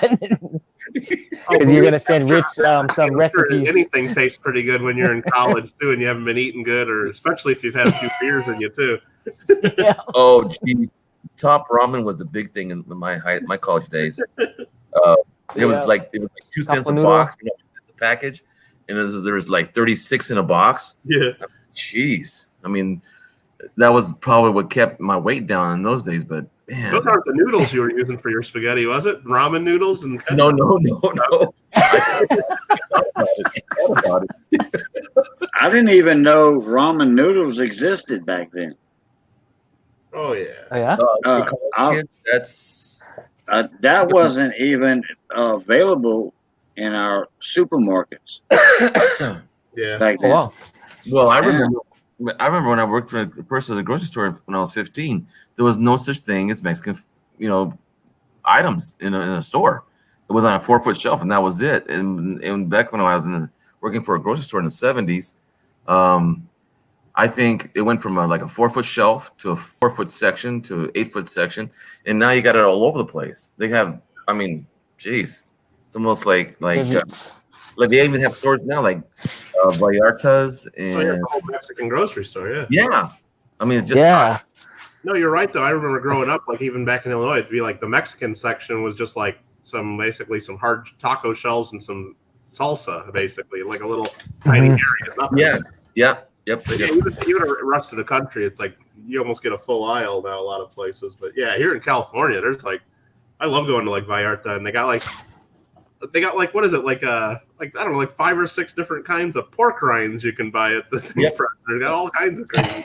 Well, get a load of this. In Mexico, they sell crickets salted with Oh yeah, with lemon and salt or chili, lemon, and all that kind of stuff. I'd probably buy those and go over and get myself some fresh tortillas or something. But yeah, Yeah, Oh, Yeah. fried crickets. yeah, Tastes like candy. yeah. Highest protein you can get. What? Oh, come on, look at Sheldon. His face is like crickets. Come on, yeah, bro. Fried crickets taste like Yeah. candy. Hey, I'll try it, bro. What about chocolate covered ants? I don't know if I tried. I don't think I tried that one yet. Chocolate myself. Tastes like chocolate. Protein too. Chocolate, I'm not crazy about. You know, hey, you were talking about 5 or 6 different kind of pork rinds. yeah. Uh-huh. I'm You fixing should to on. give y'all. I'm fixing to give y'all a little treat. Oh, okay. No, not oh, not oh. So hold on. Let's go. Like, Hold on a minute. I'm going to show y'all the before and the after. all right. So they call it what? Chicharrones? We call it pork skins. Chicharron. Pork Pork skin. skins or pork rinds. Hold on a minute. Be right back. Speaking of which, I've got a copper cauldron that we call a caso, Mm-hmm. and I can put I don't know, 5 or 6 pounds in it. But some guy tried to buy the copper caso that I have. He just wanted it for the copper. I said, dude, you know how expensive this thing is to make? And he wanted to melt it down and make a whatever. I don't know what he wanted for it, because I was cooking with it, in my backyard. And he said, "Hey, you have one of those?" I said, "Well, it's only one I've got. It's my mom's, but it's I use it to make chicharrones and carnitas and deep fried anything, And he goes, "Well, I'll give you $10 for it." I said, "Dude, this thing weighs 20 pounds. You take it to the scrapyard for that. Yeah." So he said, "Well, you don't use it very often." He said, "Well, I use it all the time, because That's why you make most of my deep fried carnitas. Wow. Ooh. You got to see the ones in Mexico that you can slide a whole pig in there. Oh shit. They're pure copper. They're hammered into shape, and they are like 4 feet wide at the mouth. There was one I saw that was 4 feet deep and 6 feet wide. Whoa. It's a commercial one for big restaurants that cook 3 or 4 hogs at a time when they chop them up. Boy, it's huge. You guys are making me hungry. I'm gonna have to go out and get some breakfast somewhere. I know, man. I'm getting hungry too, bro. And I'm not gonna go get no lengua or intestines either. I'm gonna get myself like a Oh, bacon. bro, you gotta try lengua, bro. I'm telling you, bro. Lengua is so good, bro. Michael, you're missing out on lengua. Oh, no, I've had it before, but I've had it with people that didn't tell me what I was eating, and then afterwards, it's like, okay. Well, maybe California had some friends that like said, "Hey, you got to try this. You got to try this." I'm like, "Man, this is awesome. This is great." But it's like, do you know how expensive cow tongue is? Just the cow tongue's like $20-$30, depending on the size and the weight. Oh, but they should throw that stuff away. And then we would go to the slaughterhouse, and then we buckets and buckets of tongues, and they just throw them away when we were kids. So my mom and dad used to go to the slaughterhouse, pick up a bucket or two, and we'd take it home, peel them, put them in the freezer, and then whenever we wanted one, we just steam them or roast them, or we put them in a crock hate pot. at the grocery store when you're like looking and they got especially when you go to like Vallarta or something, they just got the whole huge tongue just sitting in a package, like, I know, when I used to live in Washington, I think there was a Mexican not restaurant, but like a store. Yeah. I think it's called like Fiesta Foods or something. But bro, you could just see like the whole thing in the meat department, and I was like, whoa. This is kind of nuts looking, It's funny how when I used to work in the meat department at Mayfair Market, they used to cover the back part of the tongue because it was so gross that the Americans would come in the door and we'd cover it up because they couldn't see the way the tongue was attached to the back, so they put a little foil around it so they cover it and then pack it. Pretty much.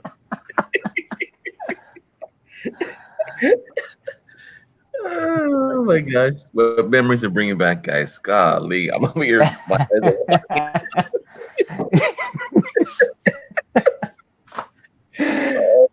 I'm sorry, Rich.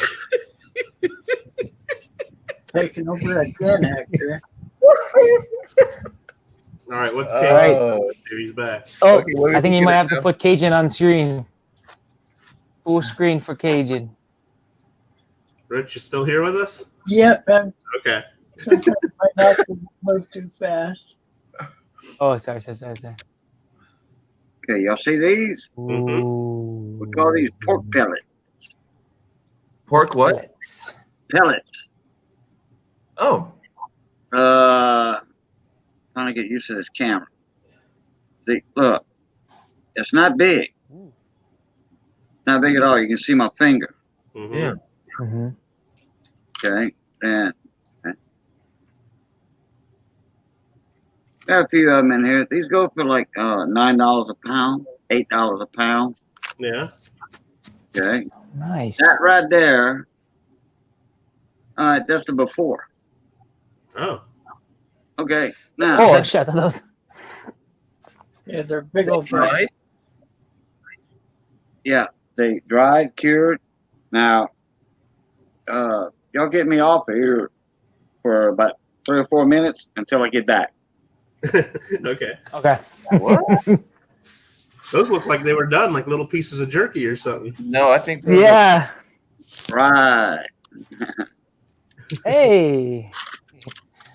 It's just like when we did chicharrones, we skin them and we laid them out in the sun until they were almost like tallow, and it was stiffened up, and then we would put them in the fryers. Okay. That's about how we made chicharrones in those days. Interesting. Because every time you see those cracklings you see like Frito-Lay has and the hanging or any kind of those are not chicharrones.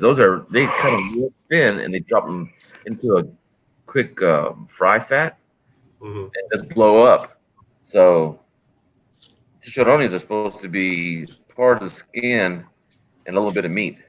Yeah, that's the way. There's a Filipino grocery store in Maui that does it like that too. Like you get a good chunk of meat on it too, and then a bunch of like fat, and then the crack. Mhm. Yeah, it's like a whole thing.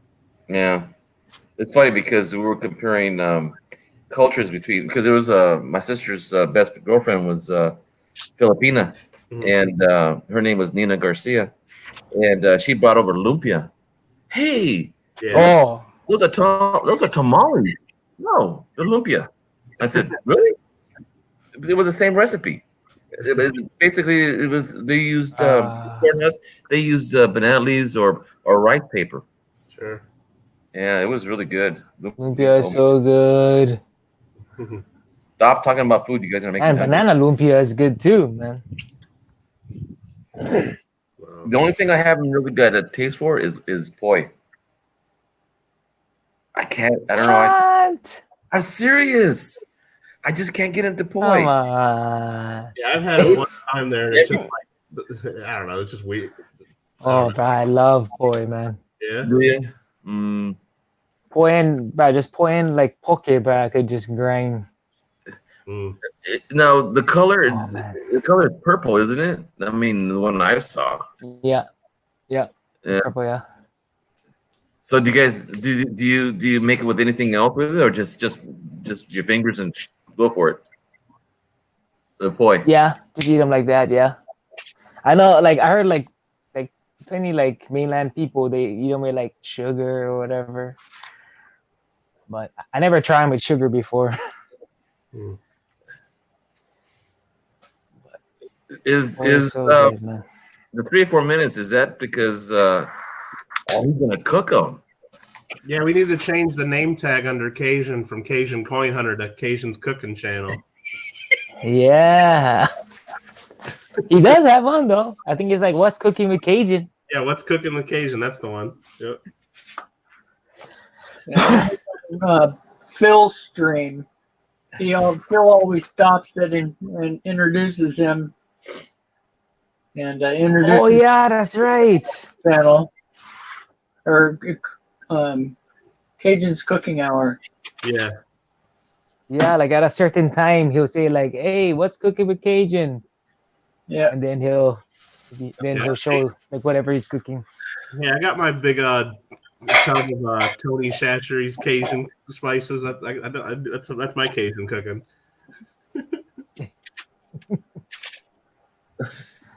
And a bottle of Louisiana hot sauce. There we go. Why are we talking about food? I'm over here looking at we had chorizo this morning, and there's some leftover. I'm thinking about, we need to go over there, check out some chorizo. And it's Labor Day. A lot of places ain't even be open today. So, You guys ever tried patelle? No. Which one? What did you say, Sheldon? Sorry. Patelle. Patelle. It's like spelled like Pastele. Patelle. I think it's kind of like tamale, bro. I think so. Yeah, it kind of looks like that. It's good though, bro. Patelle and patelle stew. Hey, y'all I don't know remember, what like. y'all remember those little videos a while ago? Yeah. Yep. See what I mean? Whoa. Do you see what I told you a little bro, while you ago? said that super loud, bro. Richard? I knew it was coming. That's what I'm telling you. Those are homemade, but those are almost like the ones that we. Yeah. These don't have no meat on them, like a crackling. We call them crackling. The skin, What? the fat, and that much meat. I mean, the cracklings are that tall, Wow. that wide, like that. Tomorrow? Wait, no, everything's closed tomorrow. I'm gonna get some cracklings in a few days and make a video on the crackling. The real hog cracklings, we call them the gratin in France. But those little bitty things right there made this. Wow. Made that. Just a full skin. Look. Check it out. Oh man, I'm gonna get hungry. Hey, Cajun, those are what we call puffers in Spanish. But I don't know what the best thing I can call them. We call them puffers. Okay. Well, Isn't that chicharron?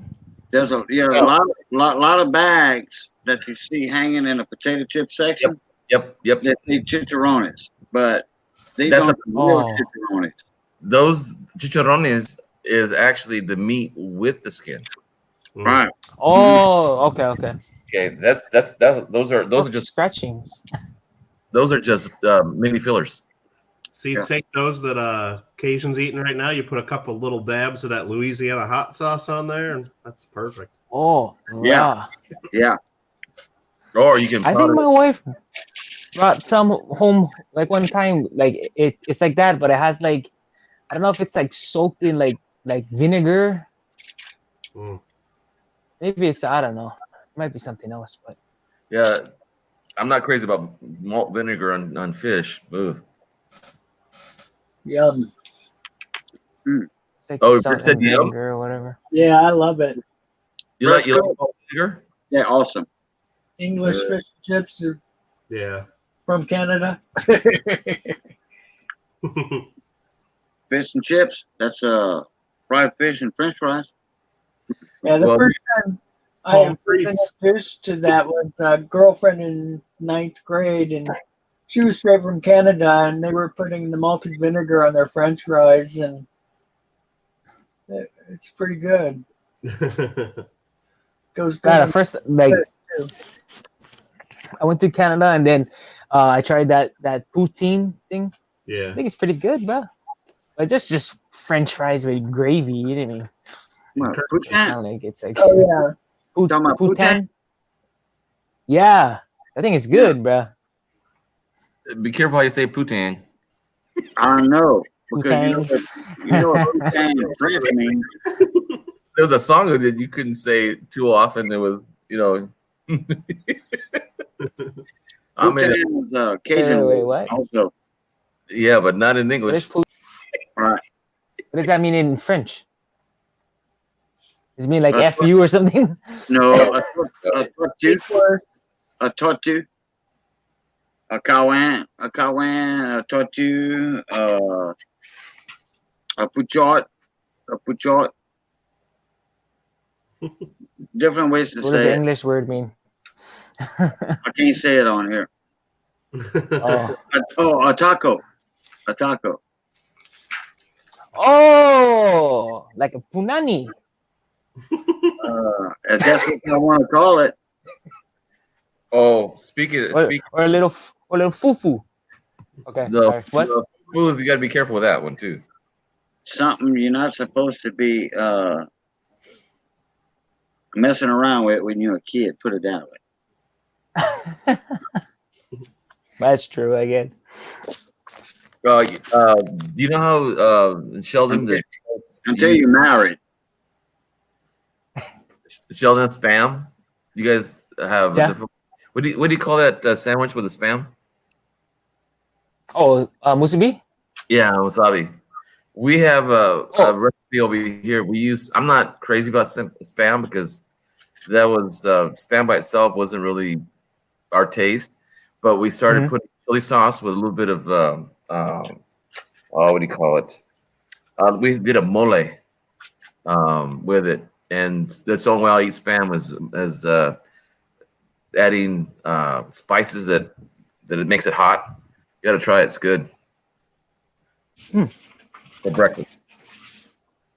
Nice. But hey, did y'all see those food? Now I put like 20 things, 20 little pellets, and look what I got. I got a $2 bag of pork rinds right there. Nice. Like Cajun. Is that gonna be?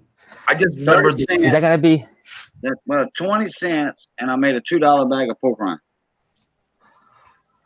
Cajun. I finally figured out what that means in Spanish.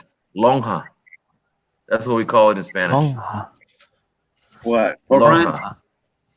Gimme. Yeah, it's those pellets you were talking about. That's the very thinnest part of the top of the skin.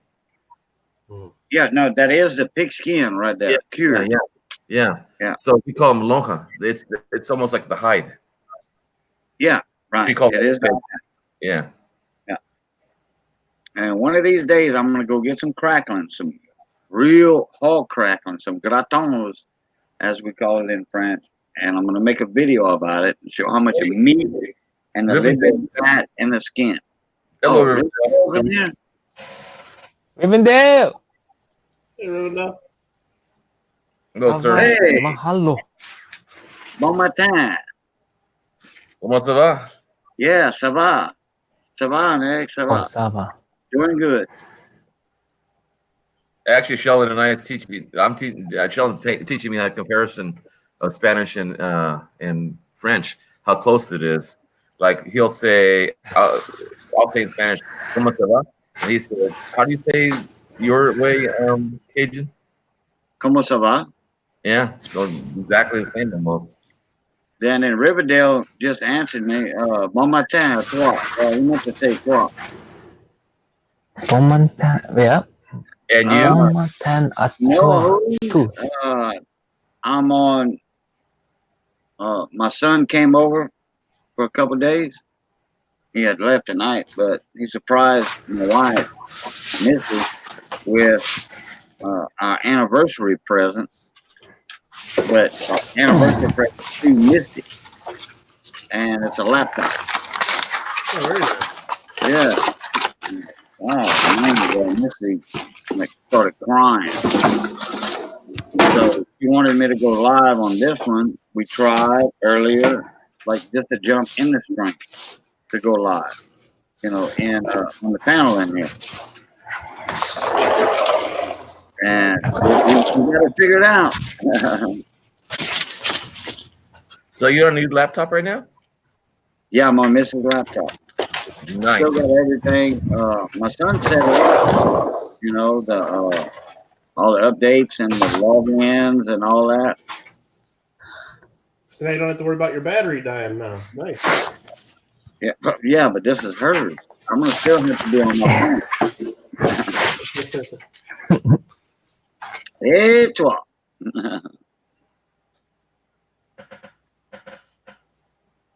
Well, is it different? Who you can tell there's a difference in it? Oh yeah. Is it fuzzy or clearer? Clearer. I think you sound a little too. Yeah. Well, the mic is better. Mm-hmm. And then, wait a minute. Hold on.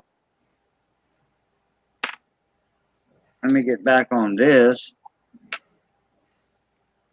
Yeah, Cajun, I thought you had a lot of wrinkles, but So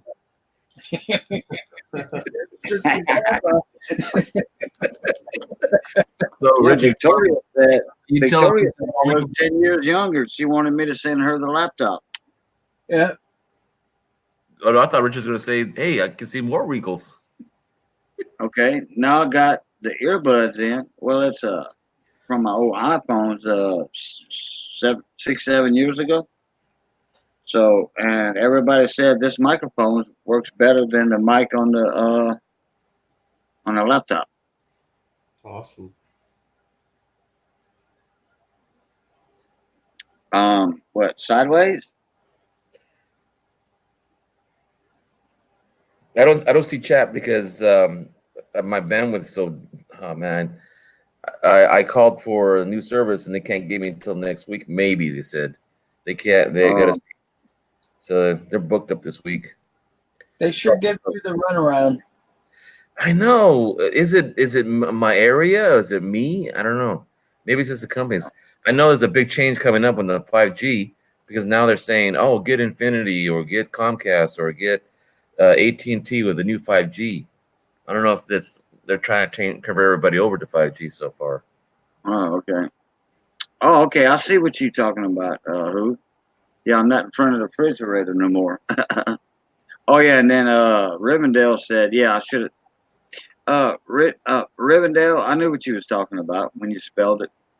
Flaw instead of two. No biggie.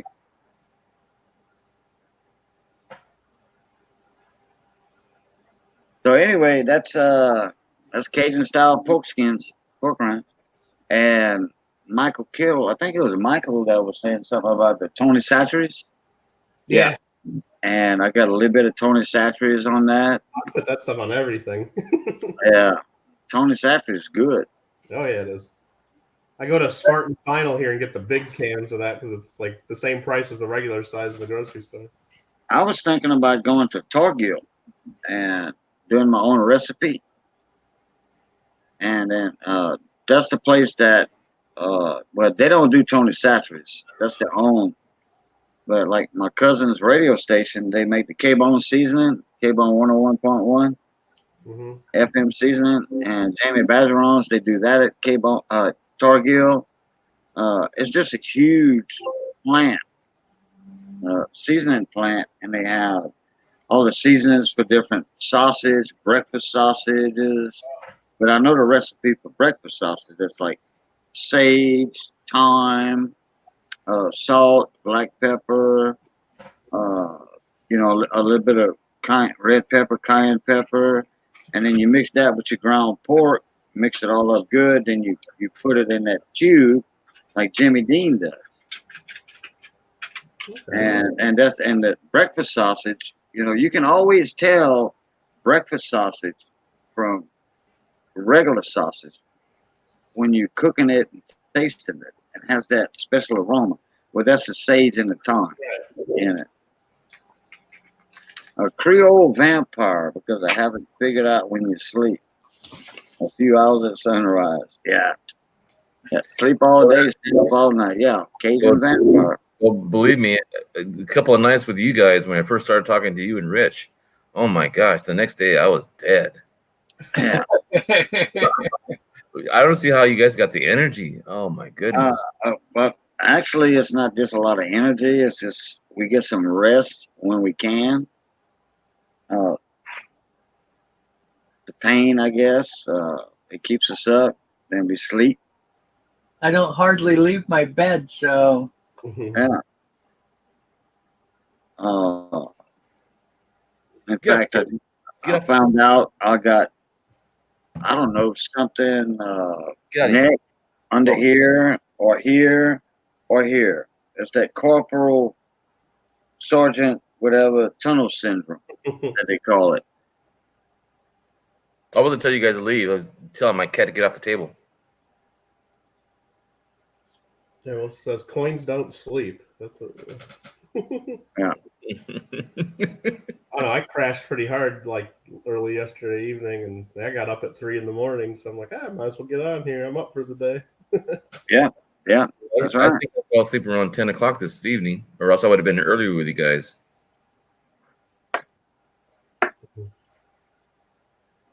Yeah, that's what I was. Hey, Rivendell, do you have 5G already?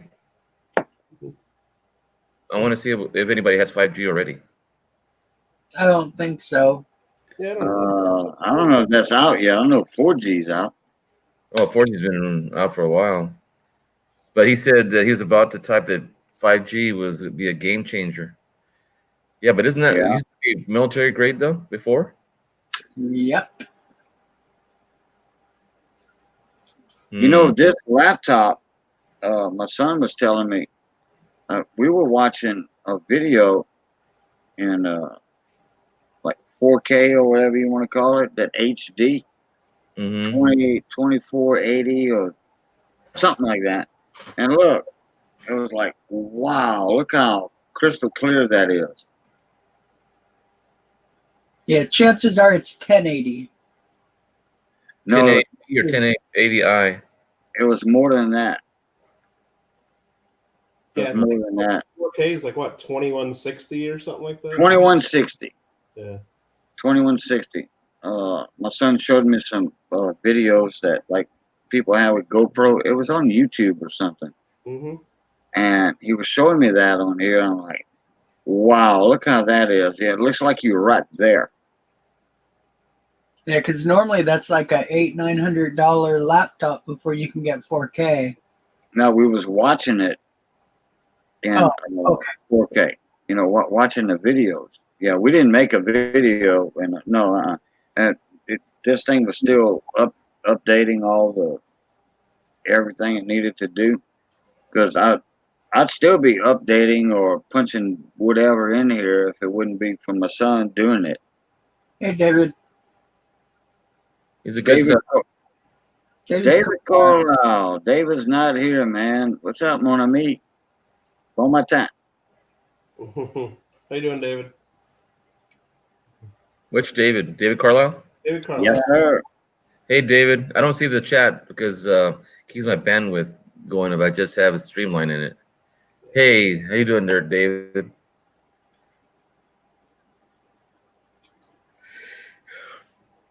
$1080 plus awesomeness. Yeah, I got a 55-inch TV. It's on the Blitz right now, but my next door neighbor who's a cop is to fix it, and so I got a 40 something, I forget what inch TV.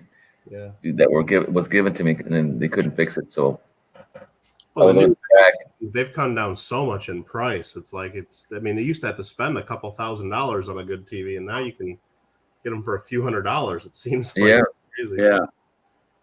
Well, I was thinking about once I get my office rearranged, it's because now that my coin collecting is getting out of hand, my wife says.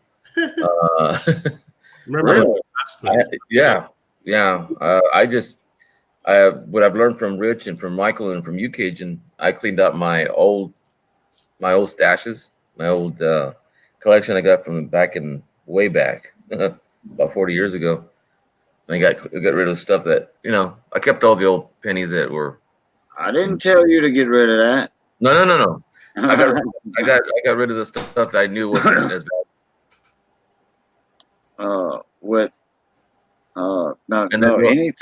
Anything that like old or like say the 40s or 50s wheat pennies and stuff. Yeah, keep that. Like 60s and the pennies, keep that in good shape. Because those 60 pennies and like fine, extra fine, that's all gonna be worth something 100 years down the line. Oh yeah. I mean, I'm going through my 82 and 83 pennies.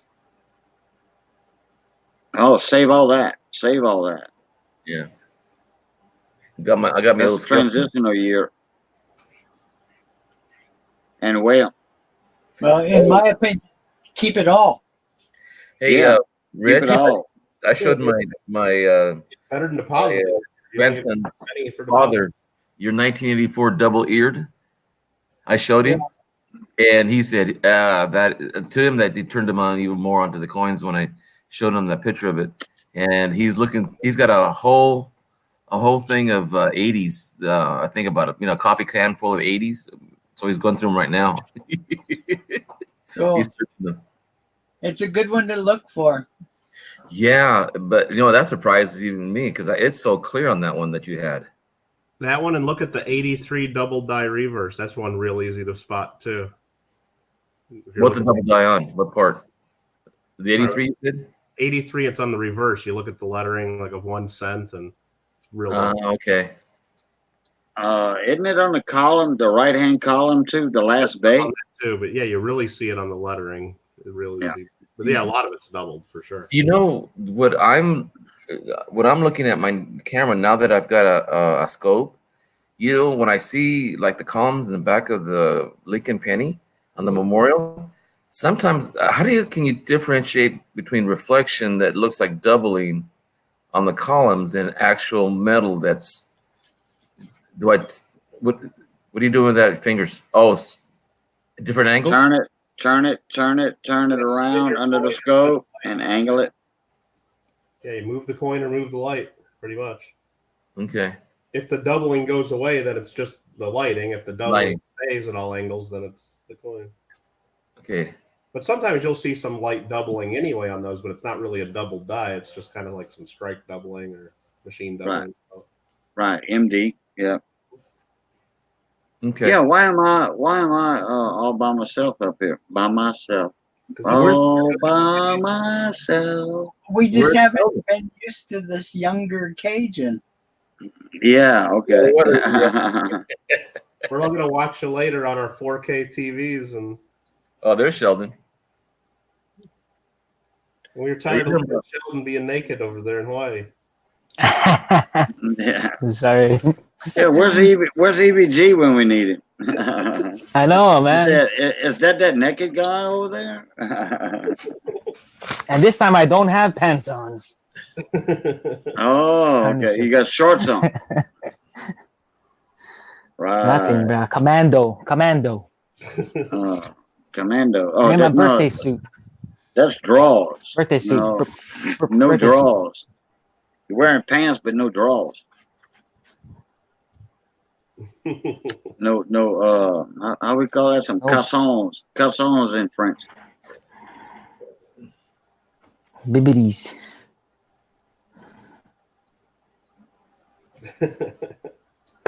Yeah, boy. The Cajun Cam. Cajun Cam. That's why we keep people hang out for a reason.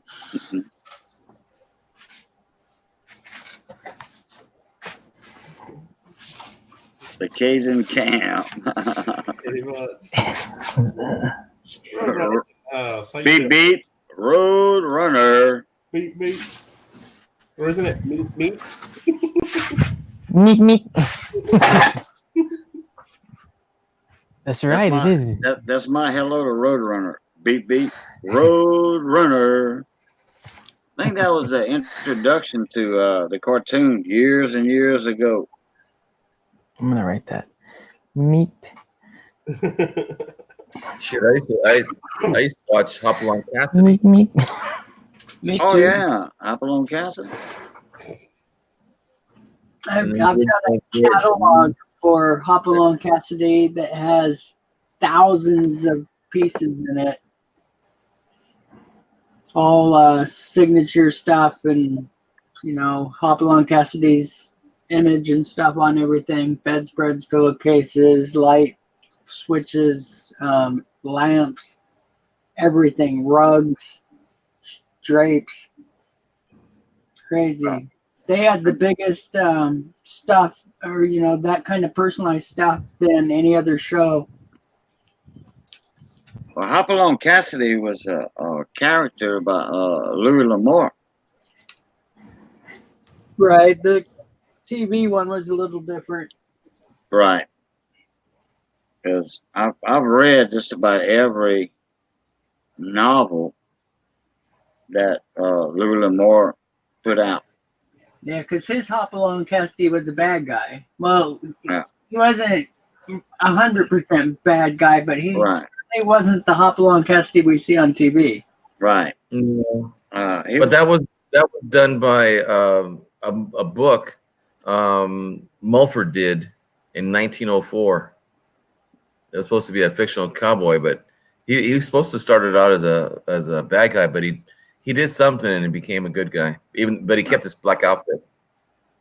You realize that the guy who played Hopalong Cassidy quit all his other jobs because he didn't want the kids to see him doing any other acting, any other shows. Oh, okay. Yeah, just like the Lone Ranger, he didn't want to remove his mask, even in public. Huh. What was his name? I forget. Bill but Boyd? I used to watch him. Bill Boyd? No, William Boyd. Yeah, William. Bill. Yeah. And he did some stuff way back in the 30s, and he was a sea captain and did some interesting shows prior to that. Yeah. Like James Arness before he did Gunsmoke. He played in a bunch of shows before that. What was that one that he was known for?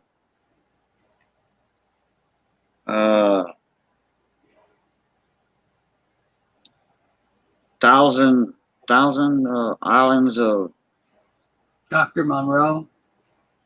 No, well, not the one I'm thinking of. Man of a Thousand Faces or something? No, not that. That's Cheney. I don't know. James Arness. I forgot. Played Matt Dillon, Gunsmoke. I forget what he did before that.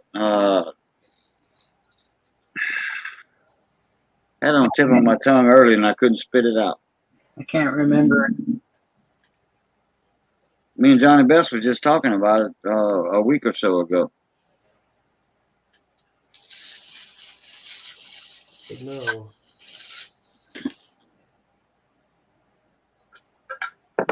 Tell you what, I could look it up though. Let me open up a new tab here. Sheldon, did you do one of those trades with Christian yet on the gold washing? I just did one. Did you? I was gonna email him again because I'm probably gonna miss one of his other trades. Yeah. So I was probably just gonna email him again. Yeah, I didn't see if you did it already. I knew you were talking about it. Yeah. What did you trade, Sheldon? Was that? What did you trade? What did you trade? The trade that I had to give him was 4 90% halves and then 2 silver dimes. So I just gave him 2 Kennedys, 2 Walkers, and then for the dimes I gave him a Rosie and a Merc. And I just gave him 2 quarters. Well, I just looked up. A little while ago, I checked up the price of silver. It's 1840, I think. Yeah. Yeah, I can go grab it right now. Okay. What I got? Okay, hold on. Huh? A little bit. Yeah, those trades that Christian does. You haven't seen it for gold washing and pay dirt. They're kind of funny. Usually trades a few European, US stuff to return. Kind of fun. You just trade silver for silver value. Okay, I found it. I'll be right back. Oh, what was it? Thing from Another World. I remember that. Yeah, that was James Arness, Matt Dillon. He was the thing. And then,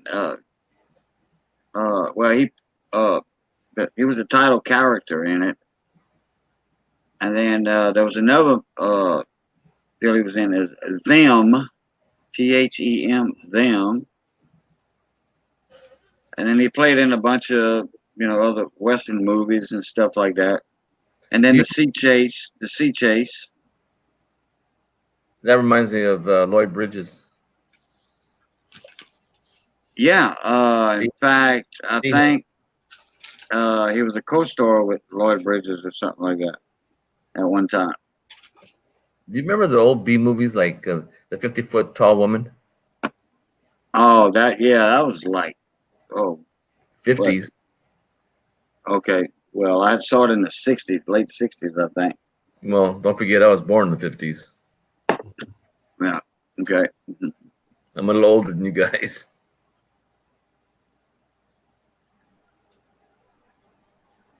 Now Michael sounds like he's a youngster. I was born in 80. So I thought so. I married in the 80s. I don't know. I'm getting older every day. I graduated in 82. I graduated at 17, though. Not 18 like a lot of people.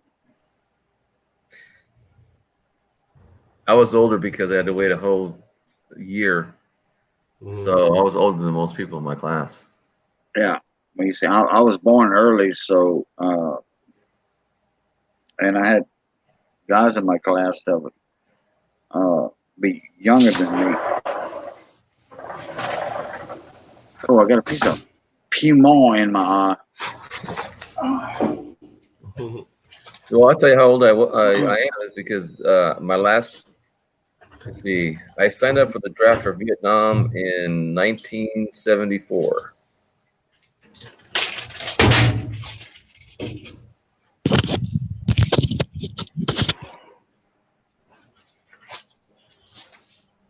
Okay. All right, I'm back.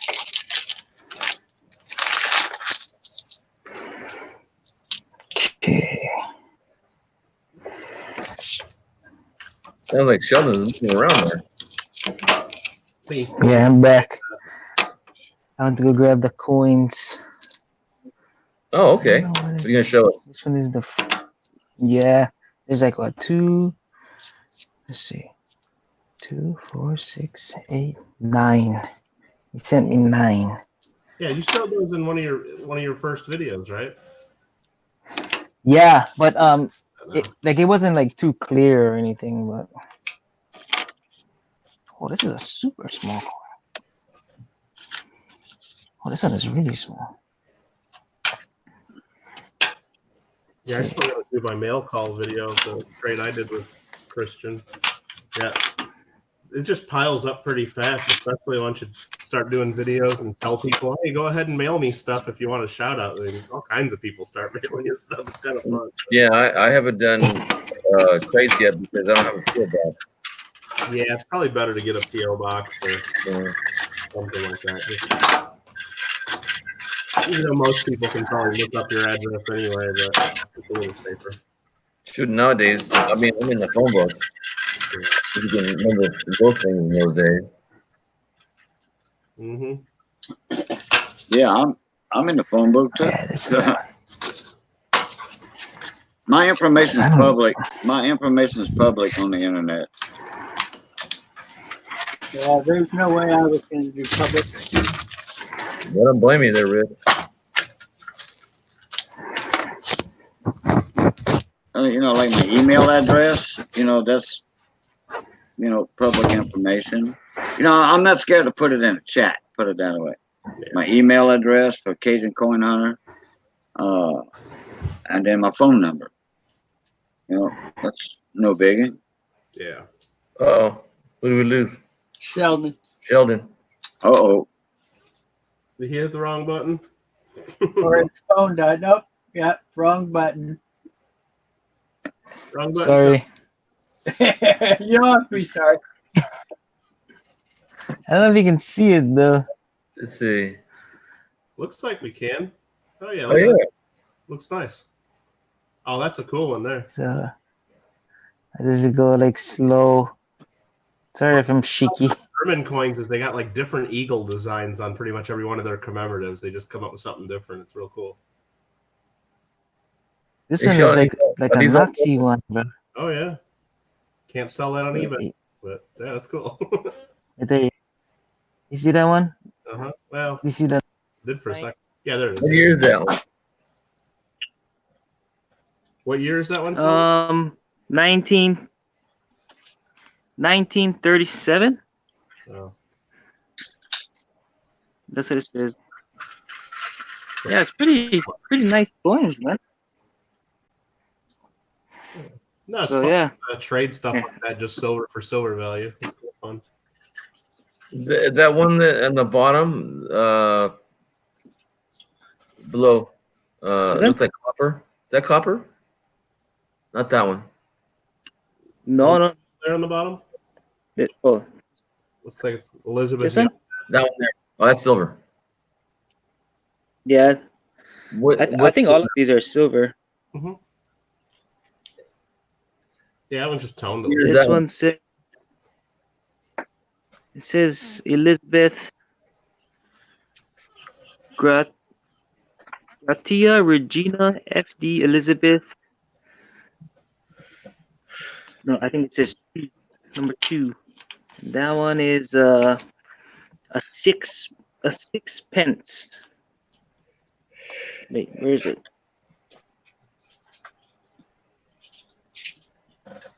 Oh, right there. That's still kind of shaded. 45? I think it says 1963. 65? 63? 63, yeah. Rivendell said that Elizabeth II coin might not be silver. What year is that one? The one that was toned that you were focusing on? It's silver. It's 50%. Yeah, I think it's silver too. Just the years. Yeah, it is. That's from Richo, right? No, those are from Christian. Gold Washington Pay Dirty did a trade. Oh, okay. Oh, the 6 pence is not silver? I think it is. is. Yeah, it is. It's 50%. That's an Australian coin. You see Yeah, the I'll show emu? you. You see the emu and the kangaroo on the coat of arms? Yeah. Yeah, that's Australian. I didn't know they had kangaroos in Austria. Australia. No, I'm just messing with you. I know. Oh, okay. Yeah, I've got a couple of 6-pence coins from Richo. Okay, this is the. I think these are the backs of them now. That's yeah, a three. sent out a lot of the 3 pences, or as they call them, threepences, and then they send out a bunch of the 6 pence. Trepences, yeah. I just seen a trepences right there. Which right one? there. Yep. That little bitty one. That's this one? Trepence. The little one, yeah, right there. Yep. It says Australia, 1943, 3 pence. Yeah. Yep. Is that a 43S? Probably. Would the Look. S be on the back or? Yeah, on the back. Or- On the back. To the right, underneath. The S would be on the back, underneath the No, on the other side, Sheldon, not on the head side. On the right. Yeah, that's George the 6 right there. Look to the right of the coin, all the way to the right, Okay. halfway up to the bottom. I can't remember exactly where it's at. On the, Yeah. Wait, let me see if I can. I don't. Okay. I don't see a S. Okay, you see that long line? Okay, underneath the date to the right. Underneath the date, below that bar. Yeah. Okay. All right. That means it was made in Australia. yeah, because a lot of estimate marks never made in San Francisco, but that one. Right. Right. And Denver too. Yep, there's D's for someone Australian. Yep. Yeah. And those were 44s and 45s. Actually, I think I might even have one here somewhere. Let's see. Oh, I've got about. I gave a bunch away. When I went on Richo's channel, I give a third of my stuff away. You know, people that haven't won before. Instead of having them mail me stuff all the time, it's like just, send it to someone else you're already sending something to. Right. Yeah. There you go. Rich, you want to bring mine up for a second here? I'll show them where that mint mark is. See right there? Yep. 2D. Yep. See it right at the end of the word pence. Yep. There's a Denver. Oh, so I put a hole in it, huh? Yeah. Well, it's a. Oh, it's a there's a bracelet. 43S right there. It's really a cool bracelet. Yeah. Yeah, the one I got it. And It that's doesn't have a mint mark. and that's 925 silver too. There's a 42D on the 6 pence. It's right above the date. You see it there under where it says Yeah. Australia. Right. And then at the end of this chain, there's the shilling, the ram's head. That's one I don't have as a shilling from Richo yet. I think I gave 2 away. But someone made this and they carved it. It says to Marie from Billy, Australia, 1943. Wow. Someone did this during the war and just chained a bunch of Australian coins together. Right. Kind of cool. Yes, it is. Yeah. I really can't remember where I even got it. I might have got it at one of those coin shop bid boards or somewhere. I don't remember. You want to hear something strange about coins? My dad, when he married my mom, he got her a tesoro, which means a treasure chest, and it's almost like a dowry or some kind of promise of taking care of mom. But it's a during the mass during the wedding ceremony. It's a little chest. It's a solid gold chest. And inside there's 12 coins, one for each of the apostles. And there's 12 gold coins inside that. I've never had it appraised, but it's still sitting at Dad's house. Wow. 12 gold coins, and the chest is made out of gold. Wow. Wow. One of these days, I'll and I'll show you guys what I mean. But it was very common in my dad's day. You know what? You were talking about gold coins, and that just struck me with something. You know the old boats, the old tiki boats, old fishing boats, and sailing ships. The main mast of like the Spanish galleons and stuff, and even I forget when they stopped doing that, but I know some of the 1940s, the 30s, the wooden boats that they made under the main mast, because that was the last thing that they would install on the boat. They would put a $5 gold piece, $5 gold coin underneath the mast where it met the deck. They would put a $5 gold coin. And that was like for good luck and, what have you. So anything from the 40s down below that, or it might have been in the 30s, they would always put that $5 gold piece under there, under the mast. That's interesting. Yeah. I remember in the movie with Gregory Peck, he put a gold piece on the mast for the first person who saw Moby Dick. He fashioned it to the mast. When you said that, it reminded me of that movie. Okay. Too about putting a coin under the mast. I didn't realize. I mean, it was $5 gold, but I've heard people did that. And also, same thing when a lot of old homes were built, especially like out east in the East Coast. When you're building a new house, you'd nail a coin to, like on one of the beams for watching it be in the house. And so I know a lot of, like, even today, people when they tear down or remodel some of the older homes, they're always looking for where that coin is. And there's been some really nice ones found. I know one of the $1794 that has been found was one of those lucky coins in a home, and so it's got like a big square nail hole in the middle of it, but it's still worth well over $10,000. Yeah. Oh, that reminds me of something. We were remodeling a house in Rosedale. Well, it was in between Rosedale and Baton Rouge, and that's at the time that that barge hit the Mississippi River Bridge and leaked all that benzene out and evacuated all the immediate areas. This is back in about 94, something like that. No, later than that, probably 95, 96. Anyway, we were tearing the lathing and the plaster off the walls, and they had mouse nests in the walls. And I found, well, there was a couple of us, we found seated Liberty coins, because that was from the 1800s, and that's where the mice had, built their nest and just brought coins.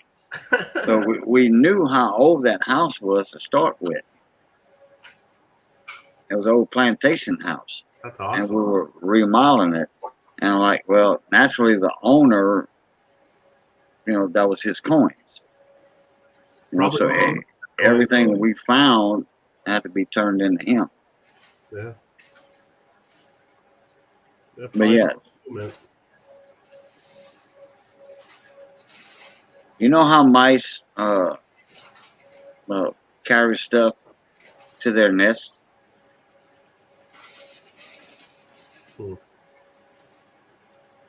Oh. Oh, Sheldon hit the wrong button again, Rich. You see that in chat? Oh. Need the link. Unless we don't want him back. You have your chance.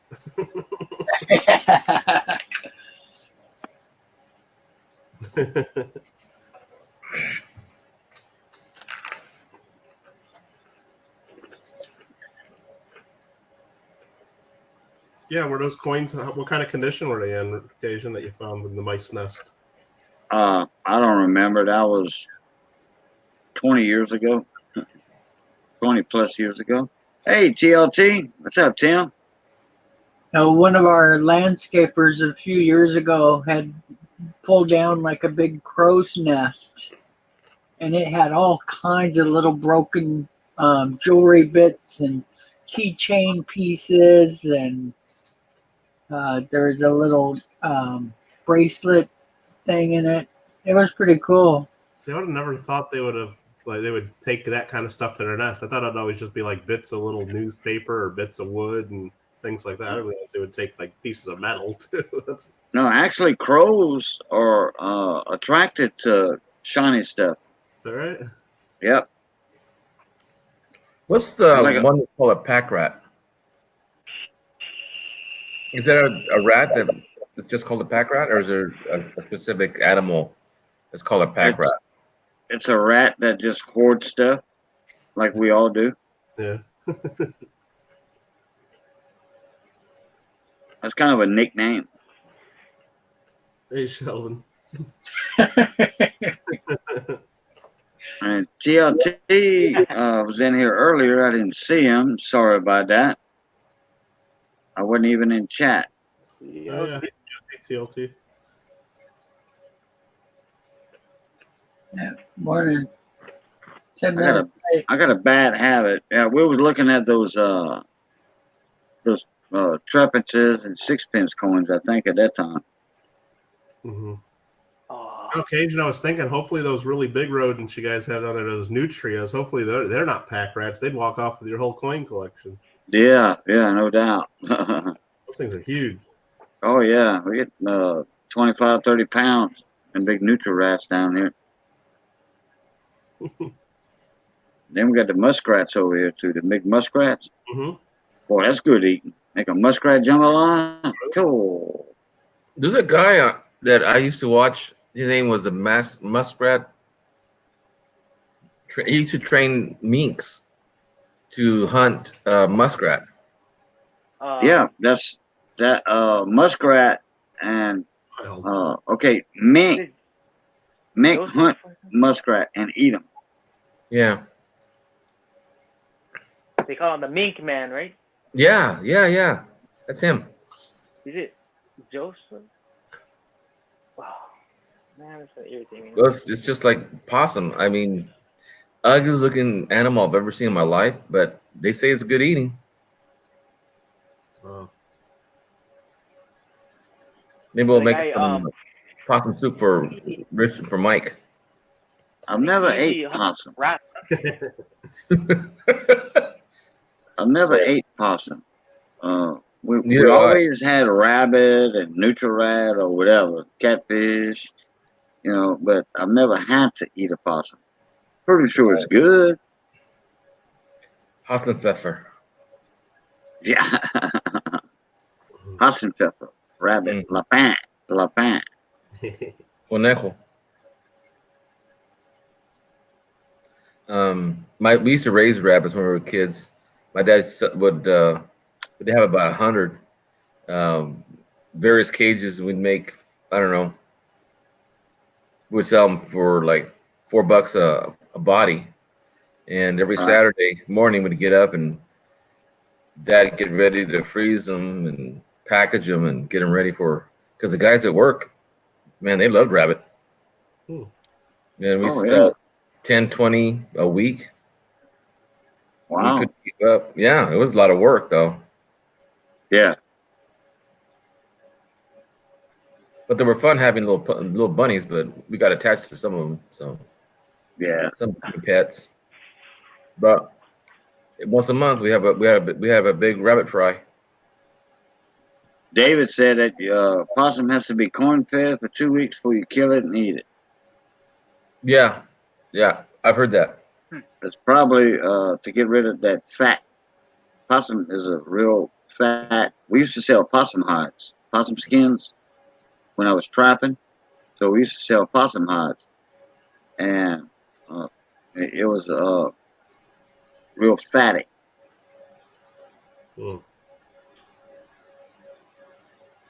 Which that would make a good gravy.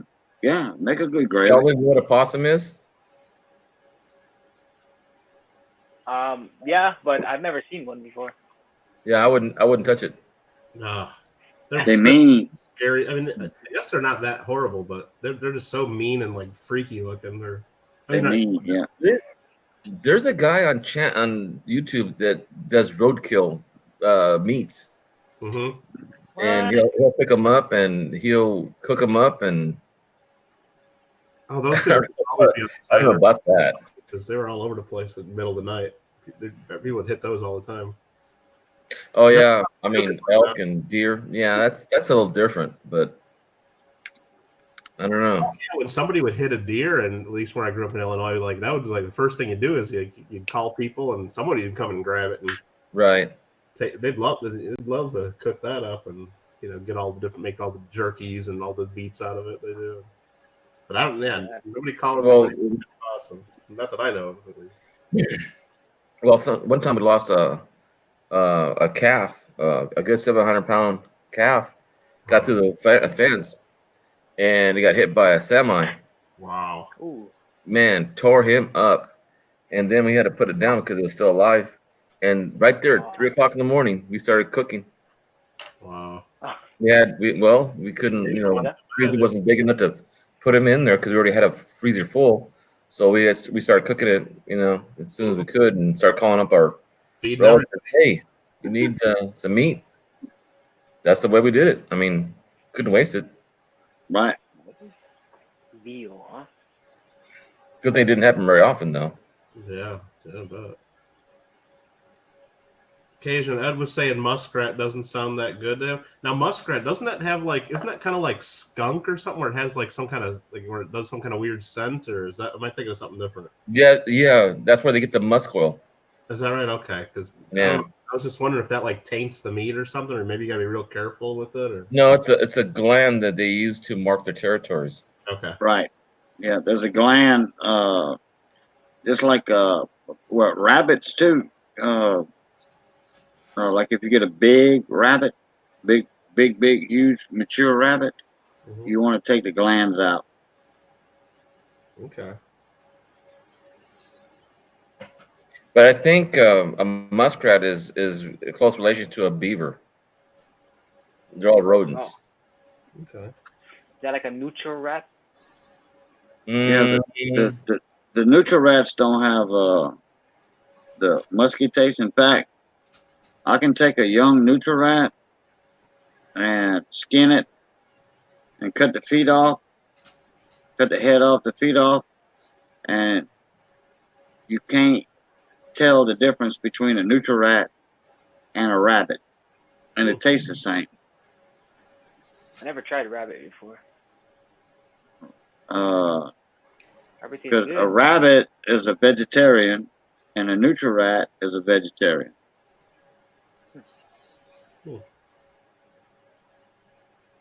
Muskrat eat crawfish. It's not really muskrat eats. A muskrat is a vegetarian, but if it has to, it'll eat crawfish. And what, possums just eat anything? Yeah, more or less. Yeah, I think they'll eat everything. Armadillos too. Armadillos mostly bugs, insects, Have you eaten that roots. before? What, armadillo? Yeah. They call that possum on a half shell.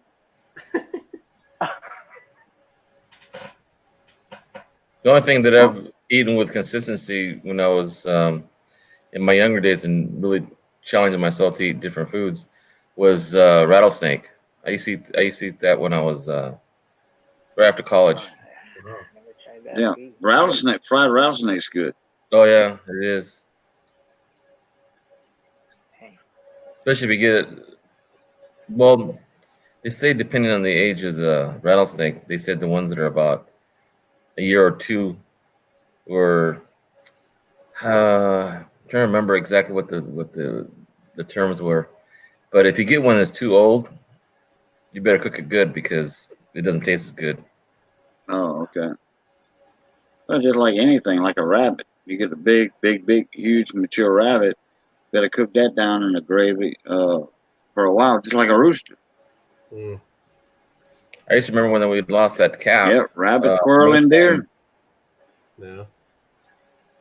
We get a lot of cattle get hit in my dad's neighborhood, if you want to call it neighborhood, because each ranch is about a mile from each other. Yeah. You always get a call from the neighbors saying, "Hey, do you need any meat?" I said, "Why?" We lost another one to another truck. I said, "Oh shoot!" So everybody out there. That means you had to go to work. Yeah, that means that some people need some help getting that carcass off the road. Yeah. Yeah, David's right. Rabbit, squirrel, and deer is You know, I can't put much meat on a squirrel. I really can't. Oh, we get big squirrels down here though. How big is big though? A pound? No, more than that. Get them big fox squirrels. You get them little bitty gray squirrels.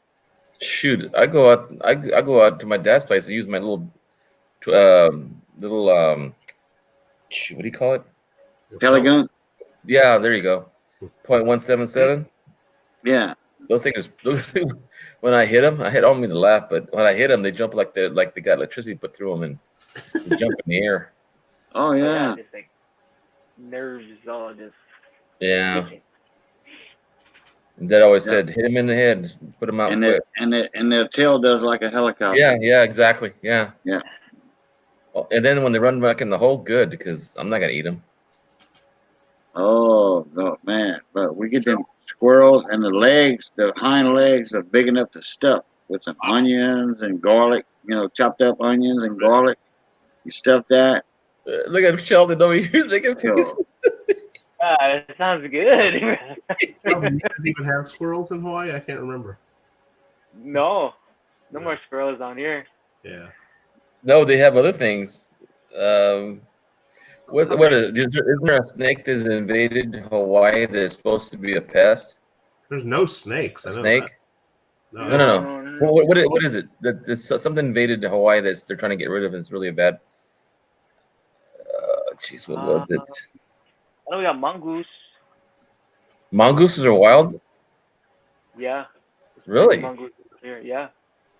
Because I think before, like, when like they brought over like rats and whatever, like on the ships or whatever, and then I think they brought the mongoose to kill the rats, but the rats are more, what is it, nocturnal, right?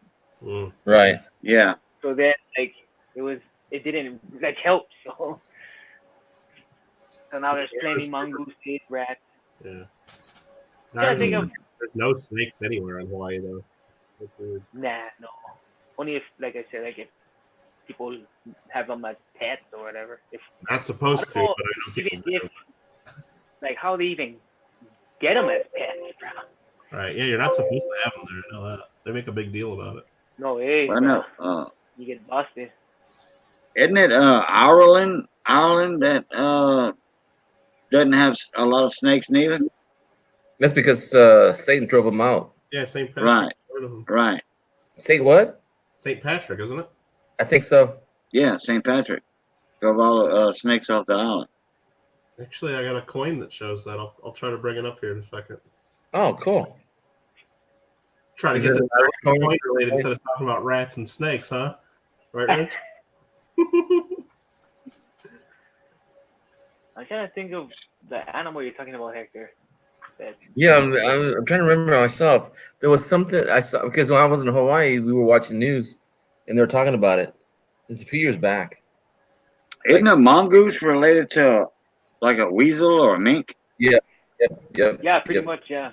Mink. Okay. Are you talking about the coqui frog? That's what it was. The frog. Yeah, because that frog has like no predators, bro. Why is that? They're not edible by other species, or just not a predator for? No, yeah, like there's no predators that hunt them or something, so they're just populating like crazy, bro. What? Good. You fall asleep. Bullfrogs. Hey, yeah. Hey, us coon asses are their main predator. Yeah, these We- cookie frogs are only like a quarter size. They're super small, bro. Oh, okay. Oh, you mean the little pissing frogs, them little rain frogs, the little green ones? I don't know if it's green, but they make these like I don't know. It's like a real irritating like noise they make. Yeah. But it was only on like the Big Island, and then now like I swear like I've seen or like certain parts where I go on Oahu, I can hear it, bro. So like they somehow got to Oahu, bro. Okay. It's so irritating at night, bro. They just go off, bro. We call them pissing frogs because if you grab them, they small, they green or brown, and you pick them up and they'll start peeing all over you. What? Oh, wow. Yeah, rain frog. We call them rain frogs. And you can hear them all the time in the morning or right before it starts to rain. You can hear them. You know, not a deep voice, but the high pitched like that. Yeah. What's that one animal that makes that noise?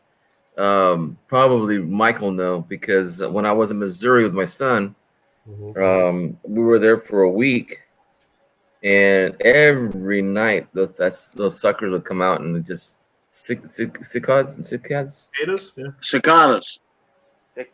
What was that again? Cicadas. Man, they make racket. Oh That's a bug, huh? Yeah, cicadas. Yeah, locusts. They're a Yeah. form of a locust. Those things drive me nuts. Oh man, I'll tell you what. If you ever find one that's coming out of its shell, they get on these big oak trees we have down here in South Louisiana. These big live oaks that are like 800,000-900,000 years old, huge, and their branches go all the way to the ground. If you ever see one coming out of its shell to molt, I've seen 2 of them, so I was blessed to see that. They say nobody hardly ever in their lifetime, but maybe once every 100 years or 200 years to see that. Weird. You know, Wow. that's how rare it Good is for you to see one coming out of its shell. Isn't it? Don't they live a long time? I have no idea. Yeah, I'm not sure. Google. There you go. Yeah. Hey, try not to use Google.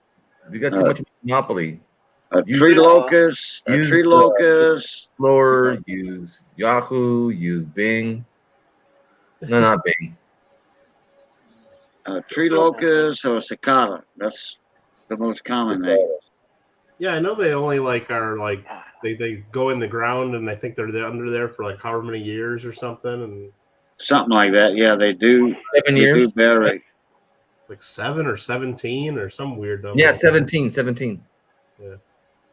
17 years on the ground. Mm-hmm. Hey, I'm on private chat. Someone Roadrunner coins. Yeah, I don't know if he was trying to get in here. Rich fell asleep. It sounds like because he was not No, bringing. I'll let him. Oh, he's not asleep. Oh, he's not. No, you just said hi. Oh, okay. Hey, Rich, we'll bring up my screen. I was going to show him this coin if you can. Roadrunners hungry. I don't think I have Roadrunners coins. Yeah, there's that one with St. Patrick driving out the snakes. Oh, that's cool. Oh, that's nice. Yeah.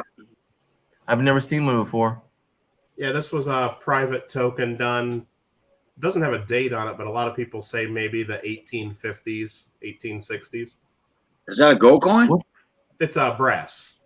Oh, okay. It says price 25 cents. Yep, that's what the covers. E.P. Furlong, Fulton Street, New York, 92 Fulton Street. St. Patrick Salve is what he made, and then it's the design he used. Wow. St. Patrick Salve. Like an advertising token. Hey, do you see the word salve? Mm-hmm. That's Latin for save us. Is that what that is? Okay. Yeah, I took Latin when I was in grammar school. Yeah, so that's. Yeah, Nice. they didn't put a date on the NBC holder. They didn't put a date on it. Michael, some tokens are actually can be graded for mint state. Sure. And so the value is in its age or its. I mean, just like anything, the token it's valued based on how rare it is, and then also on how much demand there is for it. So one here with a cool design like St. Patrick and the Snakes is more in demand than if it just had the guy's name on it and just the advertising information. So it's all about just like anything, demand. But then condition matters too, of course. So I should say my Chuck E. Cheese and my Straw Hat tokens in. See the I'm kidding. I'm kidding. No, but there's so many of them. You know, that's the yeah. That is nice. I like that. Not a lot of them. But, yeah, there's all kinds of stuff.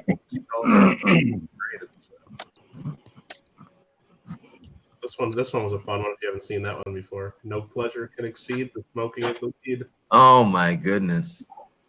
I'm back in the show. Okay. I didn't know that. 1860. Yeah, that was an MS66 Brown. Real high grade.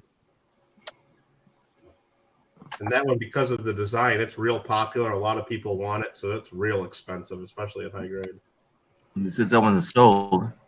Yeah. That was an MS66. Is that set for MS66 Brown? Yep, that was $5,000. That one was. Oh, jeez. Yeah, that's a good one. Real popular. Yeah, if you can find, they've made some of these in silver. When you find them in silver, they're just even more expensive. Learn something every day. Yeah, we were just talking about that St. Patrick's thing, so I figured I'd show you guys that. So that was fun. No, that's cool. Oh, we have 6 people in there now. Yeah, it looks like Roadrunner got in. Yeah, hey, I was able to hop in. Beep beep, Roadrunner.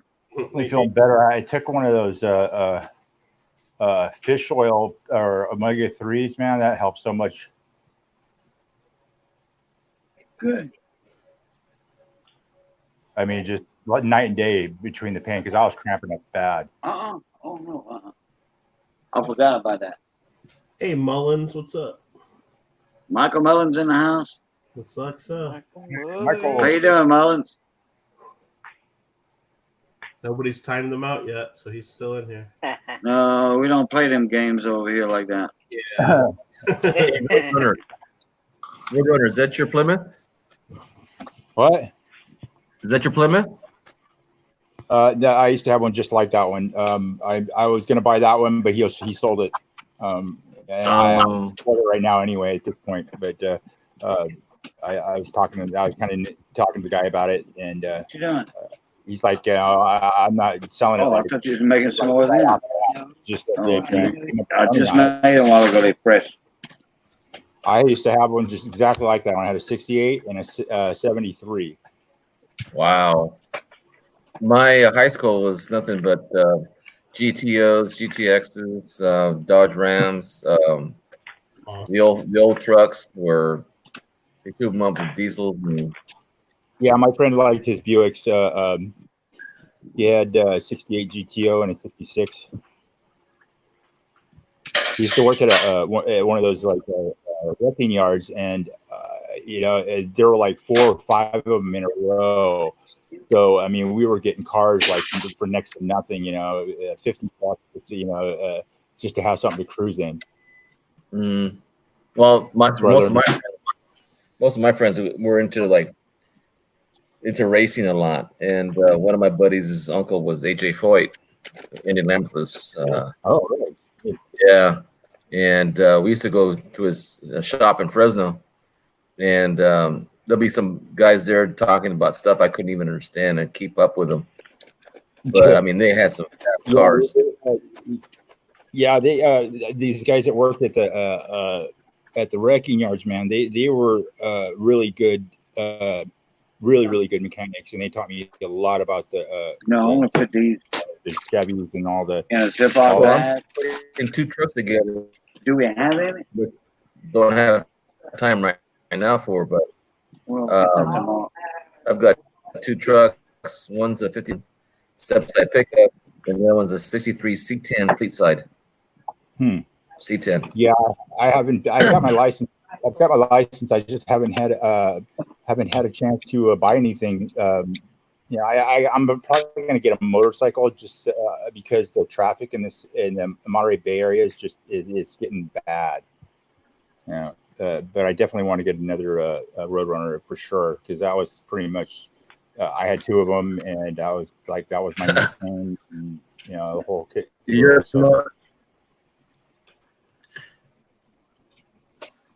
in Monterey area?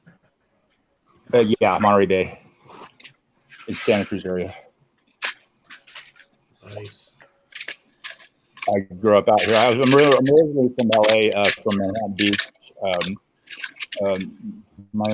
My mother decided to move us as a family up here because she got a good job. Number one, and two, my brother and I were starting to get in trouble in LA. Yeah, give me a little. As a matter of fact, I think he's actually got some Pancho Villa blood in his. Rich and having issues with. That guy's or is it me? Anybody hear me? Huh? You broke up a little bit, Hector. That's right. I might as well stop that one. Hey guys, if anybody's wondering about, remember I was telling you all about the Gratons, the Cracklins earlier? Mm-hmm. If anybody's wondering about that, no.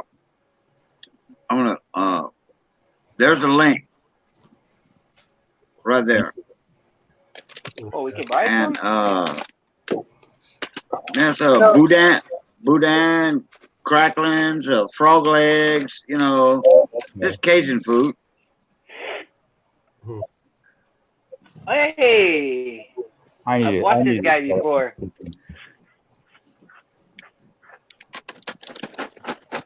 See, I got some killer.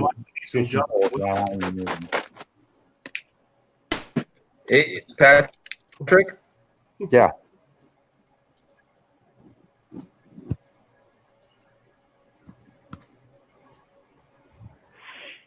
Hector, I think you're breaking up again. I need some fast food or something. I'm hungry. Patrick, did you say you're living in the Monterey area? Yeah. I'm in Fresno. Yeah, I go down there, that area. I go up to Lake Isabella at least twice a year. I used to go to the fishing tournament up there, but I'm not very far from you, but yeah. No, What kind of fish you guys catch there? I ran all over California to tell you the truth, but I pretty much this is pretty much where I grew up for the most part, the longest. I got family in Madera and Lake Isabella and I go to Monterey at least. Jackson. Hey, Cajun. You ever tried beer? No, I don't think so. I've been to Berryessa a lot. I used to go to Calero and then over the hill, and they don't let you run too many lakes around here anymore. That's it kind of sucks, but I understand that you can't be running leaky boats over it, an ecosystem like that anymore. Hey, Cajun. Yeah. What is Bowden? Boudin. Boudin? Yeah, Boudin. Boudin there? Right. Boudin. Yeah, what is that? Yeah, it's type of a sausage. It's made with pork meat and rice, and it's stuffed in a casing, just like sausage, with like onions, green onions, the onion tops. Mm-hmm. Pork and rice. It sounds like a Hawaiian dish. Pork, rice. There's liver. There's liver in there. Hog liver or beef liver. Some people put half and half of the beef liver and hog pork liver. And then you mix all that up, and then you stuff it in a casing, a sausage casing. They show it all how to do that on that video, in that link I put in there. They show how to do hog cracklings instead of the pork rinds like I did earlier. You know, like these right here, the pork skins I did earlier. They already put them in a Ziploc bag. That way can stay fresh. Yeah. Morning, Jeep and John. Jeep and John's in the house. I'm Mr. on W. W King. Hey, What up, Jeep and John, my Jeep and brother. Go Jeep yourself. Jeep and John knows what Buddha is.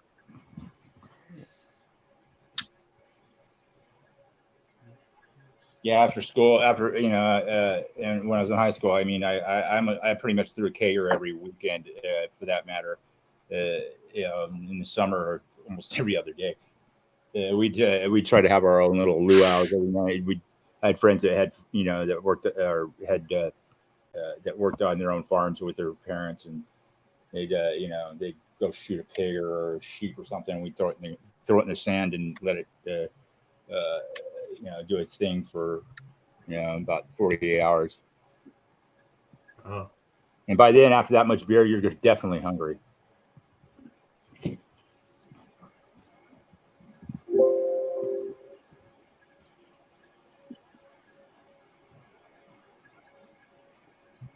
It's almost 6 o'clock now. I got to find something open with some food. I'm definitely heading out of here in a little while. Oh, I remember one time my aunt was sitting around with dinner to come around, and we saw these chickens walk lunch. Huh. Well, I mean, we have Starbucks or whatever like that, but I'm just not into I call them $4. You can't walk into that place without spending less than $4. No doubt. Oh, you know what? I have an old saying about Starbucks. I do. Hey, people complain all the time about the price of gas at $3 a gallon. But the same people are going to go to Starbucks and spend $5 or $6 for a big cup of coffee. Yeah, they're spending 30 or 40 gallons on $40 a gallon for coffee. What's up with that? Hey, I wish I was paying $3 a gallon, man. It's the convenience. I personally like my own coffee, and I don't really drink too much coffee. I prefer tea, just any regular Lipton tea, as long as it's hot. Right. I don't go foo-foo crap. Hey, Sha, how you doing, Mama Lou? The occasional,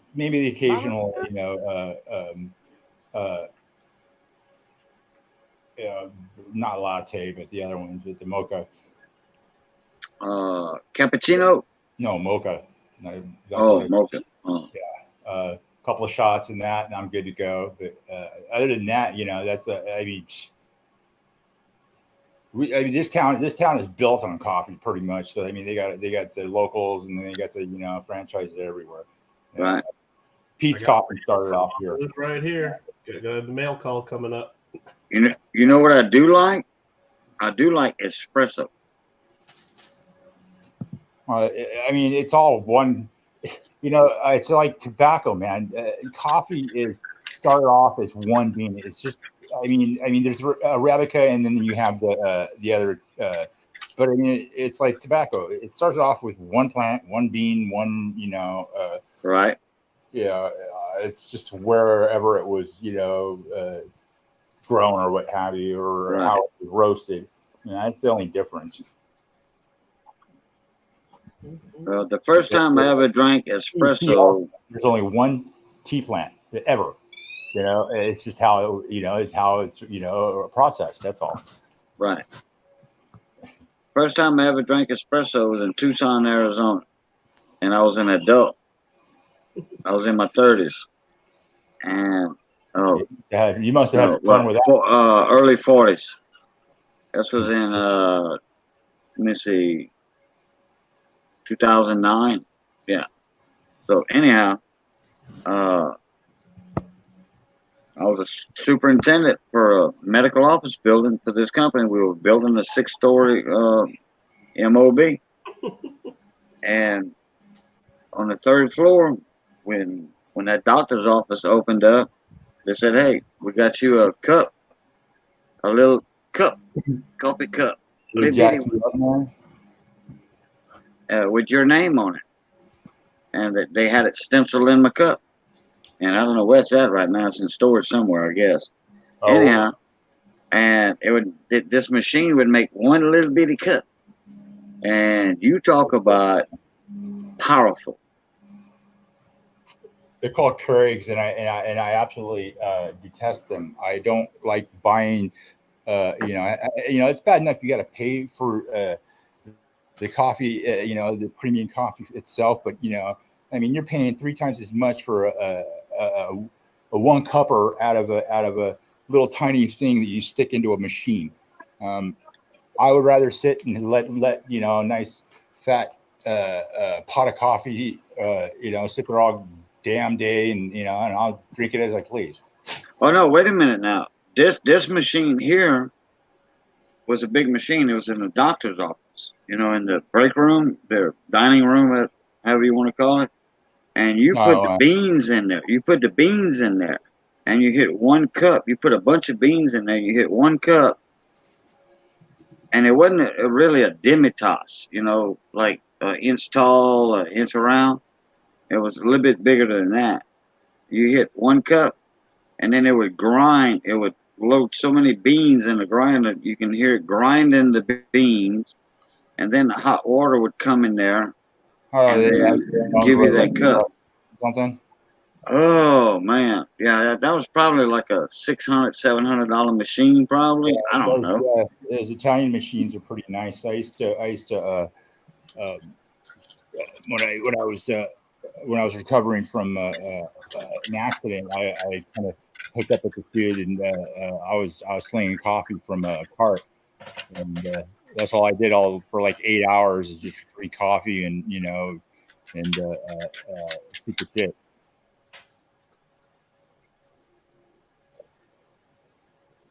Good way to network too.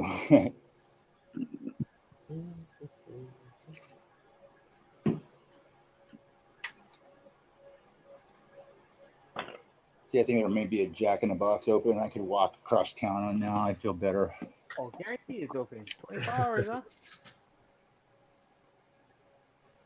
Hey, has anybody noticed that Sheldon's audio was lower than when he was in here earlier? Is it? Didn't even notice. To me, it is. Sheldon's audio is lower. I switched my Bluetooth. That's why.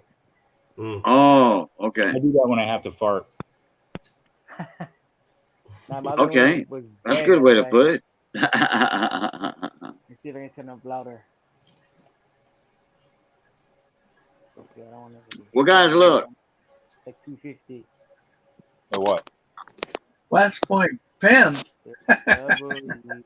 It's almost 2 o'clock over here, man.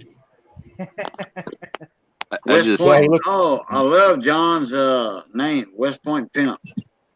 Yeah. I just saw Lake House Beast did a post on me like 3 or 4 days ago and made me a sticker. It's hilarious. I seen that, bro.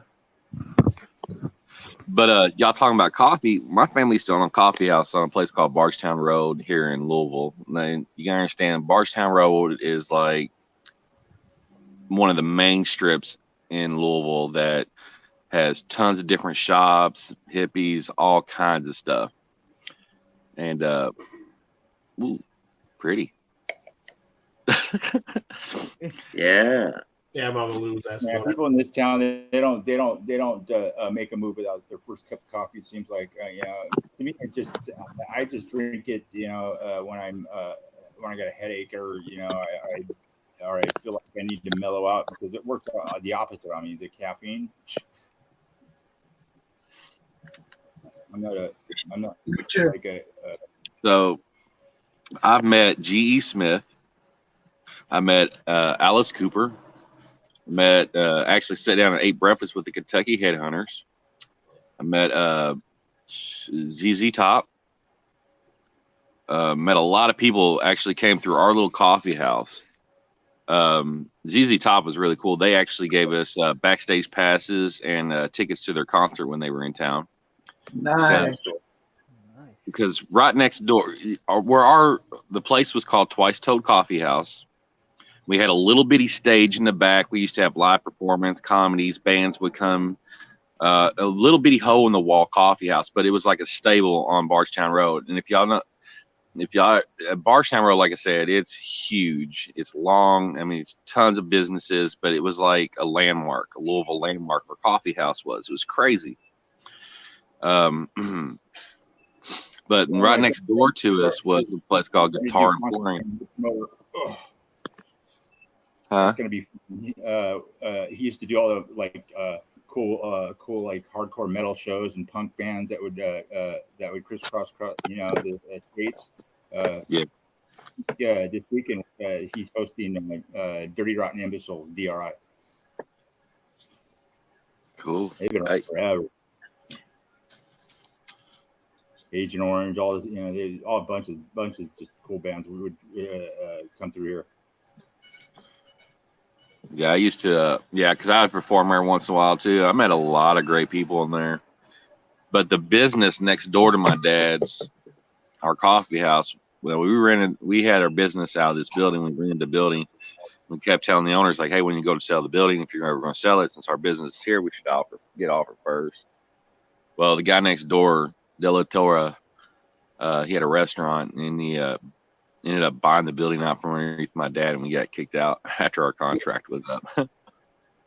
Oh, you can't go wrong with coffee. I mean, as far as business goes, these days, geez, as long as you're established and you could sling it every day. That's it's good business to have. I enjoyed it so much. I gave up basically my weekend. I would give up my Friday night so I can go work in there in the morning. I wouldn't party Friday night so I could be there Saturday morning to work and stuff, just to help out the family. I loved it, man. It was great. I loved it. I mean, the culture that came through that place was amazing because up front we had a library. The only hard part about that job is because some people are pretty picky about their lattes and their steamed milk. That's about it. Once you perfect that, it's all good to go, man. I hardly had ever any problems, man. It was amazing. I mean, like I was saying, you can have a guy in there in a 3-piece suit playing chess against a guy with a 3-foot mohawk. Yeah. I mean, it was just a mashup. It was just, I absolutely was amazed and loved it, dude. It was just the cultures that came through there. It was just. I'm kind of talking about, these Parisian, or Italians, from Europe that, that just, have to critique everything you do, no matter what, it pisses me off sometimes. When 9/11 happened, I had a girlfriend. She was in Paris when all that went down, right? And this French chick Parisian chick just said the wrong thing. I mean, she's all, stupid Americans, they deserve what they get. Oh boy, my girlfriend beat the crap out of that woman. Ooh, yeah. Well, nobody likes the French anyway. It's like, oh my God, what makes you so much better than the next person, or or the guy standing next to you? What's your problem, dude? It seems like it's it's infectious with certain cultures. I don't see any. I don't see like as a major faults or anything. It's just kind of rude, though. Acting like that, you're better than the next person now. But yeah, that was kind of funny when they still have the video of one of my girlfriends beating the crap out of that chick. Hey man, you don't tell somebody that somebody deserves to die, from a terrorist attack. That's what really made me. Well, didn't they get attacked too when they took that bus full? Didn't they just run through the crowds of people on the streets or something? Wasn't that in Paris? No, well, when It was France. this is what I'm talking about. What happened with my girlfriend at the time? Oh. Yeah, they were all watching what was going down, and she was getting ready to fly back, and it just turns out they had to grab everything, and then this Parisian chick just said, yeah, stupid Americans, they deserve what they get. Come on. Yo, man, set her off like you wouldn't believe, man. I dated tough women. I mean, tough chick. I'm kind of a rocker type, and I date the same kind of girls, as far as rocker chicks or metalhead chicks. So they didn't take crap from nobody.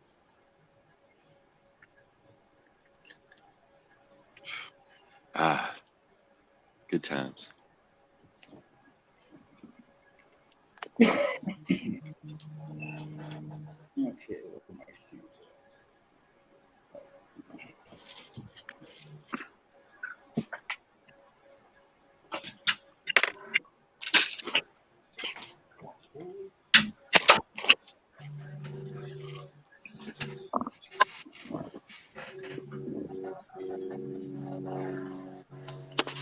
There you go.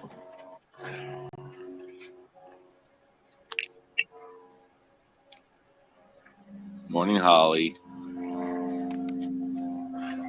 Morning, Dana. Good morning, Dana. How you doing?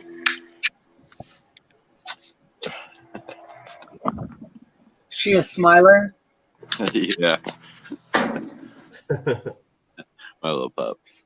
We had an old English sheepdog that smiled, scared the heck out of everybody who didn't know her, but she was just a big sweetheart.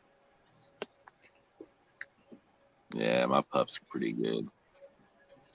They've been sick and they're just now starting getting better. Oh, that's good. That's good. I was going to ask you about that earlier. Yeah. Why? I just don't get sick. I used to all the time when I lived in LA, but when I moved up here, I have maybe once every 10 or so years. It seems like.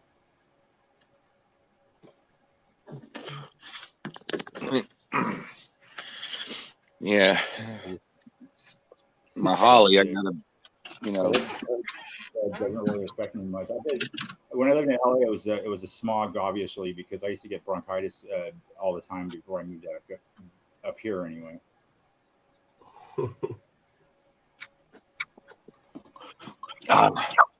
So my one day off, what am I going to do? Oh, I know, clean house, do yard work. Yeah, exactly. Work. Go through some coins. No, I don't even have anything to go through. Oh, okay. Yeah, I got to go back to my LCS today. He bought a bunch of Morgans and all kinds of stuff. I had a chance to go through some of it. Morgans. You need to talk to Rich. Some of the Canadian brothers, and as far as points, silver or whatever. I'm going back for some silver, American silver. I got to go see how much silver I have.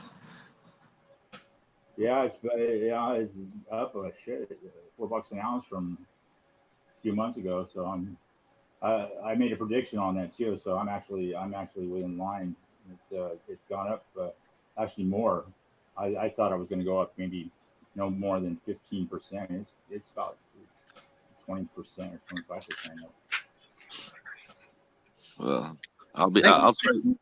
I gotta go see how much I got. I gave a lot away already, so I was like, ooh.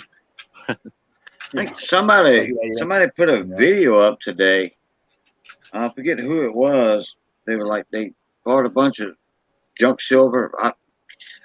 Excuse me, not junk silver, U.S. coinage silver.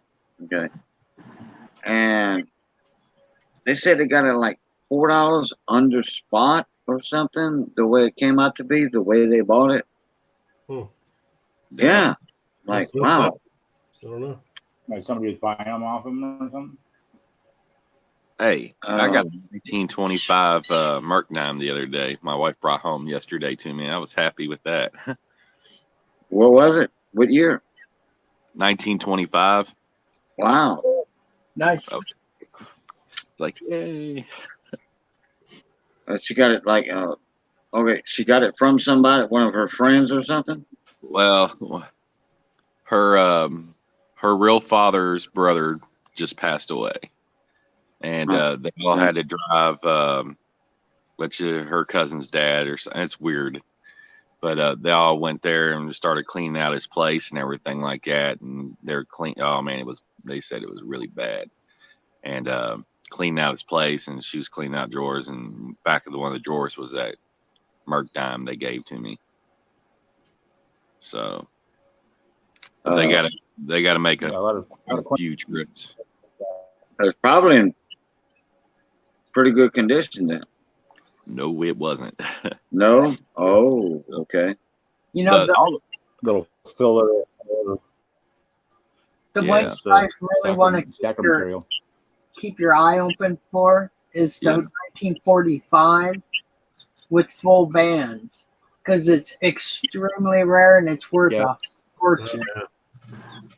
A 45 I still can't believe that one is $6,000 in MS63. Damn. Yowza. David Lawrence were the coins. They sold a 38 for $300,000. Yeah, that was just insane. I have. I got people though. I didn't get those Merc dimes. I really want to clean them because I just want to use them as book builders, but it's still I kind of don't want to ruin them. But they're so black. It's like. Do what you want with it, man. I'm not gonna knock you for cleaning a call. Yeah. Hey, if you want to build a book up, that's cool. You just get your hardcore people that Yeah. Just make sure you use the right material. Don't use some of these jewelry dips or that kind of stuff. Use that acetone or MS70 or one of those guys. Yes, I haven't even looked into the stuff to do it with yet, but I really like to feel those Merc dimes, and like I said, start a book. Crap, I went as far as using what was that? The flux, and just heating the crap off of it. As long as you don't, as long as you pull it off. And right away, it's okay.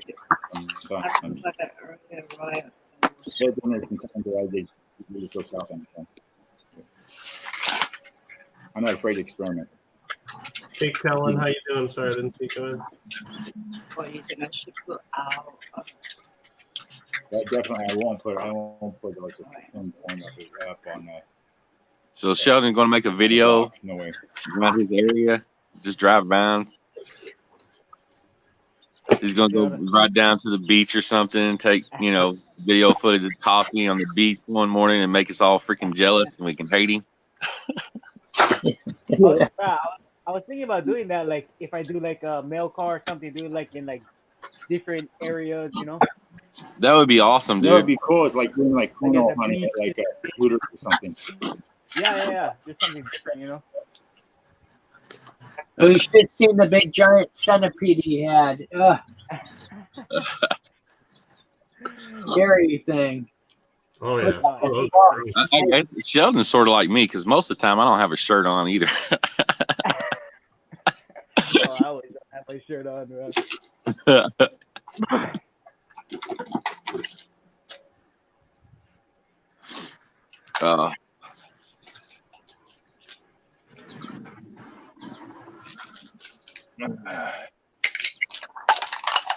Rich, I can pull up something that shows full split bands real quick if you're having trouble finding. Oh yeah, perfect. All right, here, let me share my screen again.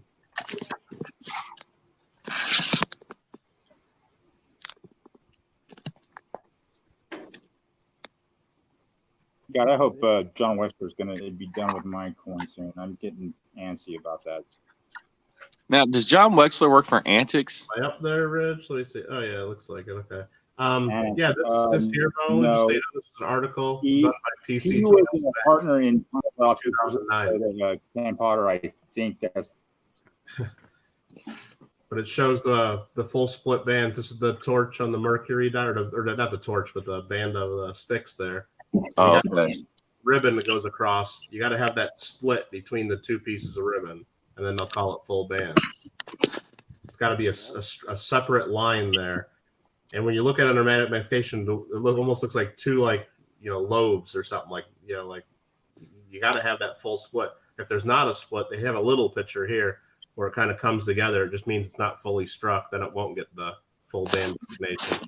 Oh, okay. And it's the 1945s. You almost never have that straight line across there. A lot of people do try to fake these too. They'll find one that has like the separation or that comes together, and then they'll kind of like you can use like a razor blade or different kinds of tools sometimes to make the split. But usually the graders and the grading companies can tell that pretty easy. But a lot of people can't. Yeah, and when you look on the PCGS website for their 67, do something like that. Speed it up. it's one that has broken band. The band's not full, but they got the grade. Sometimes that happens, yeah. But yeah, they show a little picture here in this article, but it's not the Yeah, best. but In fact, you can see better pictures. if you have the designation, please. Just tell it. So 1945. I'll keep my eye out for that. I gotta figure out. I gotta go through my diamond. They made hundreds of millions of those damn things, and the Apple guy just completely they didn't take care of it, I guess. Like a 64 with full steps. I'll give you guys one of my sob stories. I found a flip that was set up for a Mercury dime, and it said 45 full split bands, but the dime was missing. I've been looking for it ever since, but I think I sold it. Oh. So, but it was like a 61 or 62. It was a lower grade, but doesn't matter. Still big money. And you can get really big money on a regular 45 that doesn't have the designation if it's really close, because there's some collectors out there that just want, to have it in their collection, but they don't want to pay that huge premium. So if you're looking around at a bunch of 45 Merc dimes, pay attention to that area. You can find them that are like 90% of the way there, or you can even find ones that have the full split bands, but there might just be a tiny mark or a hit right across them. So where PCGS won't give it the designation because there's a hit blocking the bands a little bit. Yeah. But there's collectors out there that'll pay like double or triple what the coin's really worth just because of the strike. If you advertise it that way, at least. Parker says, "Ew, it's Jeeping John." Yeah. Put yourself out there for me. But yeah. Hello, Parker. Ain't it his nap time? Or is the daycare's closed? You too, motherfucker. That was Labor Day. Yeah, day off. Oh yeah, it is Labor Day. No why the hell they clean the streets out here now? Jeez. I can't wait till tomorrow. Awesome. Dip what? That wasn't even dirty. Damn unions. Awesome anniversary. So Sheldon, y'all got any West Points out there in Hawaii? I don't know. I know negative Silver on that. Nitrate was finding some before. Maybe Yeah, some Silver fun. Nitrate's not quite good. No, you had it right. Yeah, he's out there. I'll have to get you a set together for you, buddy. Oh, right on. I think they're first. I got one. The low one. Name.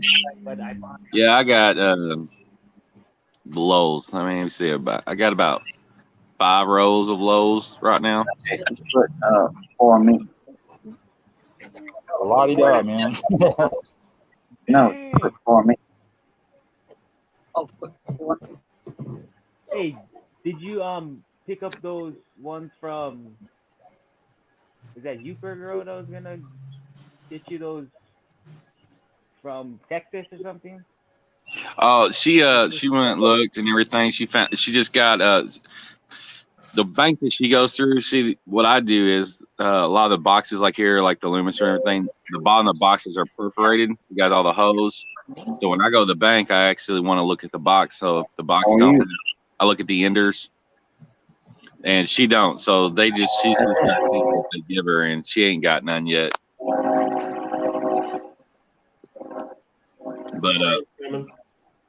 But yeah, I need to find the. There's like 3 days left or something like that for the new ones to have in for first week discovery.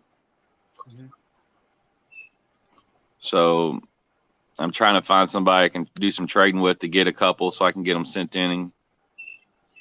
Because I'm trying to make a set of first week discoveries for me in Dodger 455.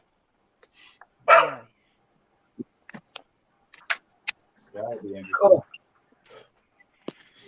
But it's not been that easy, believe it or not. Hey, Parker, how you doing, little buddy? Parker's probably talking smack at me because I can't read chat. No, not so far. I'll put it up. Yeah, I didn't see him here earlier. I was talking with Missy just now. Oh, here you go. Keep it, John.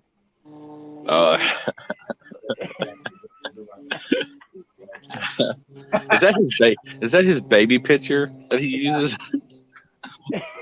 I don't know. He got that Batman thing. I bet it is. In a bathtub with Yeah.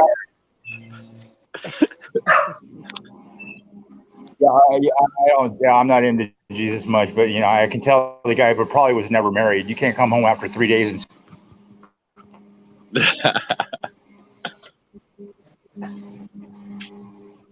No, I've used a lot of excuses. Yeah, why don't you 12 losers go get a job? They're not losers, they're my disciples. They're losers. Okay, that's my rant on religion. I'll catch you guys later. Thanks for keeping it short. Have a good one. All right, later.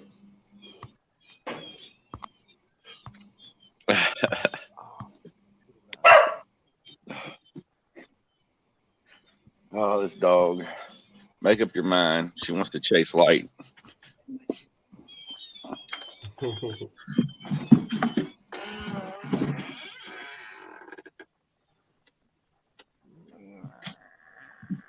you coming? Here, I'll show y'all what she's doing. Hector, you're still in the room? Stream room.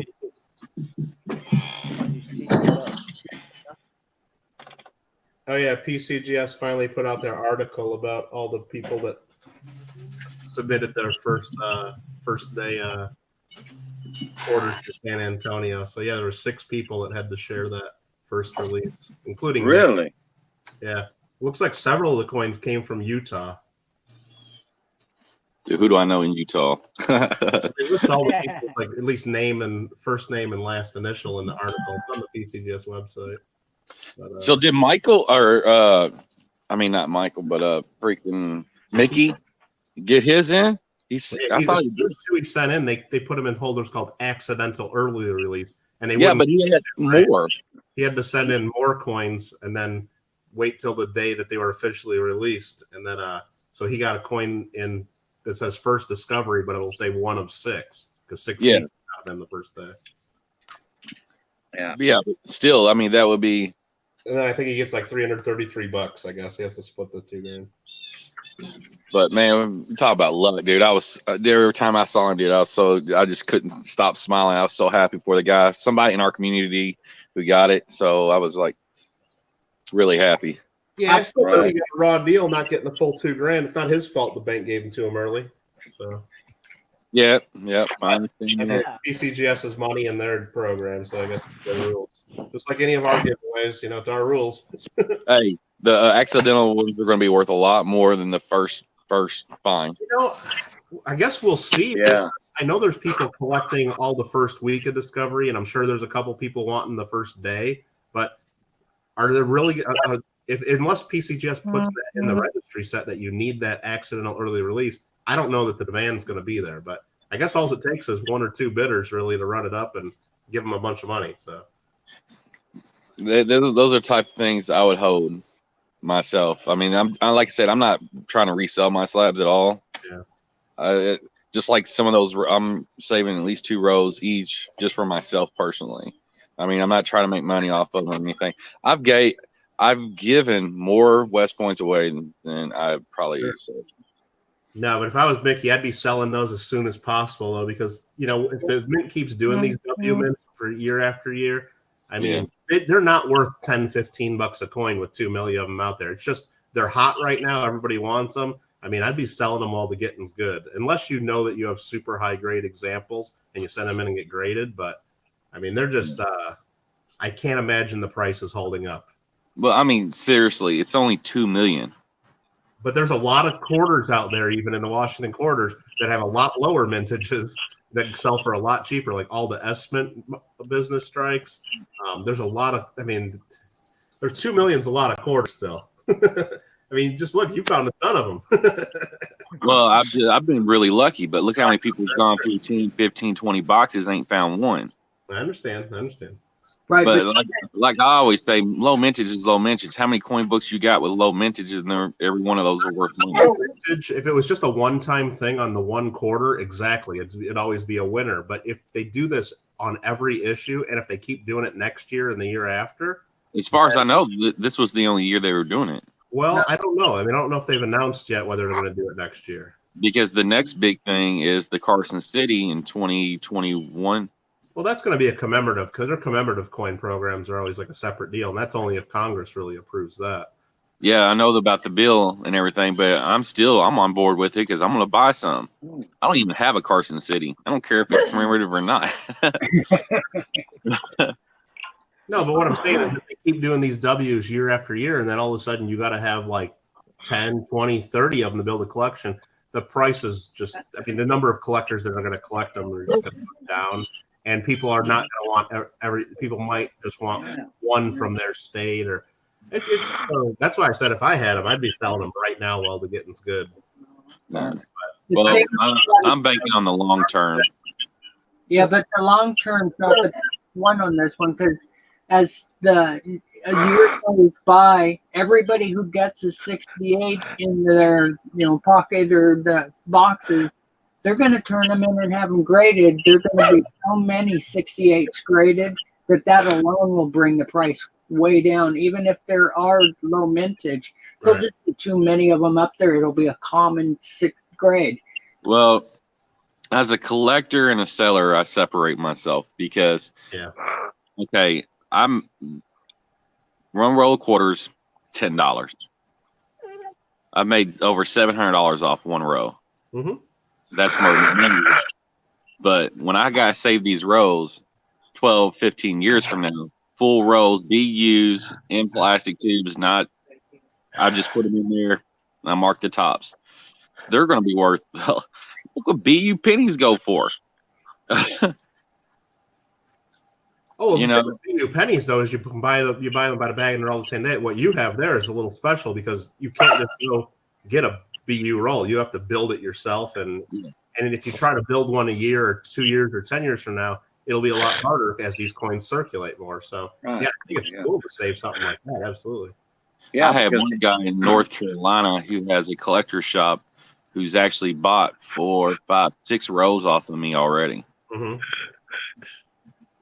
Oh, I might have mentioned it. I don't know if you heard it too. I got a dealer here in Southern California. I know he bought the whole $50,000 bag from the mint just so he could get a bunch of the W quarters.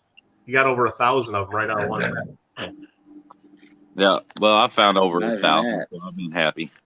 He had to spend $51,500 plus shipping to get them.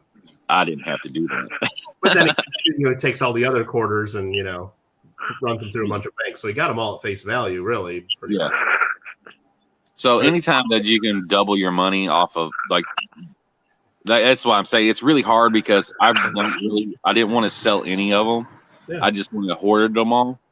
But then again, it's like a lot of my debt paid off. Well, no, and the thing, John, too, is whenever you get like a score like that where you have, I don't know how many you even have, and I don't need to know, but when it's a certain quantity, it's always awesome just to maybe sell a certain percentage, and then all of a sudden you're in the money. Everything else you got is bought and paid for. It's all free forever for you. And it's like, so there's a lot less pressure to just get rid of it, and whatever happens, happens. And you know, and then maybe if it goes up and it's all of a sudden worth 10 times as much, maybe you sell a few more, but you still hold back a percentage. It's awesome. Yeah. And, hey, what's going on? Mon ami, Ken PV. Like I said, that score is the biggest score I found. I was one away from 200 West Points in one box. That was like, that's epic. I was pulling rolls that had like 14 West Points in them. I was like, Jesus Christ. I was like, and every one you find is like you're giddy, just like you found the first one, dude. It's like, That was a box right off the top of the bag for sure with all those, because that's awesome. And Dodger, he found he had a box because we actually bought 2 boxes, but we sold a box to Dodge so he can have some to go through. Yeah. He found 102 War in the Pacifics in his box. Wow. You know, it's like, man, he just beat mine because my box before that I found 96. Yeah, I found 96 West Points in the box before. And I was like, oh yeah, I got the biggest box. And then he got 102. I'm like, crap, how are we going to beat 102? Like you said, the next box you could then find. I got a freaking 199. I'm like, beat that. Raise the bar. Yep. Hey guys, I'm gonna jump off of here. I'm gonna get me a little bit of something to eat, I think, and then take a little nap. And Ken PV's in the house, so I'm gonna make room for him. So I'll catch y'all later. All right, have a good one, Cajun. Take care. Y'all have a good one. Enjoyed it, y'all. Y'all have a good one. Later, mon ami. See you later, Cajun. Pluto.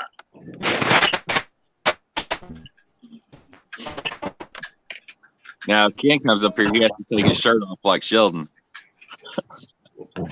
Well, I'm going to go have some breakfast too before I see that. I tell you what, guys, I'm gonna before you lose it. Yeah, I'm gonna go grab something to eat too. He said he's not dressed. He hasn't had his coffee, so. West Point, is that you, Matt? West Point, is that you, Matt? Jeepin' John. Jeepin' John. Yeah. Wow. I think the first time I seen you today. Anyway, I need to go get some meat and get a little bit of more sleep before my wife wakes up. We do that honey-do list. Oh, trust me, it's my one day off, and I got a lot to do. Well, sir, only 2 hands at a time. 2 hands at a time. Your day off, yeah. Hey, Rich, I'll talk to you later, okay? Sheldon, be good. And Michael, I'll talk to you later. All right. All right, bye-bye. I think I'm gonna do that. 3:30, man. Oh, it's early, buddy. You're young. You're young. You got that. Yeah, keep in mind, we just all went through what you're going through right now hours ago, and we're still here. No, I went to bed early last night, and I woke up at 3 a.m. So I'm just starting my day. These kids, I tell you what. Pretty much. Yeah, but yeah, I'm gonna dig, bro. All right, Shell. It's good seeing you, bro. Take it easy. Talking to you guys, bro. Later. Peace. We got the Rosie. A little toning to it, doesn't it? Yeah, that other side's really neat. Is that from a roll or from a mint set, or what's that from? No, that It was a second from the end coin where I find my best ones. Why did the ones on the end just get too like hazy and bad looking, or? Yeah, they get almost brown Yeah. for the bank rolls, the shotgun ones. So normally it's the next couple coins that have the great color. I think it's because it didn't get the chance to get the air quickly, so it took a long time to build nice color. Yeah. But I'm not sure. I have to look up those 2 silver quarters because I don't know nothing about them, because these are the first ones I've ever found, and I got to see if there's some stuff that I need to look for on the 58 and 64. Like just regular mint steak quarters, you mean? Yeah. Yeah, you want to look for at least on the Philadelphia ones, you want to look for the Type B reverse, which is like the proof die reverse. Yeah. If you look that up on Google, you'll be able to find it pretty easy. It's Google is my friend. A of dollar, and where the stuff it's a little bit better variety. And they're in the cherry pickers guide. They're all like FS 501, I think is the number. I'll just post it in the coin op. What's this worth? What is this? No, that's what you do. You take a picture of it and you send it to you send it to what the Check My Coin one, Professor Peavy, and then I do the email. It's like Check My Coin at Yahoo or something. Yeah, I can irritate them. Exactly. I have a coin. What's the worth? Yeah. Exactly. I'll do it myself. That's how I learn. Oh, believe me, as soon as you start putting your email address out there, or if you have a website, I get emails from people all over the world just taking pictures of just their change saying, hey, do I have anything? It's like, oh, come on. They try to be nice to people. Hold on.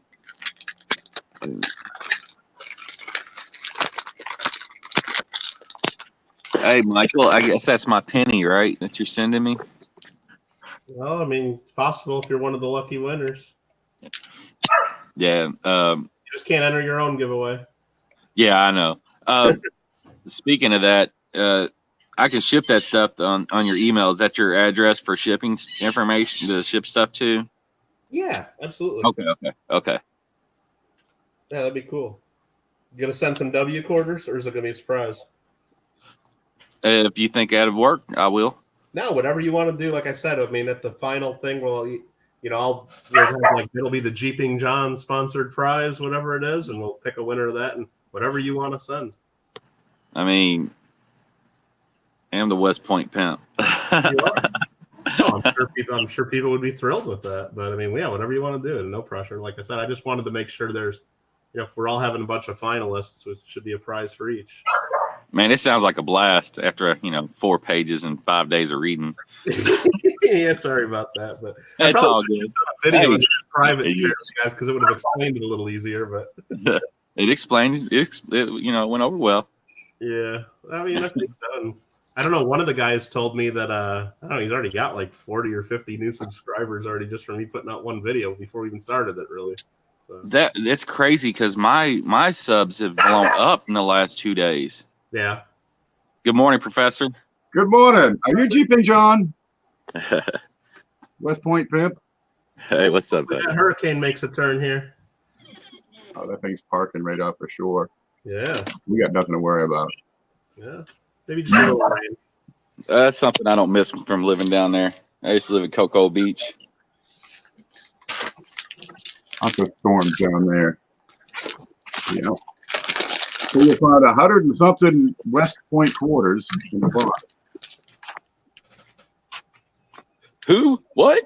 You. W quarters. You found like a barrel of them. I found 199 in my last box. Outstanding. Wow. I don't know what you're doing here. You need to go get more box. The banks are closed. Trust me. My one day off. You gotta understand, guys. It's not. I'm just going to one bank, dude. We're hitting 30 or 40 banks. We've drove up to Ohio, Indiana. I mean, I got people out of state looking for me too. They probably got posters of you in the bank. This guy wants quarters. You see this man. But yeah, I mean, there's been a lot of work trying to find these. I mean, it's not. Like I said, as many boxes we have ordered a week. I mean, it's like 8 to 10 boxes. And some of the banks, we just have to take the boxes they give us. Some banks we've got a lot of good rapport with, and they'll actually go back and go through the boxes for us. Right. Be like, oh, these ain't new, blah, blah, blah. And, some weeks I get maybe one box. Last week I got none. But it's like, even out of I just ended up going through 3 circulated boxes and I found a bunch of proofs, errors, silvers for my first time, and I found some West Points in the circulated boxes. So I was excited. That's tough to find silver in a box of quarters. That's for sure. That's awesome though. And yeah, I've been through so many boxes, and when I found 2 in one box, that 58 and 64, I was ecstatic. I was like, I'll take that over a West Point any day.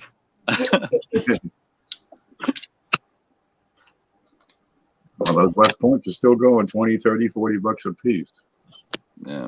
I mean, that's cash money. Now, Mike, you're giving away a 1909 SVDB. Yeah, you want it? Right there. I don't know where I'd put it. I'm definitely going to enter on that your one. desk and you'd send it to somebody. Yeah, that's an outstanding thing. I like to see the bar being raised.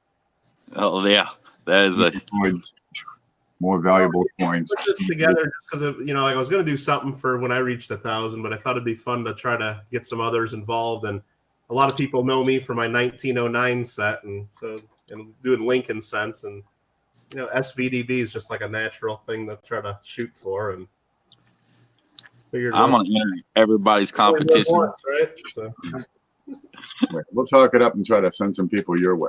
no, really appreciate that for sure. That'll be slick. You did a great job on that coin seminar weekend.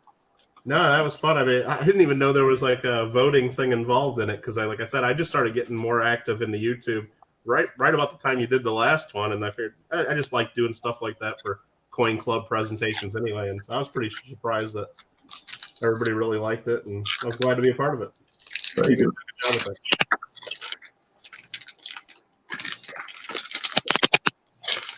Rich, you're going through dimes today. No, I had one really nice toned one I was trying to find, so I could just leave it up and give everybody something to look at. But since I don't show my face, I try to show something to keep people checking it out. Yeah. That's my morning project. Day it's dimes. Yeah, my project for this morning is getting this desk cleaned off. At least 1 square foot of it. This stuff here, I don't know what's here, dude. It gets messy. What do we got here? We got Beavers, we got Morgans, we got Ikes, we got Indians. There's a bunch of Buffaloes that came in. I ain't even opened that package yet. Oh, jeez. Yeah. Yeah, the stuff comes in. You pick it over. I find 1 or 2 coins that are special. A lot of times that'll pay for the whole darn package. I can just sell the rest off at fair price. Works out pretty well that way. I don't even have a Morgan yet. The only Morgan that I had, I bought a collection off a guy and I gave the Morgan away on my live stream. And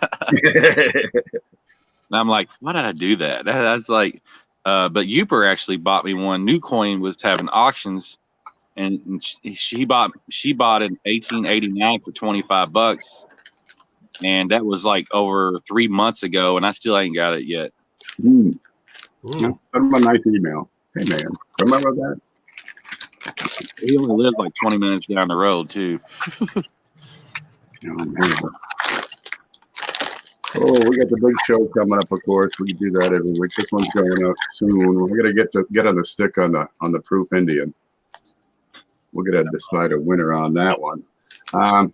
People have entered. I got about 200 people entered or qualified, so we got to disqualify all but 4, and then I got to put together all the trivia questions. Won't have us a coin Jeopardy. Oh, my answer will always be taco. Taco, what is taco? I'm a noob. There's a reason I watch your show, Ken, so I can learn. Ken's gonna rig it and have a question that the answer is taco. I see it. The answer must be in the form of a question. What is taco? What is a taco? What is taco?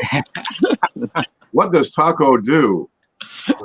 Now that Indian scent's so pretty, especially when you eat that reverse with the frost on it. I mean, to get the cameo look on those. Oh, that is bad. There aren't many of those around, I can tell you that. Oh no, this is common as dirt with 484,000. What's the mintage on that one? 1400. Exactly. I mean, and not all of them are around anymore, and certainly not all of them are in 64 brown with some frost on it. I was looking at the figures in the past day, there's actually a lot of these surviving.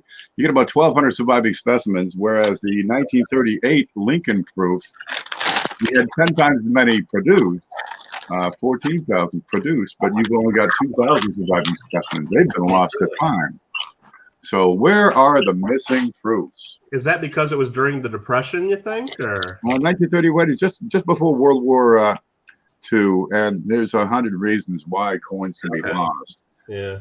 You lost a lot of people, first off, and along with them goes information.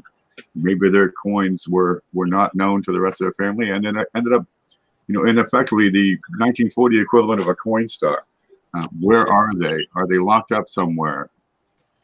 You're talking, what, 12,000 coins? 12,000 instances of these coins, just where'd they go? Well, there's a subject of study.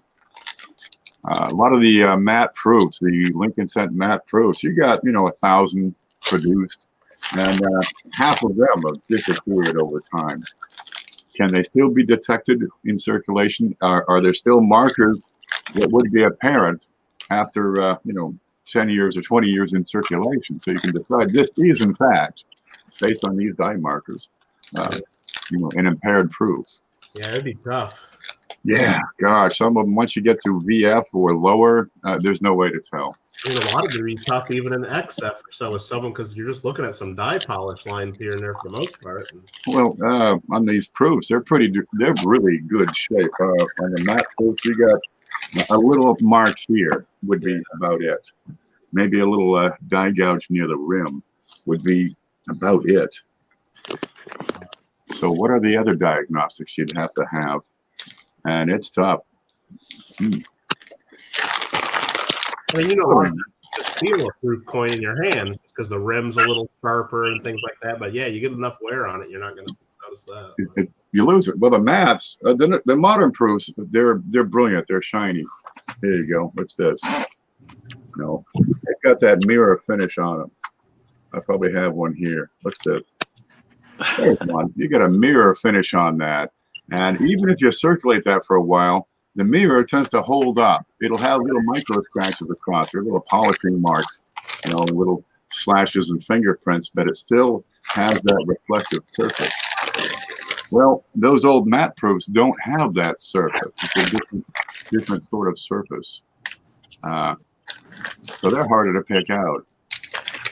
Well, we'll look and see if there are other ways to identify them, but they're not really showing up. They aren't being found. Where do they go is a big question. Yeah, I don't think I've really seen like Lincoln matte proofs. I don't even know if PCGS has really graded hardly any that are circulated. I think I've seen one that's approved at P8. You're looking at a couple of hundred. They don't tend to be red. Back in the day, they used to pack them and ship them wrapped in tissue paper. And the tissue paper itself was a high acid paper because of the production methods of the day. It's gotten better, and the paper isn't as acidic.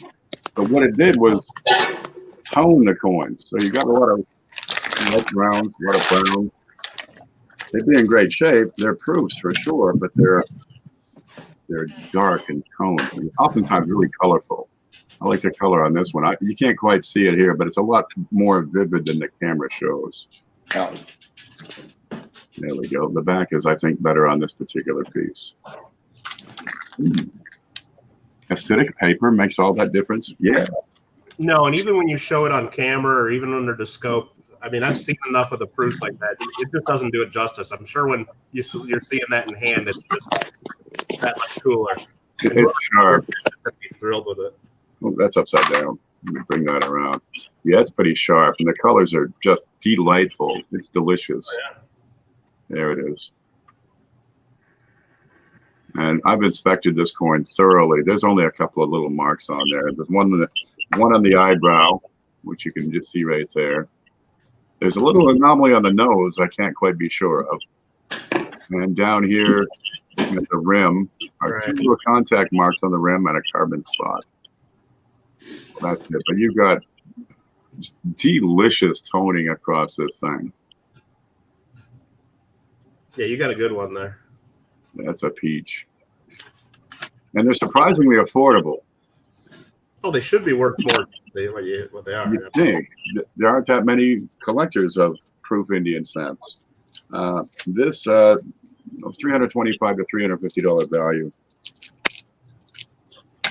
But there's so many more collectors of Lincolns. That's why the SVDBs are up there. But even matte proof Lincolns are still affordable. They can be had for a few $100s. Oh, they've come down quite a bit in value in the last 8-10 years. I know that they were run up big time around 2009 for the 100th anniversary of the Lincoln set, and that's of course when I bought a couple of them. But I'm paid probably twice what they're worth today. But they're going down. It's a good time to pick up some matte proofs if you want to hold them for 10 years. Oh, there's some great ones out there. I mean, and they're worth it. I mean, they're going to hold their value for forever. Oh, the mintages, like you said. I mean, even on the highest one, like some of them, they're like a couple thousand tops. That's it. And when you look at the graded populations, it's just like they're not all survivors because, like you said, those a lot of people didn't like because they didn't really look that different to the average person, and a lot of them probably did end up getting into circulation and lost over time. They were a whole lot less expensive back in the day, a few bucks. You hate to see those things lost. There's low mintage coins out there, but what matters is the surviving population. Like the 14Ds, you get a lot of those. You got 100,000 of those survive, but only 1,800 or 2,000 in those top grades, those top red grades, which gives them so much more value. They're actually more valuable, the 14Ds, than the SVDB in the highest grade. Oh, absolutely. Yeah, because the SVDB, people knew those were rare from the start because of the whole change in the initial thing. So people saved rolls and bags of them immediately. Yep. But nobody really was thinking 1914 that, let's save rolls and rolls of these. Now, they were busy hunting down the 1913 Buffalo nickels. Yeah, something, right. They missed the pennies. Well, there weren't that many collectors back in the day anyway. And there weren't too many of the 14Ds either, so it worked out. Yeah. It's good to see some really nice key dates being passed out, being passed around. That's fun. I thought I'd jump on and say hi to everybody, see what's going on. Absolutely. Look, I gotta get some coffee going. I got some coffee late last night. Haven't opened it up yet. I'm running a little bit low. Yep. Thought I'd stop in and see how you're doing. All right, time for me to get my day going. You guys stay groovy, okay? Have a good one, Ken. Take care, Ken. Here's one of my more interesting damaged coins because of being wrapped in a silk paper. And it doesn't show up too good here, but the edge is all chrome, and some of it got really like halfway around the coin. And that's just from an antique paper being messed with the copper. Copper does so many weird things. So you're saying the paper just kind of ate into it like that, or is that just like from rubbing back and forth on the paper? No, it was a antique type of silk paper that somebody pulled this roll out, wrapped the roll with the silk paper, put it back in the bank wrapper, and it sat that way for 40 plus years. Oh wow. And it looks like it ate it here, but if you see it in hand under the loop, it looks like a chromed edge, like somebody dipped it in chrome. Oh, weird. Yeah. And strange that it doesn't show up, which is really odd. The cameras sometimes pick up these colors, sometimes they don't at all. Right. That's why I think the ones that don't show up are unnatural, and the natural ones show up. Maybe, yeah. That's really cool, though. Yeah, I've got 2 rolls of them. Somebody was trying to preserve a really nice roll. Unfortunately, it ruined them. Yeah, that's the thing. Someone might have told them to do it that way, but you don't know that what it's gonna look like in 50 years or whatever until it's too late. Yeah, the only thing I've seen that really keeps the coins really good is really pure cotton. I've seen them stuff the rolls or the tubes with cotton and keep all the air out, and those rolls are really nice. Okay. So that was the fun part about getting a collection as old as mine. It'd been in the safe being held for 40, 50 years on some of them. And that was the one thing they did really well, was make sure there was no air in any of the tubes. That's cool. Yeah, filled it all with cotton. Well, that's good to know. If I ever come across a cool eBay listing that has a bunch of rolls and I see them all stuffed with cotton at the end, though, I'll maybe put an extra bit or two in those. Yeah, and a lot of the old medicine jars. Mm-hmm. So the not the glass ones, but the old dark plastic ones. Yeah.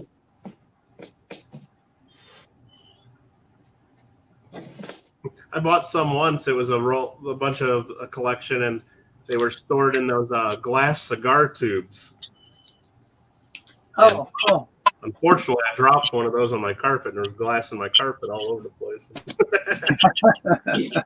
So that took a little while to get that cleaned up.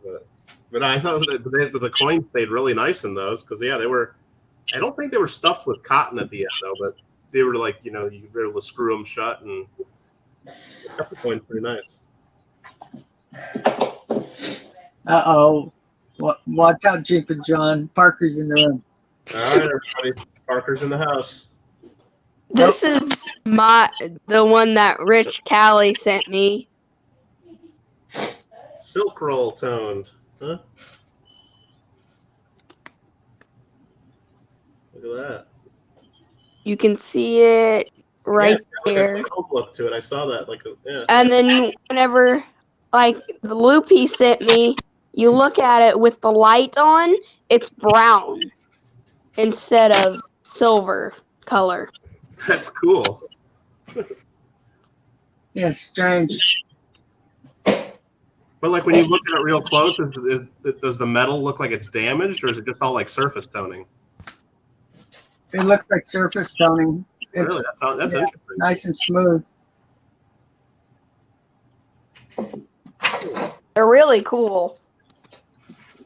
Yeah, as soon as I get my good SLR working, I'll take some pictures of these and put them up so people could see. Yeah.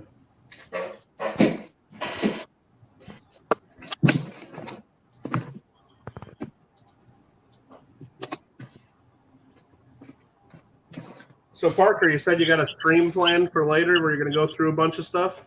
Mm-hmm. That's cool. You're going to do it this afternoon, you said? Yeah, 2 Central. Okay. That Merc gun yesterday was a 45, right? Yeah. Yeah, if you're looking at dimes, 45 Philadelphia is real tough with full split. Okay. It'll be a negative. Most of them aren't even close when you see it. Yeah, you're getting a good look at that, Parker. You can see that. That looks like. Yeah, I might loop up to my camera. Oh, okay, that works really well. It almost looks like liquid mercury or something on there. Yeah, it's really strange. I found out how I can get close up though with my camera. Hey, that's a good trick of putting the loop right up to the camera. That works well. But I hate it that you can see the loop. No, but you see, it looks better than half of us do with our microscopes. Because that's natural light and good color too. The microscope. The light on the loop helps so much. That's really cool. Great. Because I don't have to have my phone at an angle. Mm. So you don't see the shadow of my phone and you can actually see it in the lighting. Right. 57. I'll send you another key, Parker, for the battery slot. I've got that one little key that was bent. That's to remove the battery cover. Oh. Yeah, I know you thought it was to loosen and tighten, but it's to remove the battery cover. So that's important. Yeah, you'll need that. You might be able to flatten that one out with a hammer, but they're pretty weak. So I've got an extra one I'll send. Just imagine next year Parker's going to be on here and he's going to sound like, "Hey, everybody, how y'all doing? Hey, you need to check out this dial. All these young kids will be calling them sir.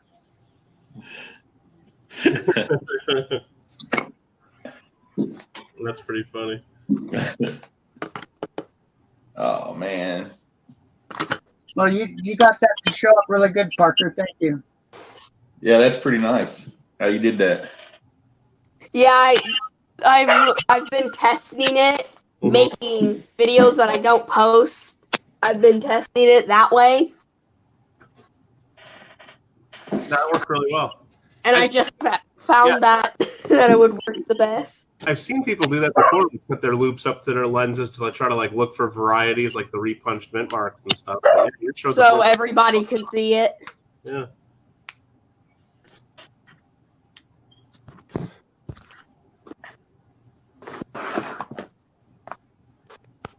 No, I'm glad to hear, Parker, that you got a bunch of people joining your channel already too. I think it's good. I think it's going to get pretty big once everybody posts videos linking everybody. So Definitely, because you are the only one that has. yeah, so far, I mean, like I said, it's only the first day, and I've heard a couple people are going to try to post videos today and in the next couple days, and some of them won't post anything until they do their giveaway. But as long as eventually everybody gets links to everybody, then Yeah, I need to. Yeah, I need to get a list of that too, and I gotta send you some money. But yeah, this is all the it's stuff. in one of the emails. If you need it again, just let me know. But yeah, you want to copy it from the email because it has the full URL. If you copy it from my video, then the links won't work. Yeah, I need to redo that. Yeah, I copied half your description. that's fine. But I mean, I can send that all to you by email or. Well, And the if one you thing. guys want pictures of the coin, like high HD pictures or anything like that, or pictures of the slab to use, just let me know. I got all that. The one thing you got going for you, Parker, is you were really quick. Oh yeah, you put that up before you even had time to watch my video, I think. Well, I watched it. I instantly, because I was at a party, and I instantly asked if I could use somebody's computer so I could do links. But I didn't want to get on my email because I know it would keep it on there. No, that's awesome. No, but like I said, I mean, if you just copy the links and change that in the description, then it'll all work for everybody. But Yeah, that's what I'm about to do. that's easy. And I think a few more will be doing that in the next couple days, and get ready for some more traffic. I've got because I need to do my 500 because I'm 533 right now, I think, or something like that. I don't know, John. You might be doing your 500, 750, and 1,000 all together here. I don't get how you can write these huge emails, though, Michael. Because I went to law school and got paid a lot of money to learn how to write those long emails. Oh man. No, what it was is I was just trying Suck if there was no copy and paste. No, You what- have to write each individual. No, everybody got basically the same thing. I wasn't writing everybody long individual things, but That's why I said no. if there wasn't copy and paste, that'd be horrible. No, but Parker, it was something I was thinking about for a while, so I had written it all up in a Word document, and I knew there'd be a lot of questions. So instead of just waiting I tried to put it all there to answer those questions in advance, but then I didn't realize it turned into like a 4, 5, 6, 10-page thing, and it overwhelmed a few people for sure. That's Yeah, when I saw it, I'm like, is this email ever going to end? yeah, Right after all the links, I just skipped through all the links yeah. because I knew most of the channels. So I just went back whenever I finished the email to look who I don't know or don't Yeah. all that. No, it's a pretty good group of folks though that joined in, so I'm glad that we got a pretty good group there. So should get to be pretty big, I think.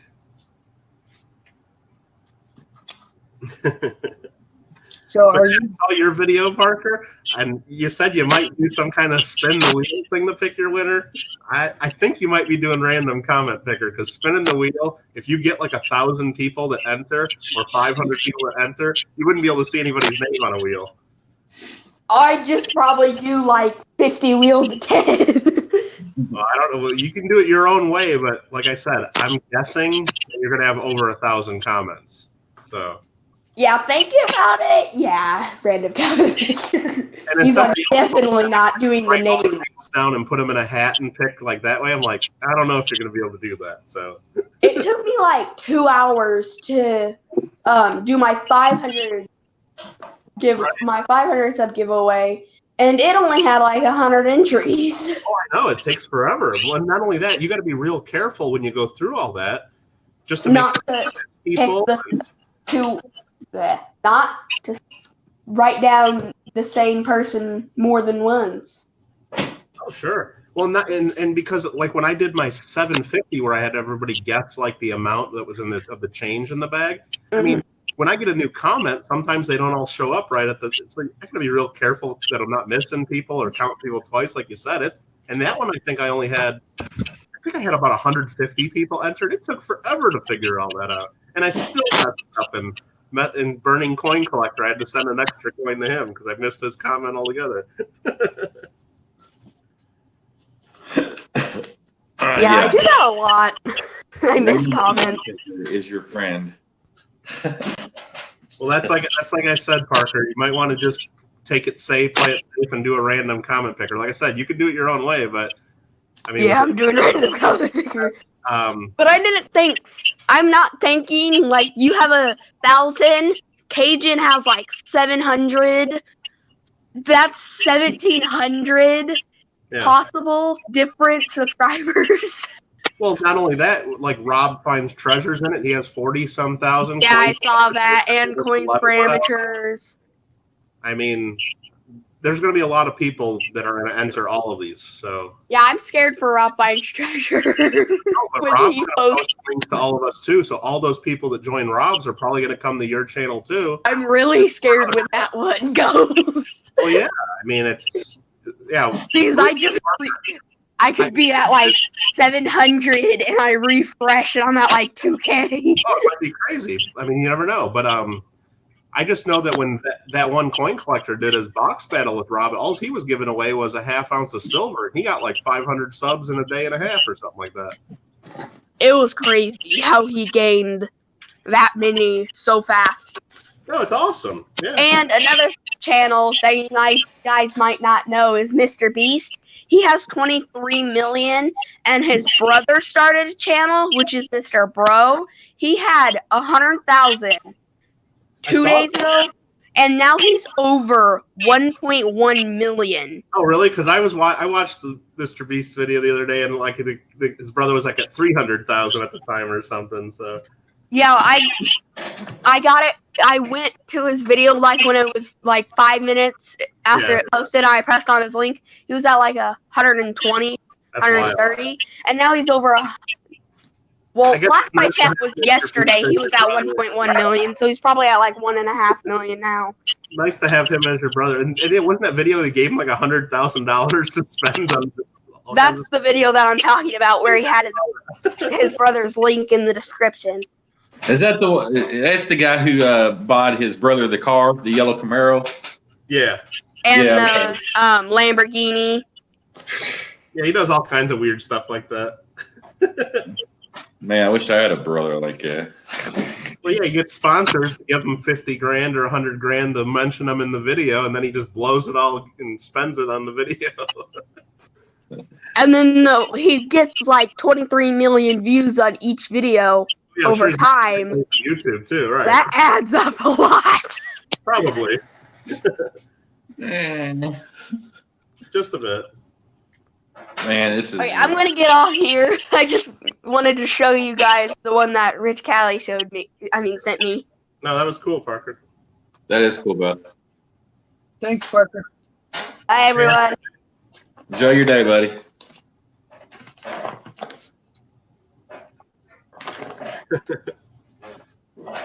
So, are you going to be home today, Michael? Most of the day, probably. Yeah. Okay. Are you coming here to visit?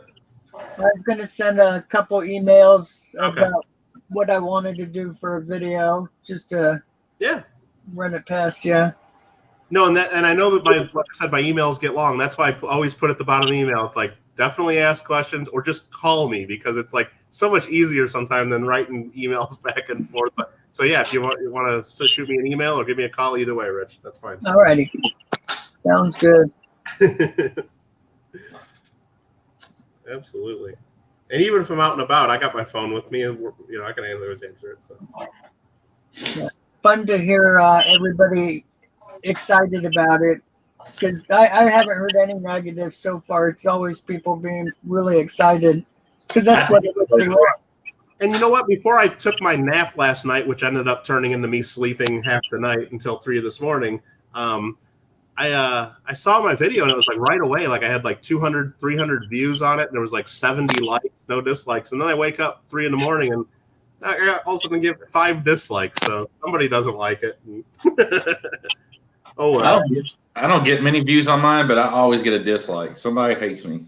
Oh, every now and then, John, sure. Like even when I do live stream, there's always that one guy or somebody, but not always, but every now and then. So that doesn't bother me. But all of a sudden 5 at once, it seemed like it's like somebody's pissed or jealous or mad that there weren't one of the 25 channels. I mean, like, believe me, it's like if I could include 100 channels, I wish I could have, but it's like just trying to get 25 people together by email. It's not easy.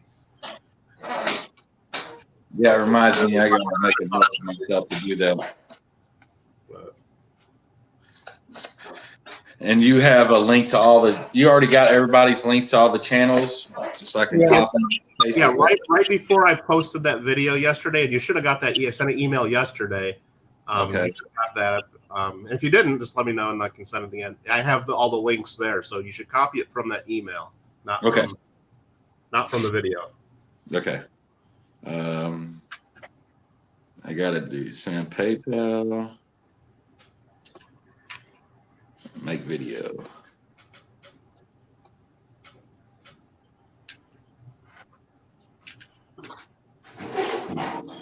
Links. Yeah, I haven't checked my email today, so I'll have to do that. Yeah, and worst case, even after you post it, if it doesn't come out right, then we'll all notice right away, and we'll say, "Hey, here's the links again. Copy and edit it. It's all easy." Yeah, I'll hit you.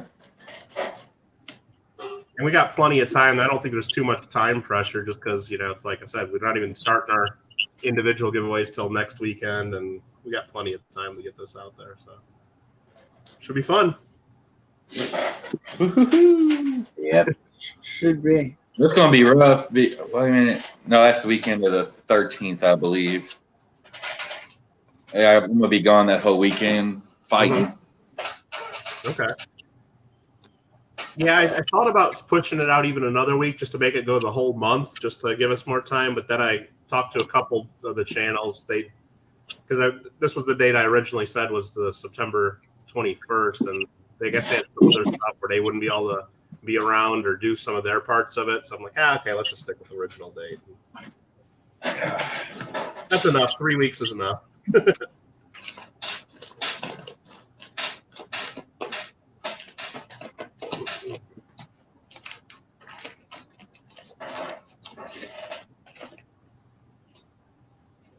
Yeah, I'm glad you came up with the idea. It's going to be fun to see how it goes.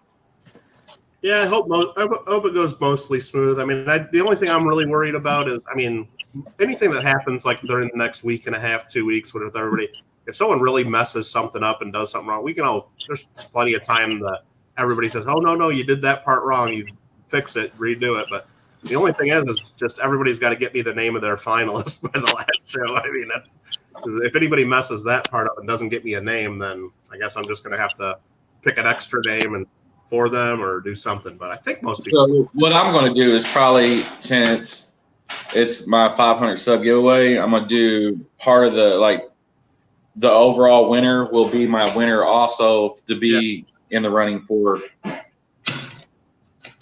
nomination. No, you could do the whole thing as like your 500 giveaway / SVDB giveaway finalist, and like one of the prizes in your giveaway, whether it's the top prize or whatever prize, will be the finalist, and you can have a whole bunch of other stuff for your giveaway if you want. Do whatever you want. That's awesome. Yeah, but the only thing is that it'd be best if you keep the winner of the finalist spot like a secret when we do the show. That's what I think. Yeah. And that's a great way to do it.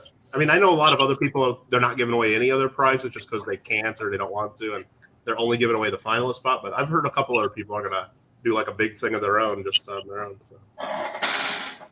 Yeah, Lincoln definitely. Lincoln's not one of the channels in it because he doesn't do videos lately, but he did donate some to help cover some of the other people too. So Lincoln is definitely part of this too, and we'll make sure he's credited for that too. So thank you. I was there when he hit 2K subs. I was like, happy Lincoln. Yeah. No, and he's already been like putting it all over Facebook too. I mean, we're on YouTube now, but yeah, he's been putting links all over Facebook. It's kind of cool.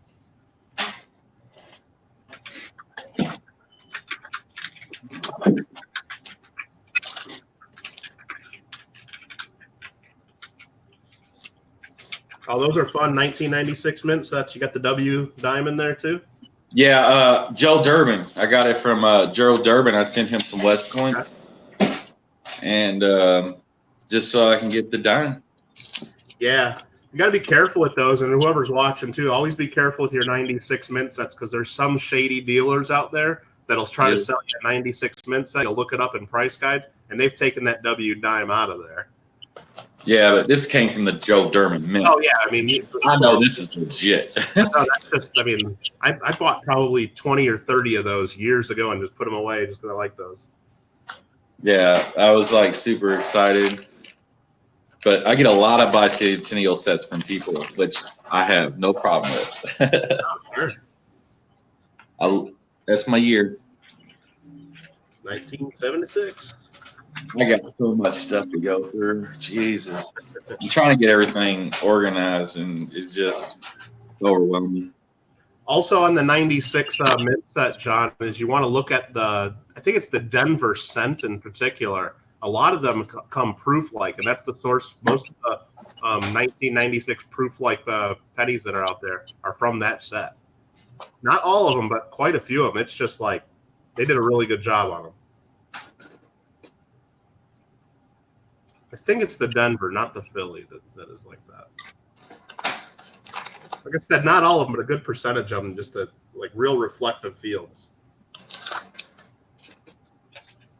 All right. Yeah. I wanted it for the dime. Oh yeah, absolutely. No, and for a while, I mean, like when I bought a bunch of them, the whole sets were only going for like $8 to $10. So I'm like, well, shoot, I can buy those just for the dimes, and I don't care about the rest of the coins. I mean, I cut them all together, but I think the prices have gone up a little bit. But so I got a lot, and I started October last year, and that was just coin row hunting. I found a lot doing that, but I mean, I'm.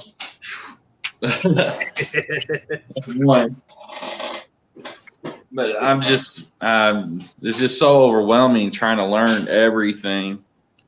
I mean, that's why you can't learn everything. So I think the most I know about is probably the Jefferson Nichols, because that's what Dodger collected, and that's what we went through a lot. You know, looking for Buffaloes and V Nichols and things of that sort, and first starting out, but. No, the thing is that like I said, Rich has been doing this a lot longer than me, but I've been doing it in the coins off and on at least 30 years, and it's still learning new stuff every day. It's like you can't learn it all. It's just, but you just got to keep having fun with it, and yeah, that's it.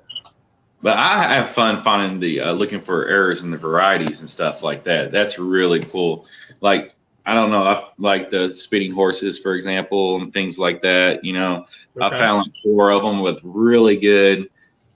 This one goes all the way through the C, all the way to the rim, and I got like a couple like that. It's all the way through. Even finding like proofs in those, and I mean, it's fun. No, that's awesome. Yeah, it's fun. My wife really likes going through pennies. You know, I got rows of wheats up there, ones I haven't even gone through yet. I mean, there's a lot. So every time I turn on the computer to start my day or extended day, I go to a couple different websites and look for something I don't recognize, some type of error or something like that, and just read a couple paragraphs. And I've been doing that every day for years. And of course, I don't retain a whole bunch, but I'm doing better and starting to realize some of the ones I've read before I recognize, and still learning something new every day, though. Hey, Rhonda. I gotta put these in their respected rows with these West Points that I found yesterday.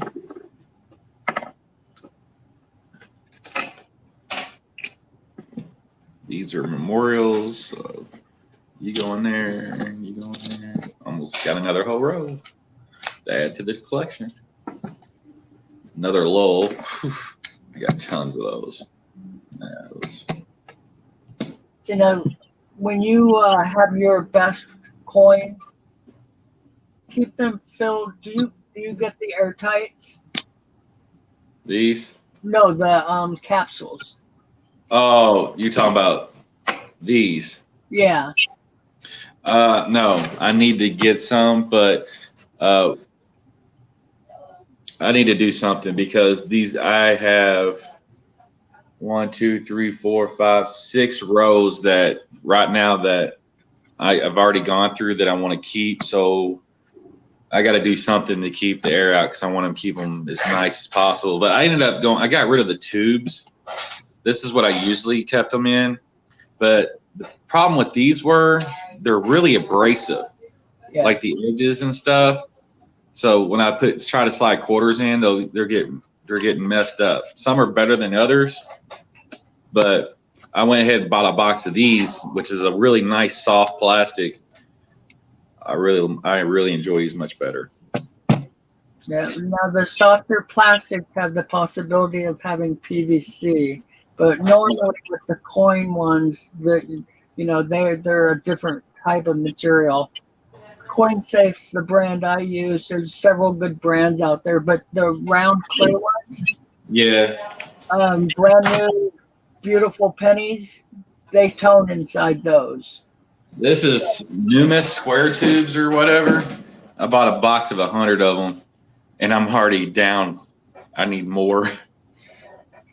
Yeah, the airtights you can pick up about $90 for 250 of them if you buy the bigger lots. Yeah, but as many as I have. Well, that's 5 rolls, or a little more than 5 rolls. Like I said, you do it once. Once you do it, it's a done deal. So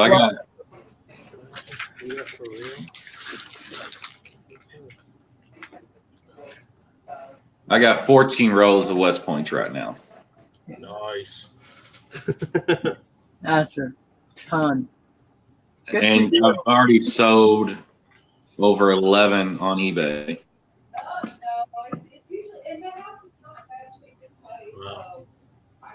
But I'm not selling any more right now. I'm just going to start saving them up because at the end of the year, I'm going to do, I've worked with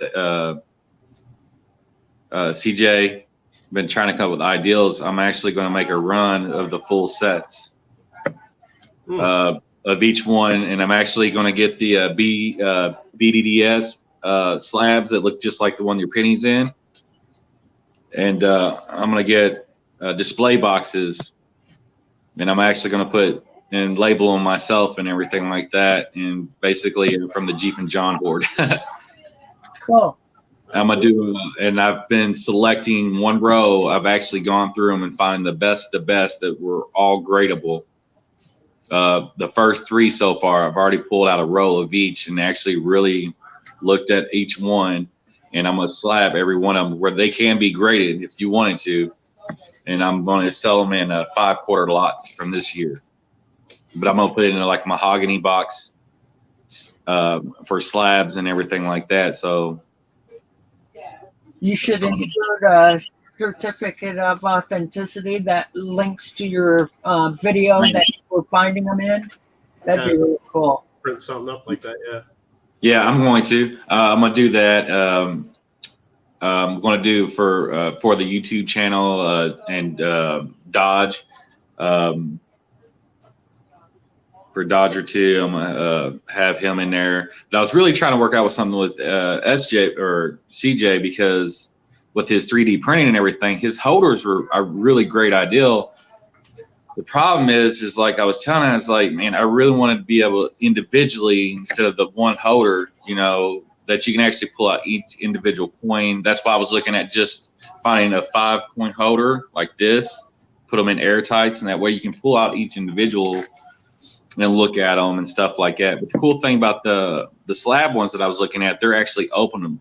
Like these, you got to break open. The other ones, they actually have a lock where you can just pop them open and pull the coin out itself without damaging it or anything. That's what I would do if I were you and doing something like that. I would have, I mean, Transline, who makes all the guardhouse stuff, they have a whole catalog. I got one. It's like a couple hundred pages. And parts of it in there, they have all the different types of holders, like little boxes or whatever you want, and they fit the airtights right into those. So you can always have the coin in the airtight. You can pop one coin out at a time, look at both sides, and there'd be plenty of room in there for you to put one of your certificates on nice paper or even cardstock, whatever you want to do. Yeah, Guardhouse makes some really nice display cases, and that's the ones I've been looking through. The hold slabs or the rounds and stuff like that. But I really like the ideal of the slabs, because then I could put my, you know, we can actually print them up and say what it is, where it's from, you know, it's from my, you know, it's from Jeep and John or whatever. Well, and they also make the boxes, like all the different styles that hold the different number of slabs and all that too. So you can get what you want, to where people can pull one coin out at any time they want. Absolutely. But they're like the ones I'm looking at, the boxes are like $20 each. Well, if you know, if you're looking at it and it's Guardhouse, if you want, just shoot me an email. I can look at what the wholesale numbers are, because I got a wholesale account with Transline, and I can tell you what the wholesale price is. And usually there's discounts if you order a certain number of them too. So, yeah, I'm looking at getting 40. Yeah, so I mean, I want to do the price too. They would any orders over $300, they do free shipping. And if, like I said, if it's something you wanted, I could get you the wholesale number, and they would drop ship it right to you. Yeah, see, because I would order the slabs, yeah, everything. So I want to do it everything at once, and I want to do it before Christmas. Yeah, because you need the wholesale numbers and all that if you need, unless you have another source that's helping you with that. But well, no, I haven't. I've been trying to do a lot on myself, and it's been really hard. Like I said, this is like first day off I've had off in 22 days. If the bags haven't. Right. And but yeah, because I'm gonna be dropping a lot of money on it, you know, and I'm gonna label each one. I'm gonna do one of 1 through 40, you know. Yeah. No, 3 of 40, you know, stuff like that. Some of the bigger channels, me and Dodge talked about, I was going to actually give a couple to the other channels, the bigger channels, just to kind of a promotion thing for us too. But I didn't want to go cheap either, you know, with the display boxes. And I mean, I'm going to put some money out just to get everything that really nice. The holders I was looking at, they're actually black. And I would really think the West Point quarters would really pop on that too. That sounds cool. And plus, you know, like I said, I can label them, and they're all going to be gradable. So I'm not going to put nothing, no rash or anything like that. Well, No injury. Whatever you're doing there, you should make that all clear on your certificate of authenticity, saying, "Hey, as you may know, you can see on YouTube, I've gotten, you know, was able to acquire many of these straight from original bank rolls, and and say that you went through and hand selected the top of the top and put it in these sets." And I'm sure you can come up with a great way to say all that on the certificate that just shows that to the buyer that they're getting something better than they're getting from anybody else. So, because I was thinking about, you know, after, you know, cost and everything like that, I was going to originally ask about $150 for all of it. I mean, a nice freaking display case, 5 point, all the West Points. Might even be too cheap because when you think about just the box retail, like I said, it's $20 or more. Yeah. And per coin, I mean, $150, it's $30 each, which I guess that might be the going rate. But if you really are hand selecting these, giving them the best of the best, and also you're making it super easy for the buyer to get 5 really nice ones all at once instead of trying to track down 5 different sellers, maybe get different quality from one, different kind of holder. I mean, you're spoon feeding it to the guys. Yeah. So, And you're leaving out your time involved. Or you've been talking about that, but you're leaving it out of this end product. that's something. If it was me, I'd be putting that on eBay in a package like that, especially with your certificate of authenticity. $199 or best offer. And if someone offers you $175, $150, then that's all up to you if you want to take that. Yeah. That's, I mean, not trying to talk you into overpricing or anything, but it seems like I think you're adding a lot of value by giving someone that because and I'll probably do a lot of it on my channel selling. But sure. I also know a lot of people in the coin community. That's a lot of money. Some people, and that's the thing. I want to find it where it's of course, yeah. But like I said, it's also I'm only doing 40. Sure. So it's going to be really, really limited of what I do. But I think very few people are going to have sets of 5 like that. So I think it's going to be maybe more demand for something like that, especially if the quarters are, you're not just giving your 40 worst out there. You're actually going through and giving good coins. Then the demand's going to be there. Yeah, see, like these, I got in this one. Yeah. But these were all gone through and hand looked at. Yeah. These things are, I mean, I don't even know if you can see the top one. Try to hold it. I mean, these things are really nice. Mm-hmm. I really need to pull one out. But then these are the memorials. But like I said, these are ones I could have had graded myself too. But I already had a bunch graded already. So, but even with the 7 other rows and stuff like that, let's see here. No, that's awesome.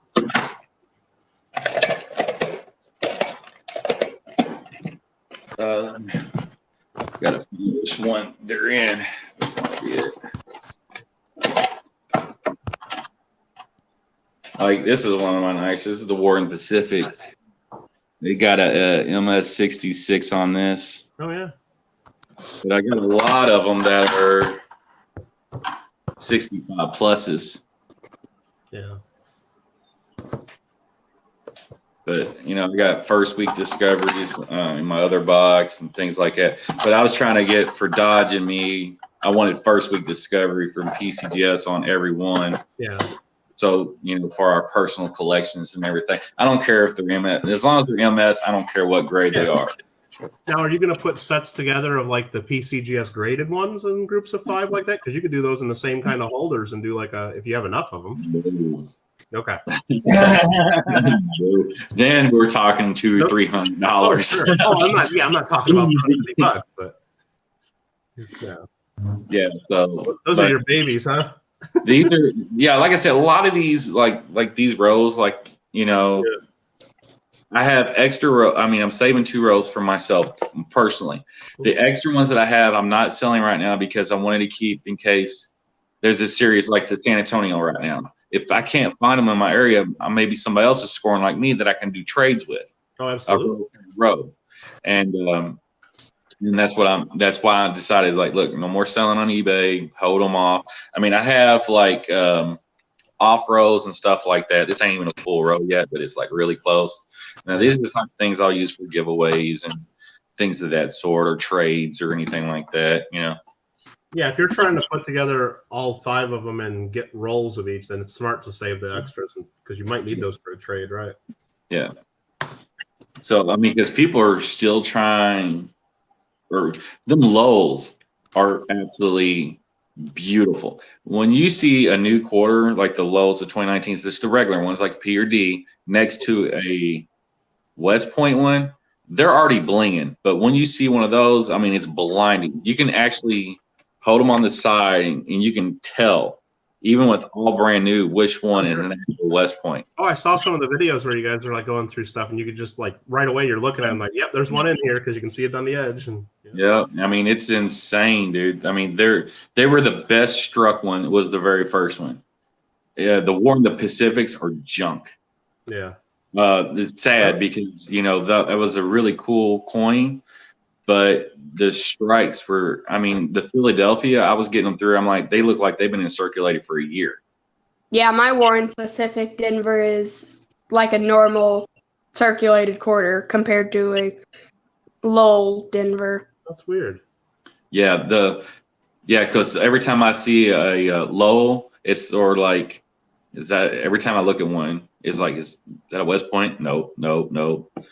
Some of the memorials are the same way too. Even you have your really crappy ones, and you got your really nice ones that you think is a West Point, but it's actually I'm like they weren't consistent at all on that run, at all. That's odd. Yeah. But the War in the Pacifics, that was the most disappointing struck one so far. I mean, And it's not just the design. You just look at the whole coin and you just know it's not the same, huh? yeah, it's just like, you know, here's just one out of my, this isn't, you know, West Point, just in my, not even a full row, and these things are blinging. Oh yeah. But in my book, I actually got my our first three that we ever found. I have them in my book. I saved those.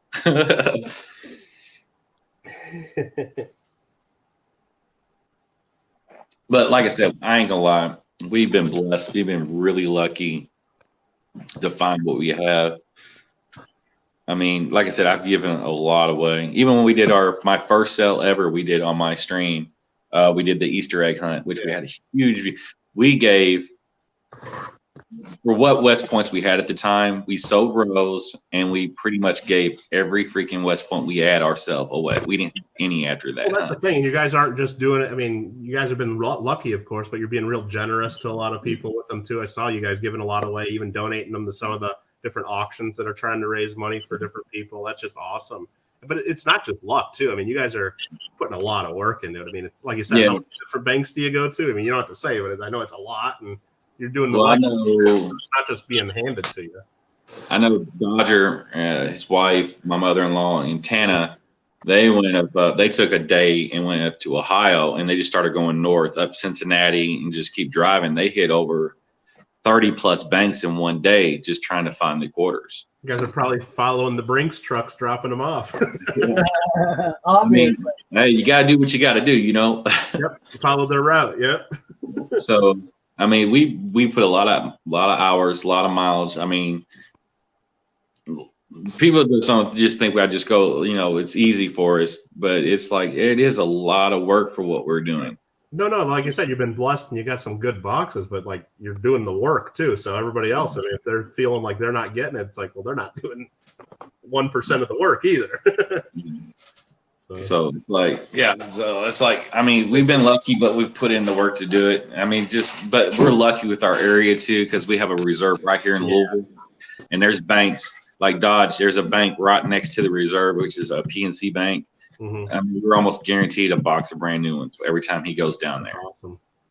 David Carlisle wants you to do another Easter egg hunt. Look, if we actually get another score where we're getting multiple boxes again, it's been like a drought for 2 weeks. But if we do that, we've been talking about it, and we got enough in reserve now to be able to do that. We will do another like Easter egg hunt.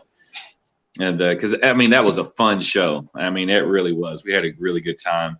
But now that I have this set up, it ain't in the garage, because I actually moved my computer and everything over to his house and set up in the garage. That was insane. That was a lot of work. But yeah, we'll definitely do something like that. Because yeah, me and Dodge talked about it. We really want to get back to doing that. But like I said, I'm been working 7 days a week. It's really, really hard to actually schedule something and get it going. Oh yeah.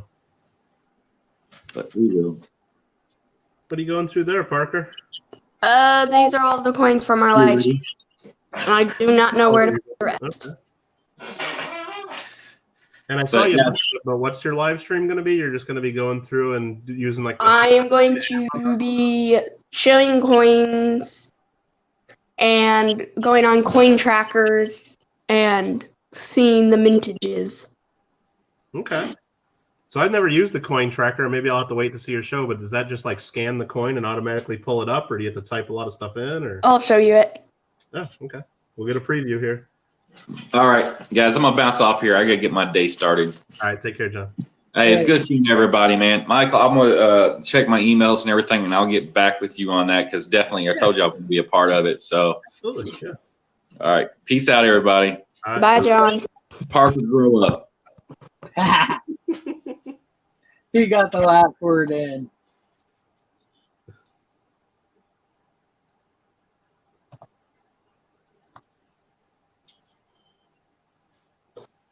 So is this just for the computer, or are you using your phone too?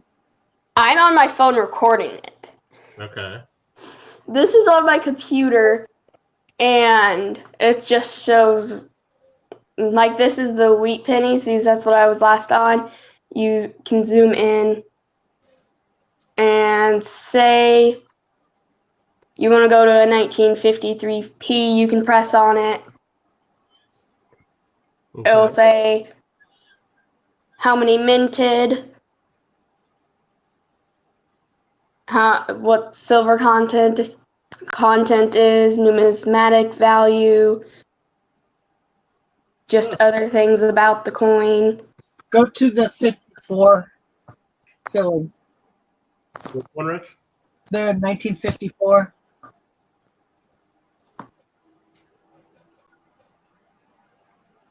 What date? What mint mark? 54 Philadelphia. Just the plane, 54 plane. Yeah.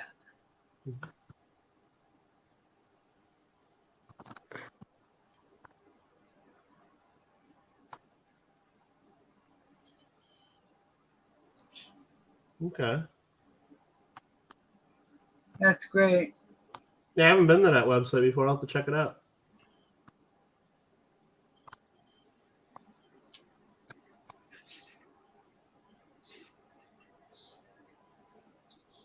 $19.09 SVDB. And I have found something on the wheat pennies. Mm-hmm. You go to a 45 Philadelphia.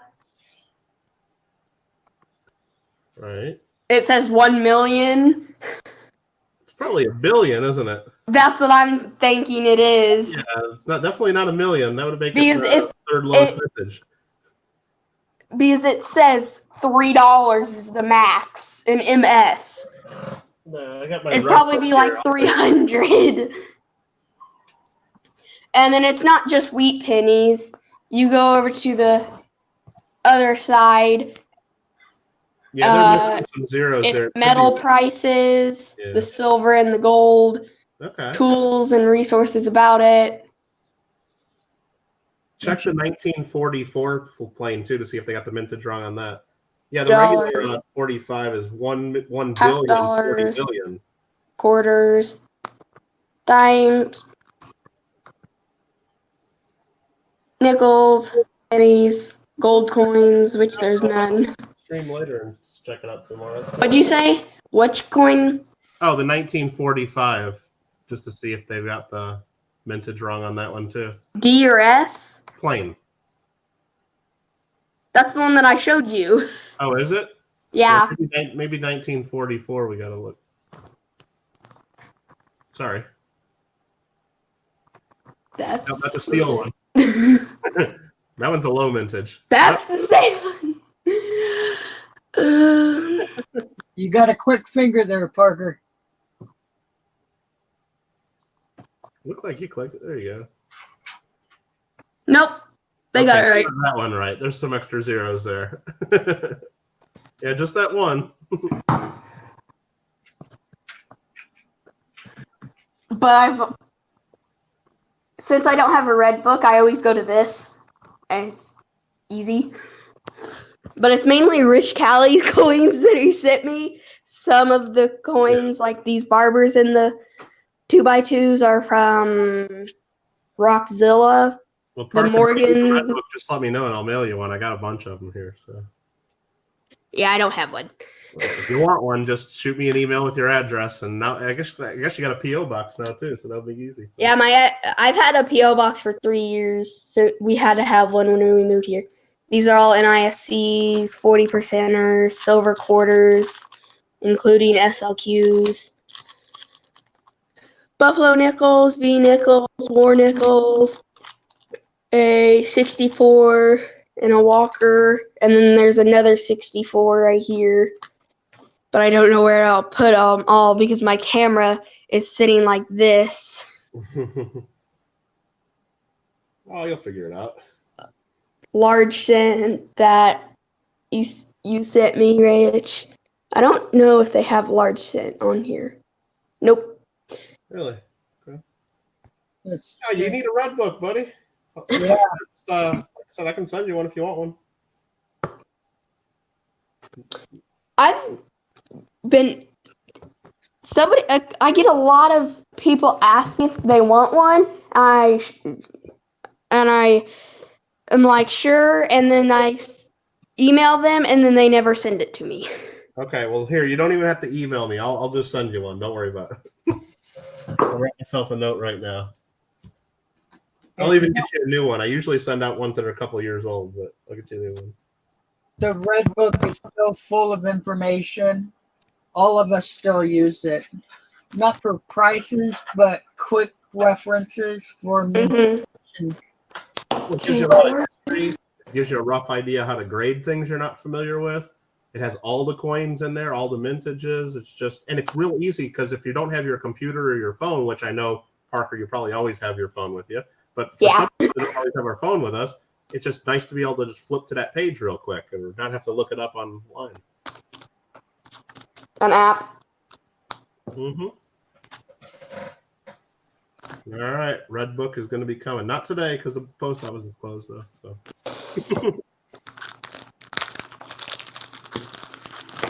Well, that's great. It's the one thing every coin collector should have within the first couple months, well, first couple weeks, but couple months at least, is that Red Book. I think so. So it's helpful for sure. For so many of the new coin collectors, you guys don't even know what your favorite coin is until you actually finally get to see one that you didn't know even existed. And bingo, you just found your most favorite coin. The good thing about the books too is, I mean, the apps are great, the websites are great, but almost always you're clicking right what you're exactly looking for. You're going right to it. With the book, you sit there and flip through it and you're going to see things you didn't even know existed and that you would never even know to search for just by flipping through the pages. So that's why the books are so much better, because you're exposed to a lot of things that you'll never see online because you're never going to just click on every page on that coin tracker or every page on CoinFacts. But flipping through that book, you're going to accidentally find things that you like. Like the colonials. Oh, yeah. Where you go to the back and you'll find the pages on the Philippines coins or the tokens and medals or all kinds of cool stuff. Or the commemoratives. Flip through those and see a bunch you've never even seen before. Yeah, I only know of like 2 commemorative, and they're both $50. You mean you didn't watch my live stream on the 50 classic commemoratives, Parker? Is that what you're telling me? Busted. Busted. When was this? You were the first comment.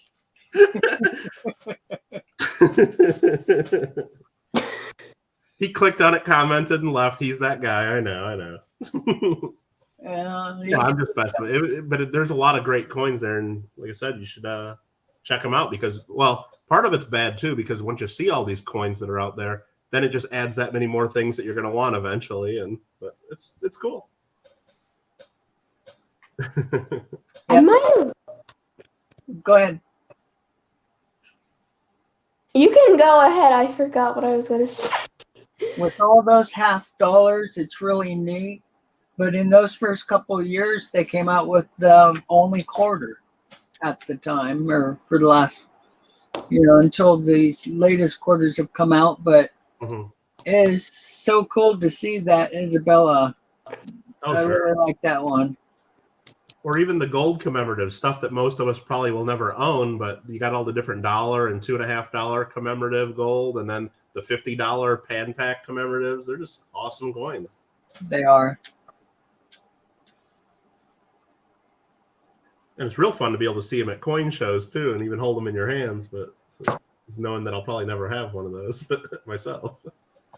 No, does Redbook do it for any other countries? Not that I know of. That'd be fun to have. Is a couple other countries with Redbook's same design. Yeah, because I mean, you got the big Krause reference guides that are like cover the whole century of coins for the world, but those are like huge books, and the images and everything, it's all just like on newspaper print, real low quality. Yeah. But yeah, because if you had a book that was high quality, it would be 10 times the size and nobody would be able to look at it.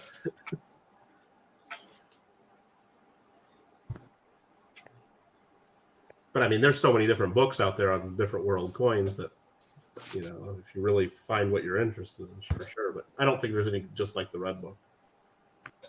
Well, it says I watched the whole thing. Okay, you must have been like had me on mute. Yeah, I must have forgot about it. You were probably watching it in the background on mute, and you were probably playing games in the coin hunting couple stream at the same time, or something like that. That's fine. I understand. I probably watched it and then entirely forgot about it. That I did. It's always there if you're ever interested in commemoratives. That's the great thing about YouTube. So Because I watch things and I entirely forget that I watched them. well, I'm glad I left a good impression, Parker. Oh, that's great.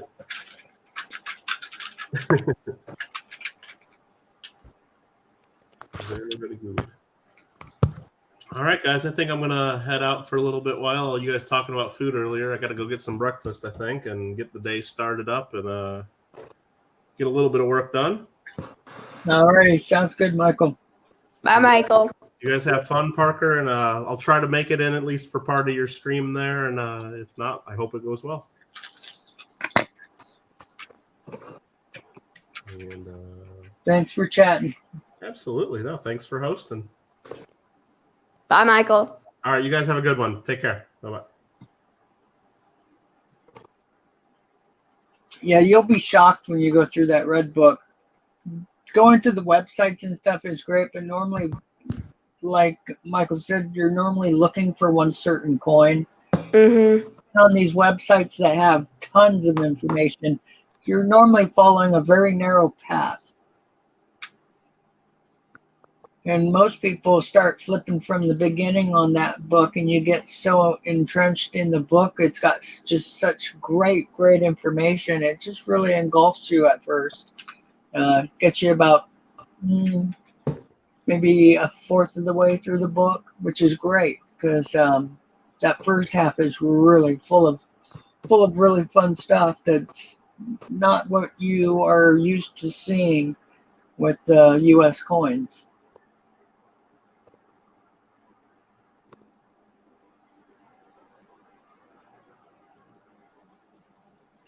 Are those ones that you found coin roll hunting or the painted ones? Those are from Coin Hunting Couple. Oh, cool. They have a huge box of them and they do a lot of giveaways with them.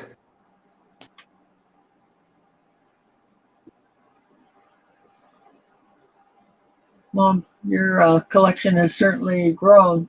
Good for you. It's mainly yours that you gave me. But I think only one of these NIFCs are one that I found. Yeah, because now the NFICs, that's not something you would have ended up with from me. I don't do the coin roll hunting, so I don't really, unless it's pulled out of a mint set.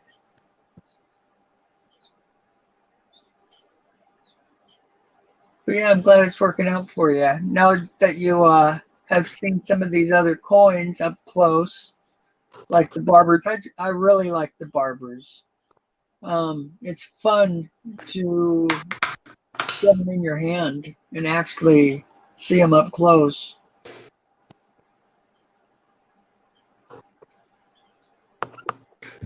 The other one is like the Standing Liberty quarter. I just love them. Really fun coin.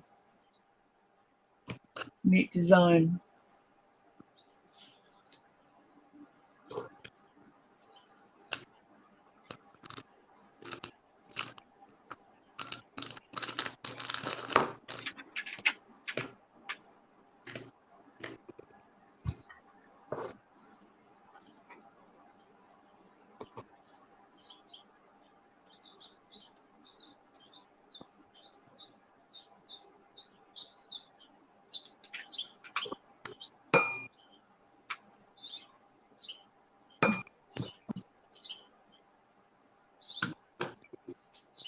So I probably should get going too. I've got a couple videos to do today. I need to get that one done so I can kick back and relax until the rest of it gets a little closer.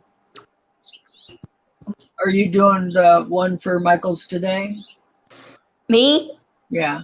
I already did mine. I meant, replacing the information and stuff.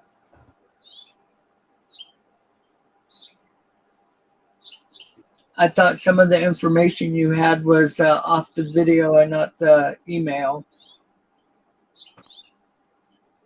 Mainly my description is part of Michael's description to his video. Because he said if you did it from the video and not the email, the links are probably not correct. Yeah, I switched it. Oh, good. Okay, that's what I meant.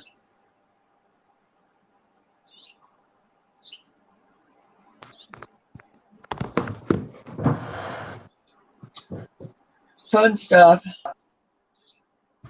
Need to be part of this. Now, do you have your price? Because I have a couple of coins I can send in if you need one for the prize that would be given for your runner-up. Michael already said that there's an ASE it's a Silver Eagle that somebody had for me. Oh, perfect. Okay. Yeah, and if you hear one of the other younger collectors needing something, let them know. I've got a couple that I can send in, some graded coins.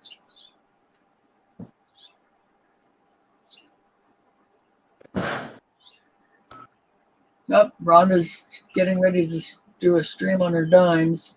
All right, well, thanks for jumping up here, Parker, and putting Jeeping John in his place. So, we'll talk to you soon, I'm sure. You always find your way here quickly. All right, take it easy.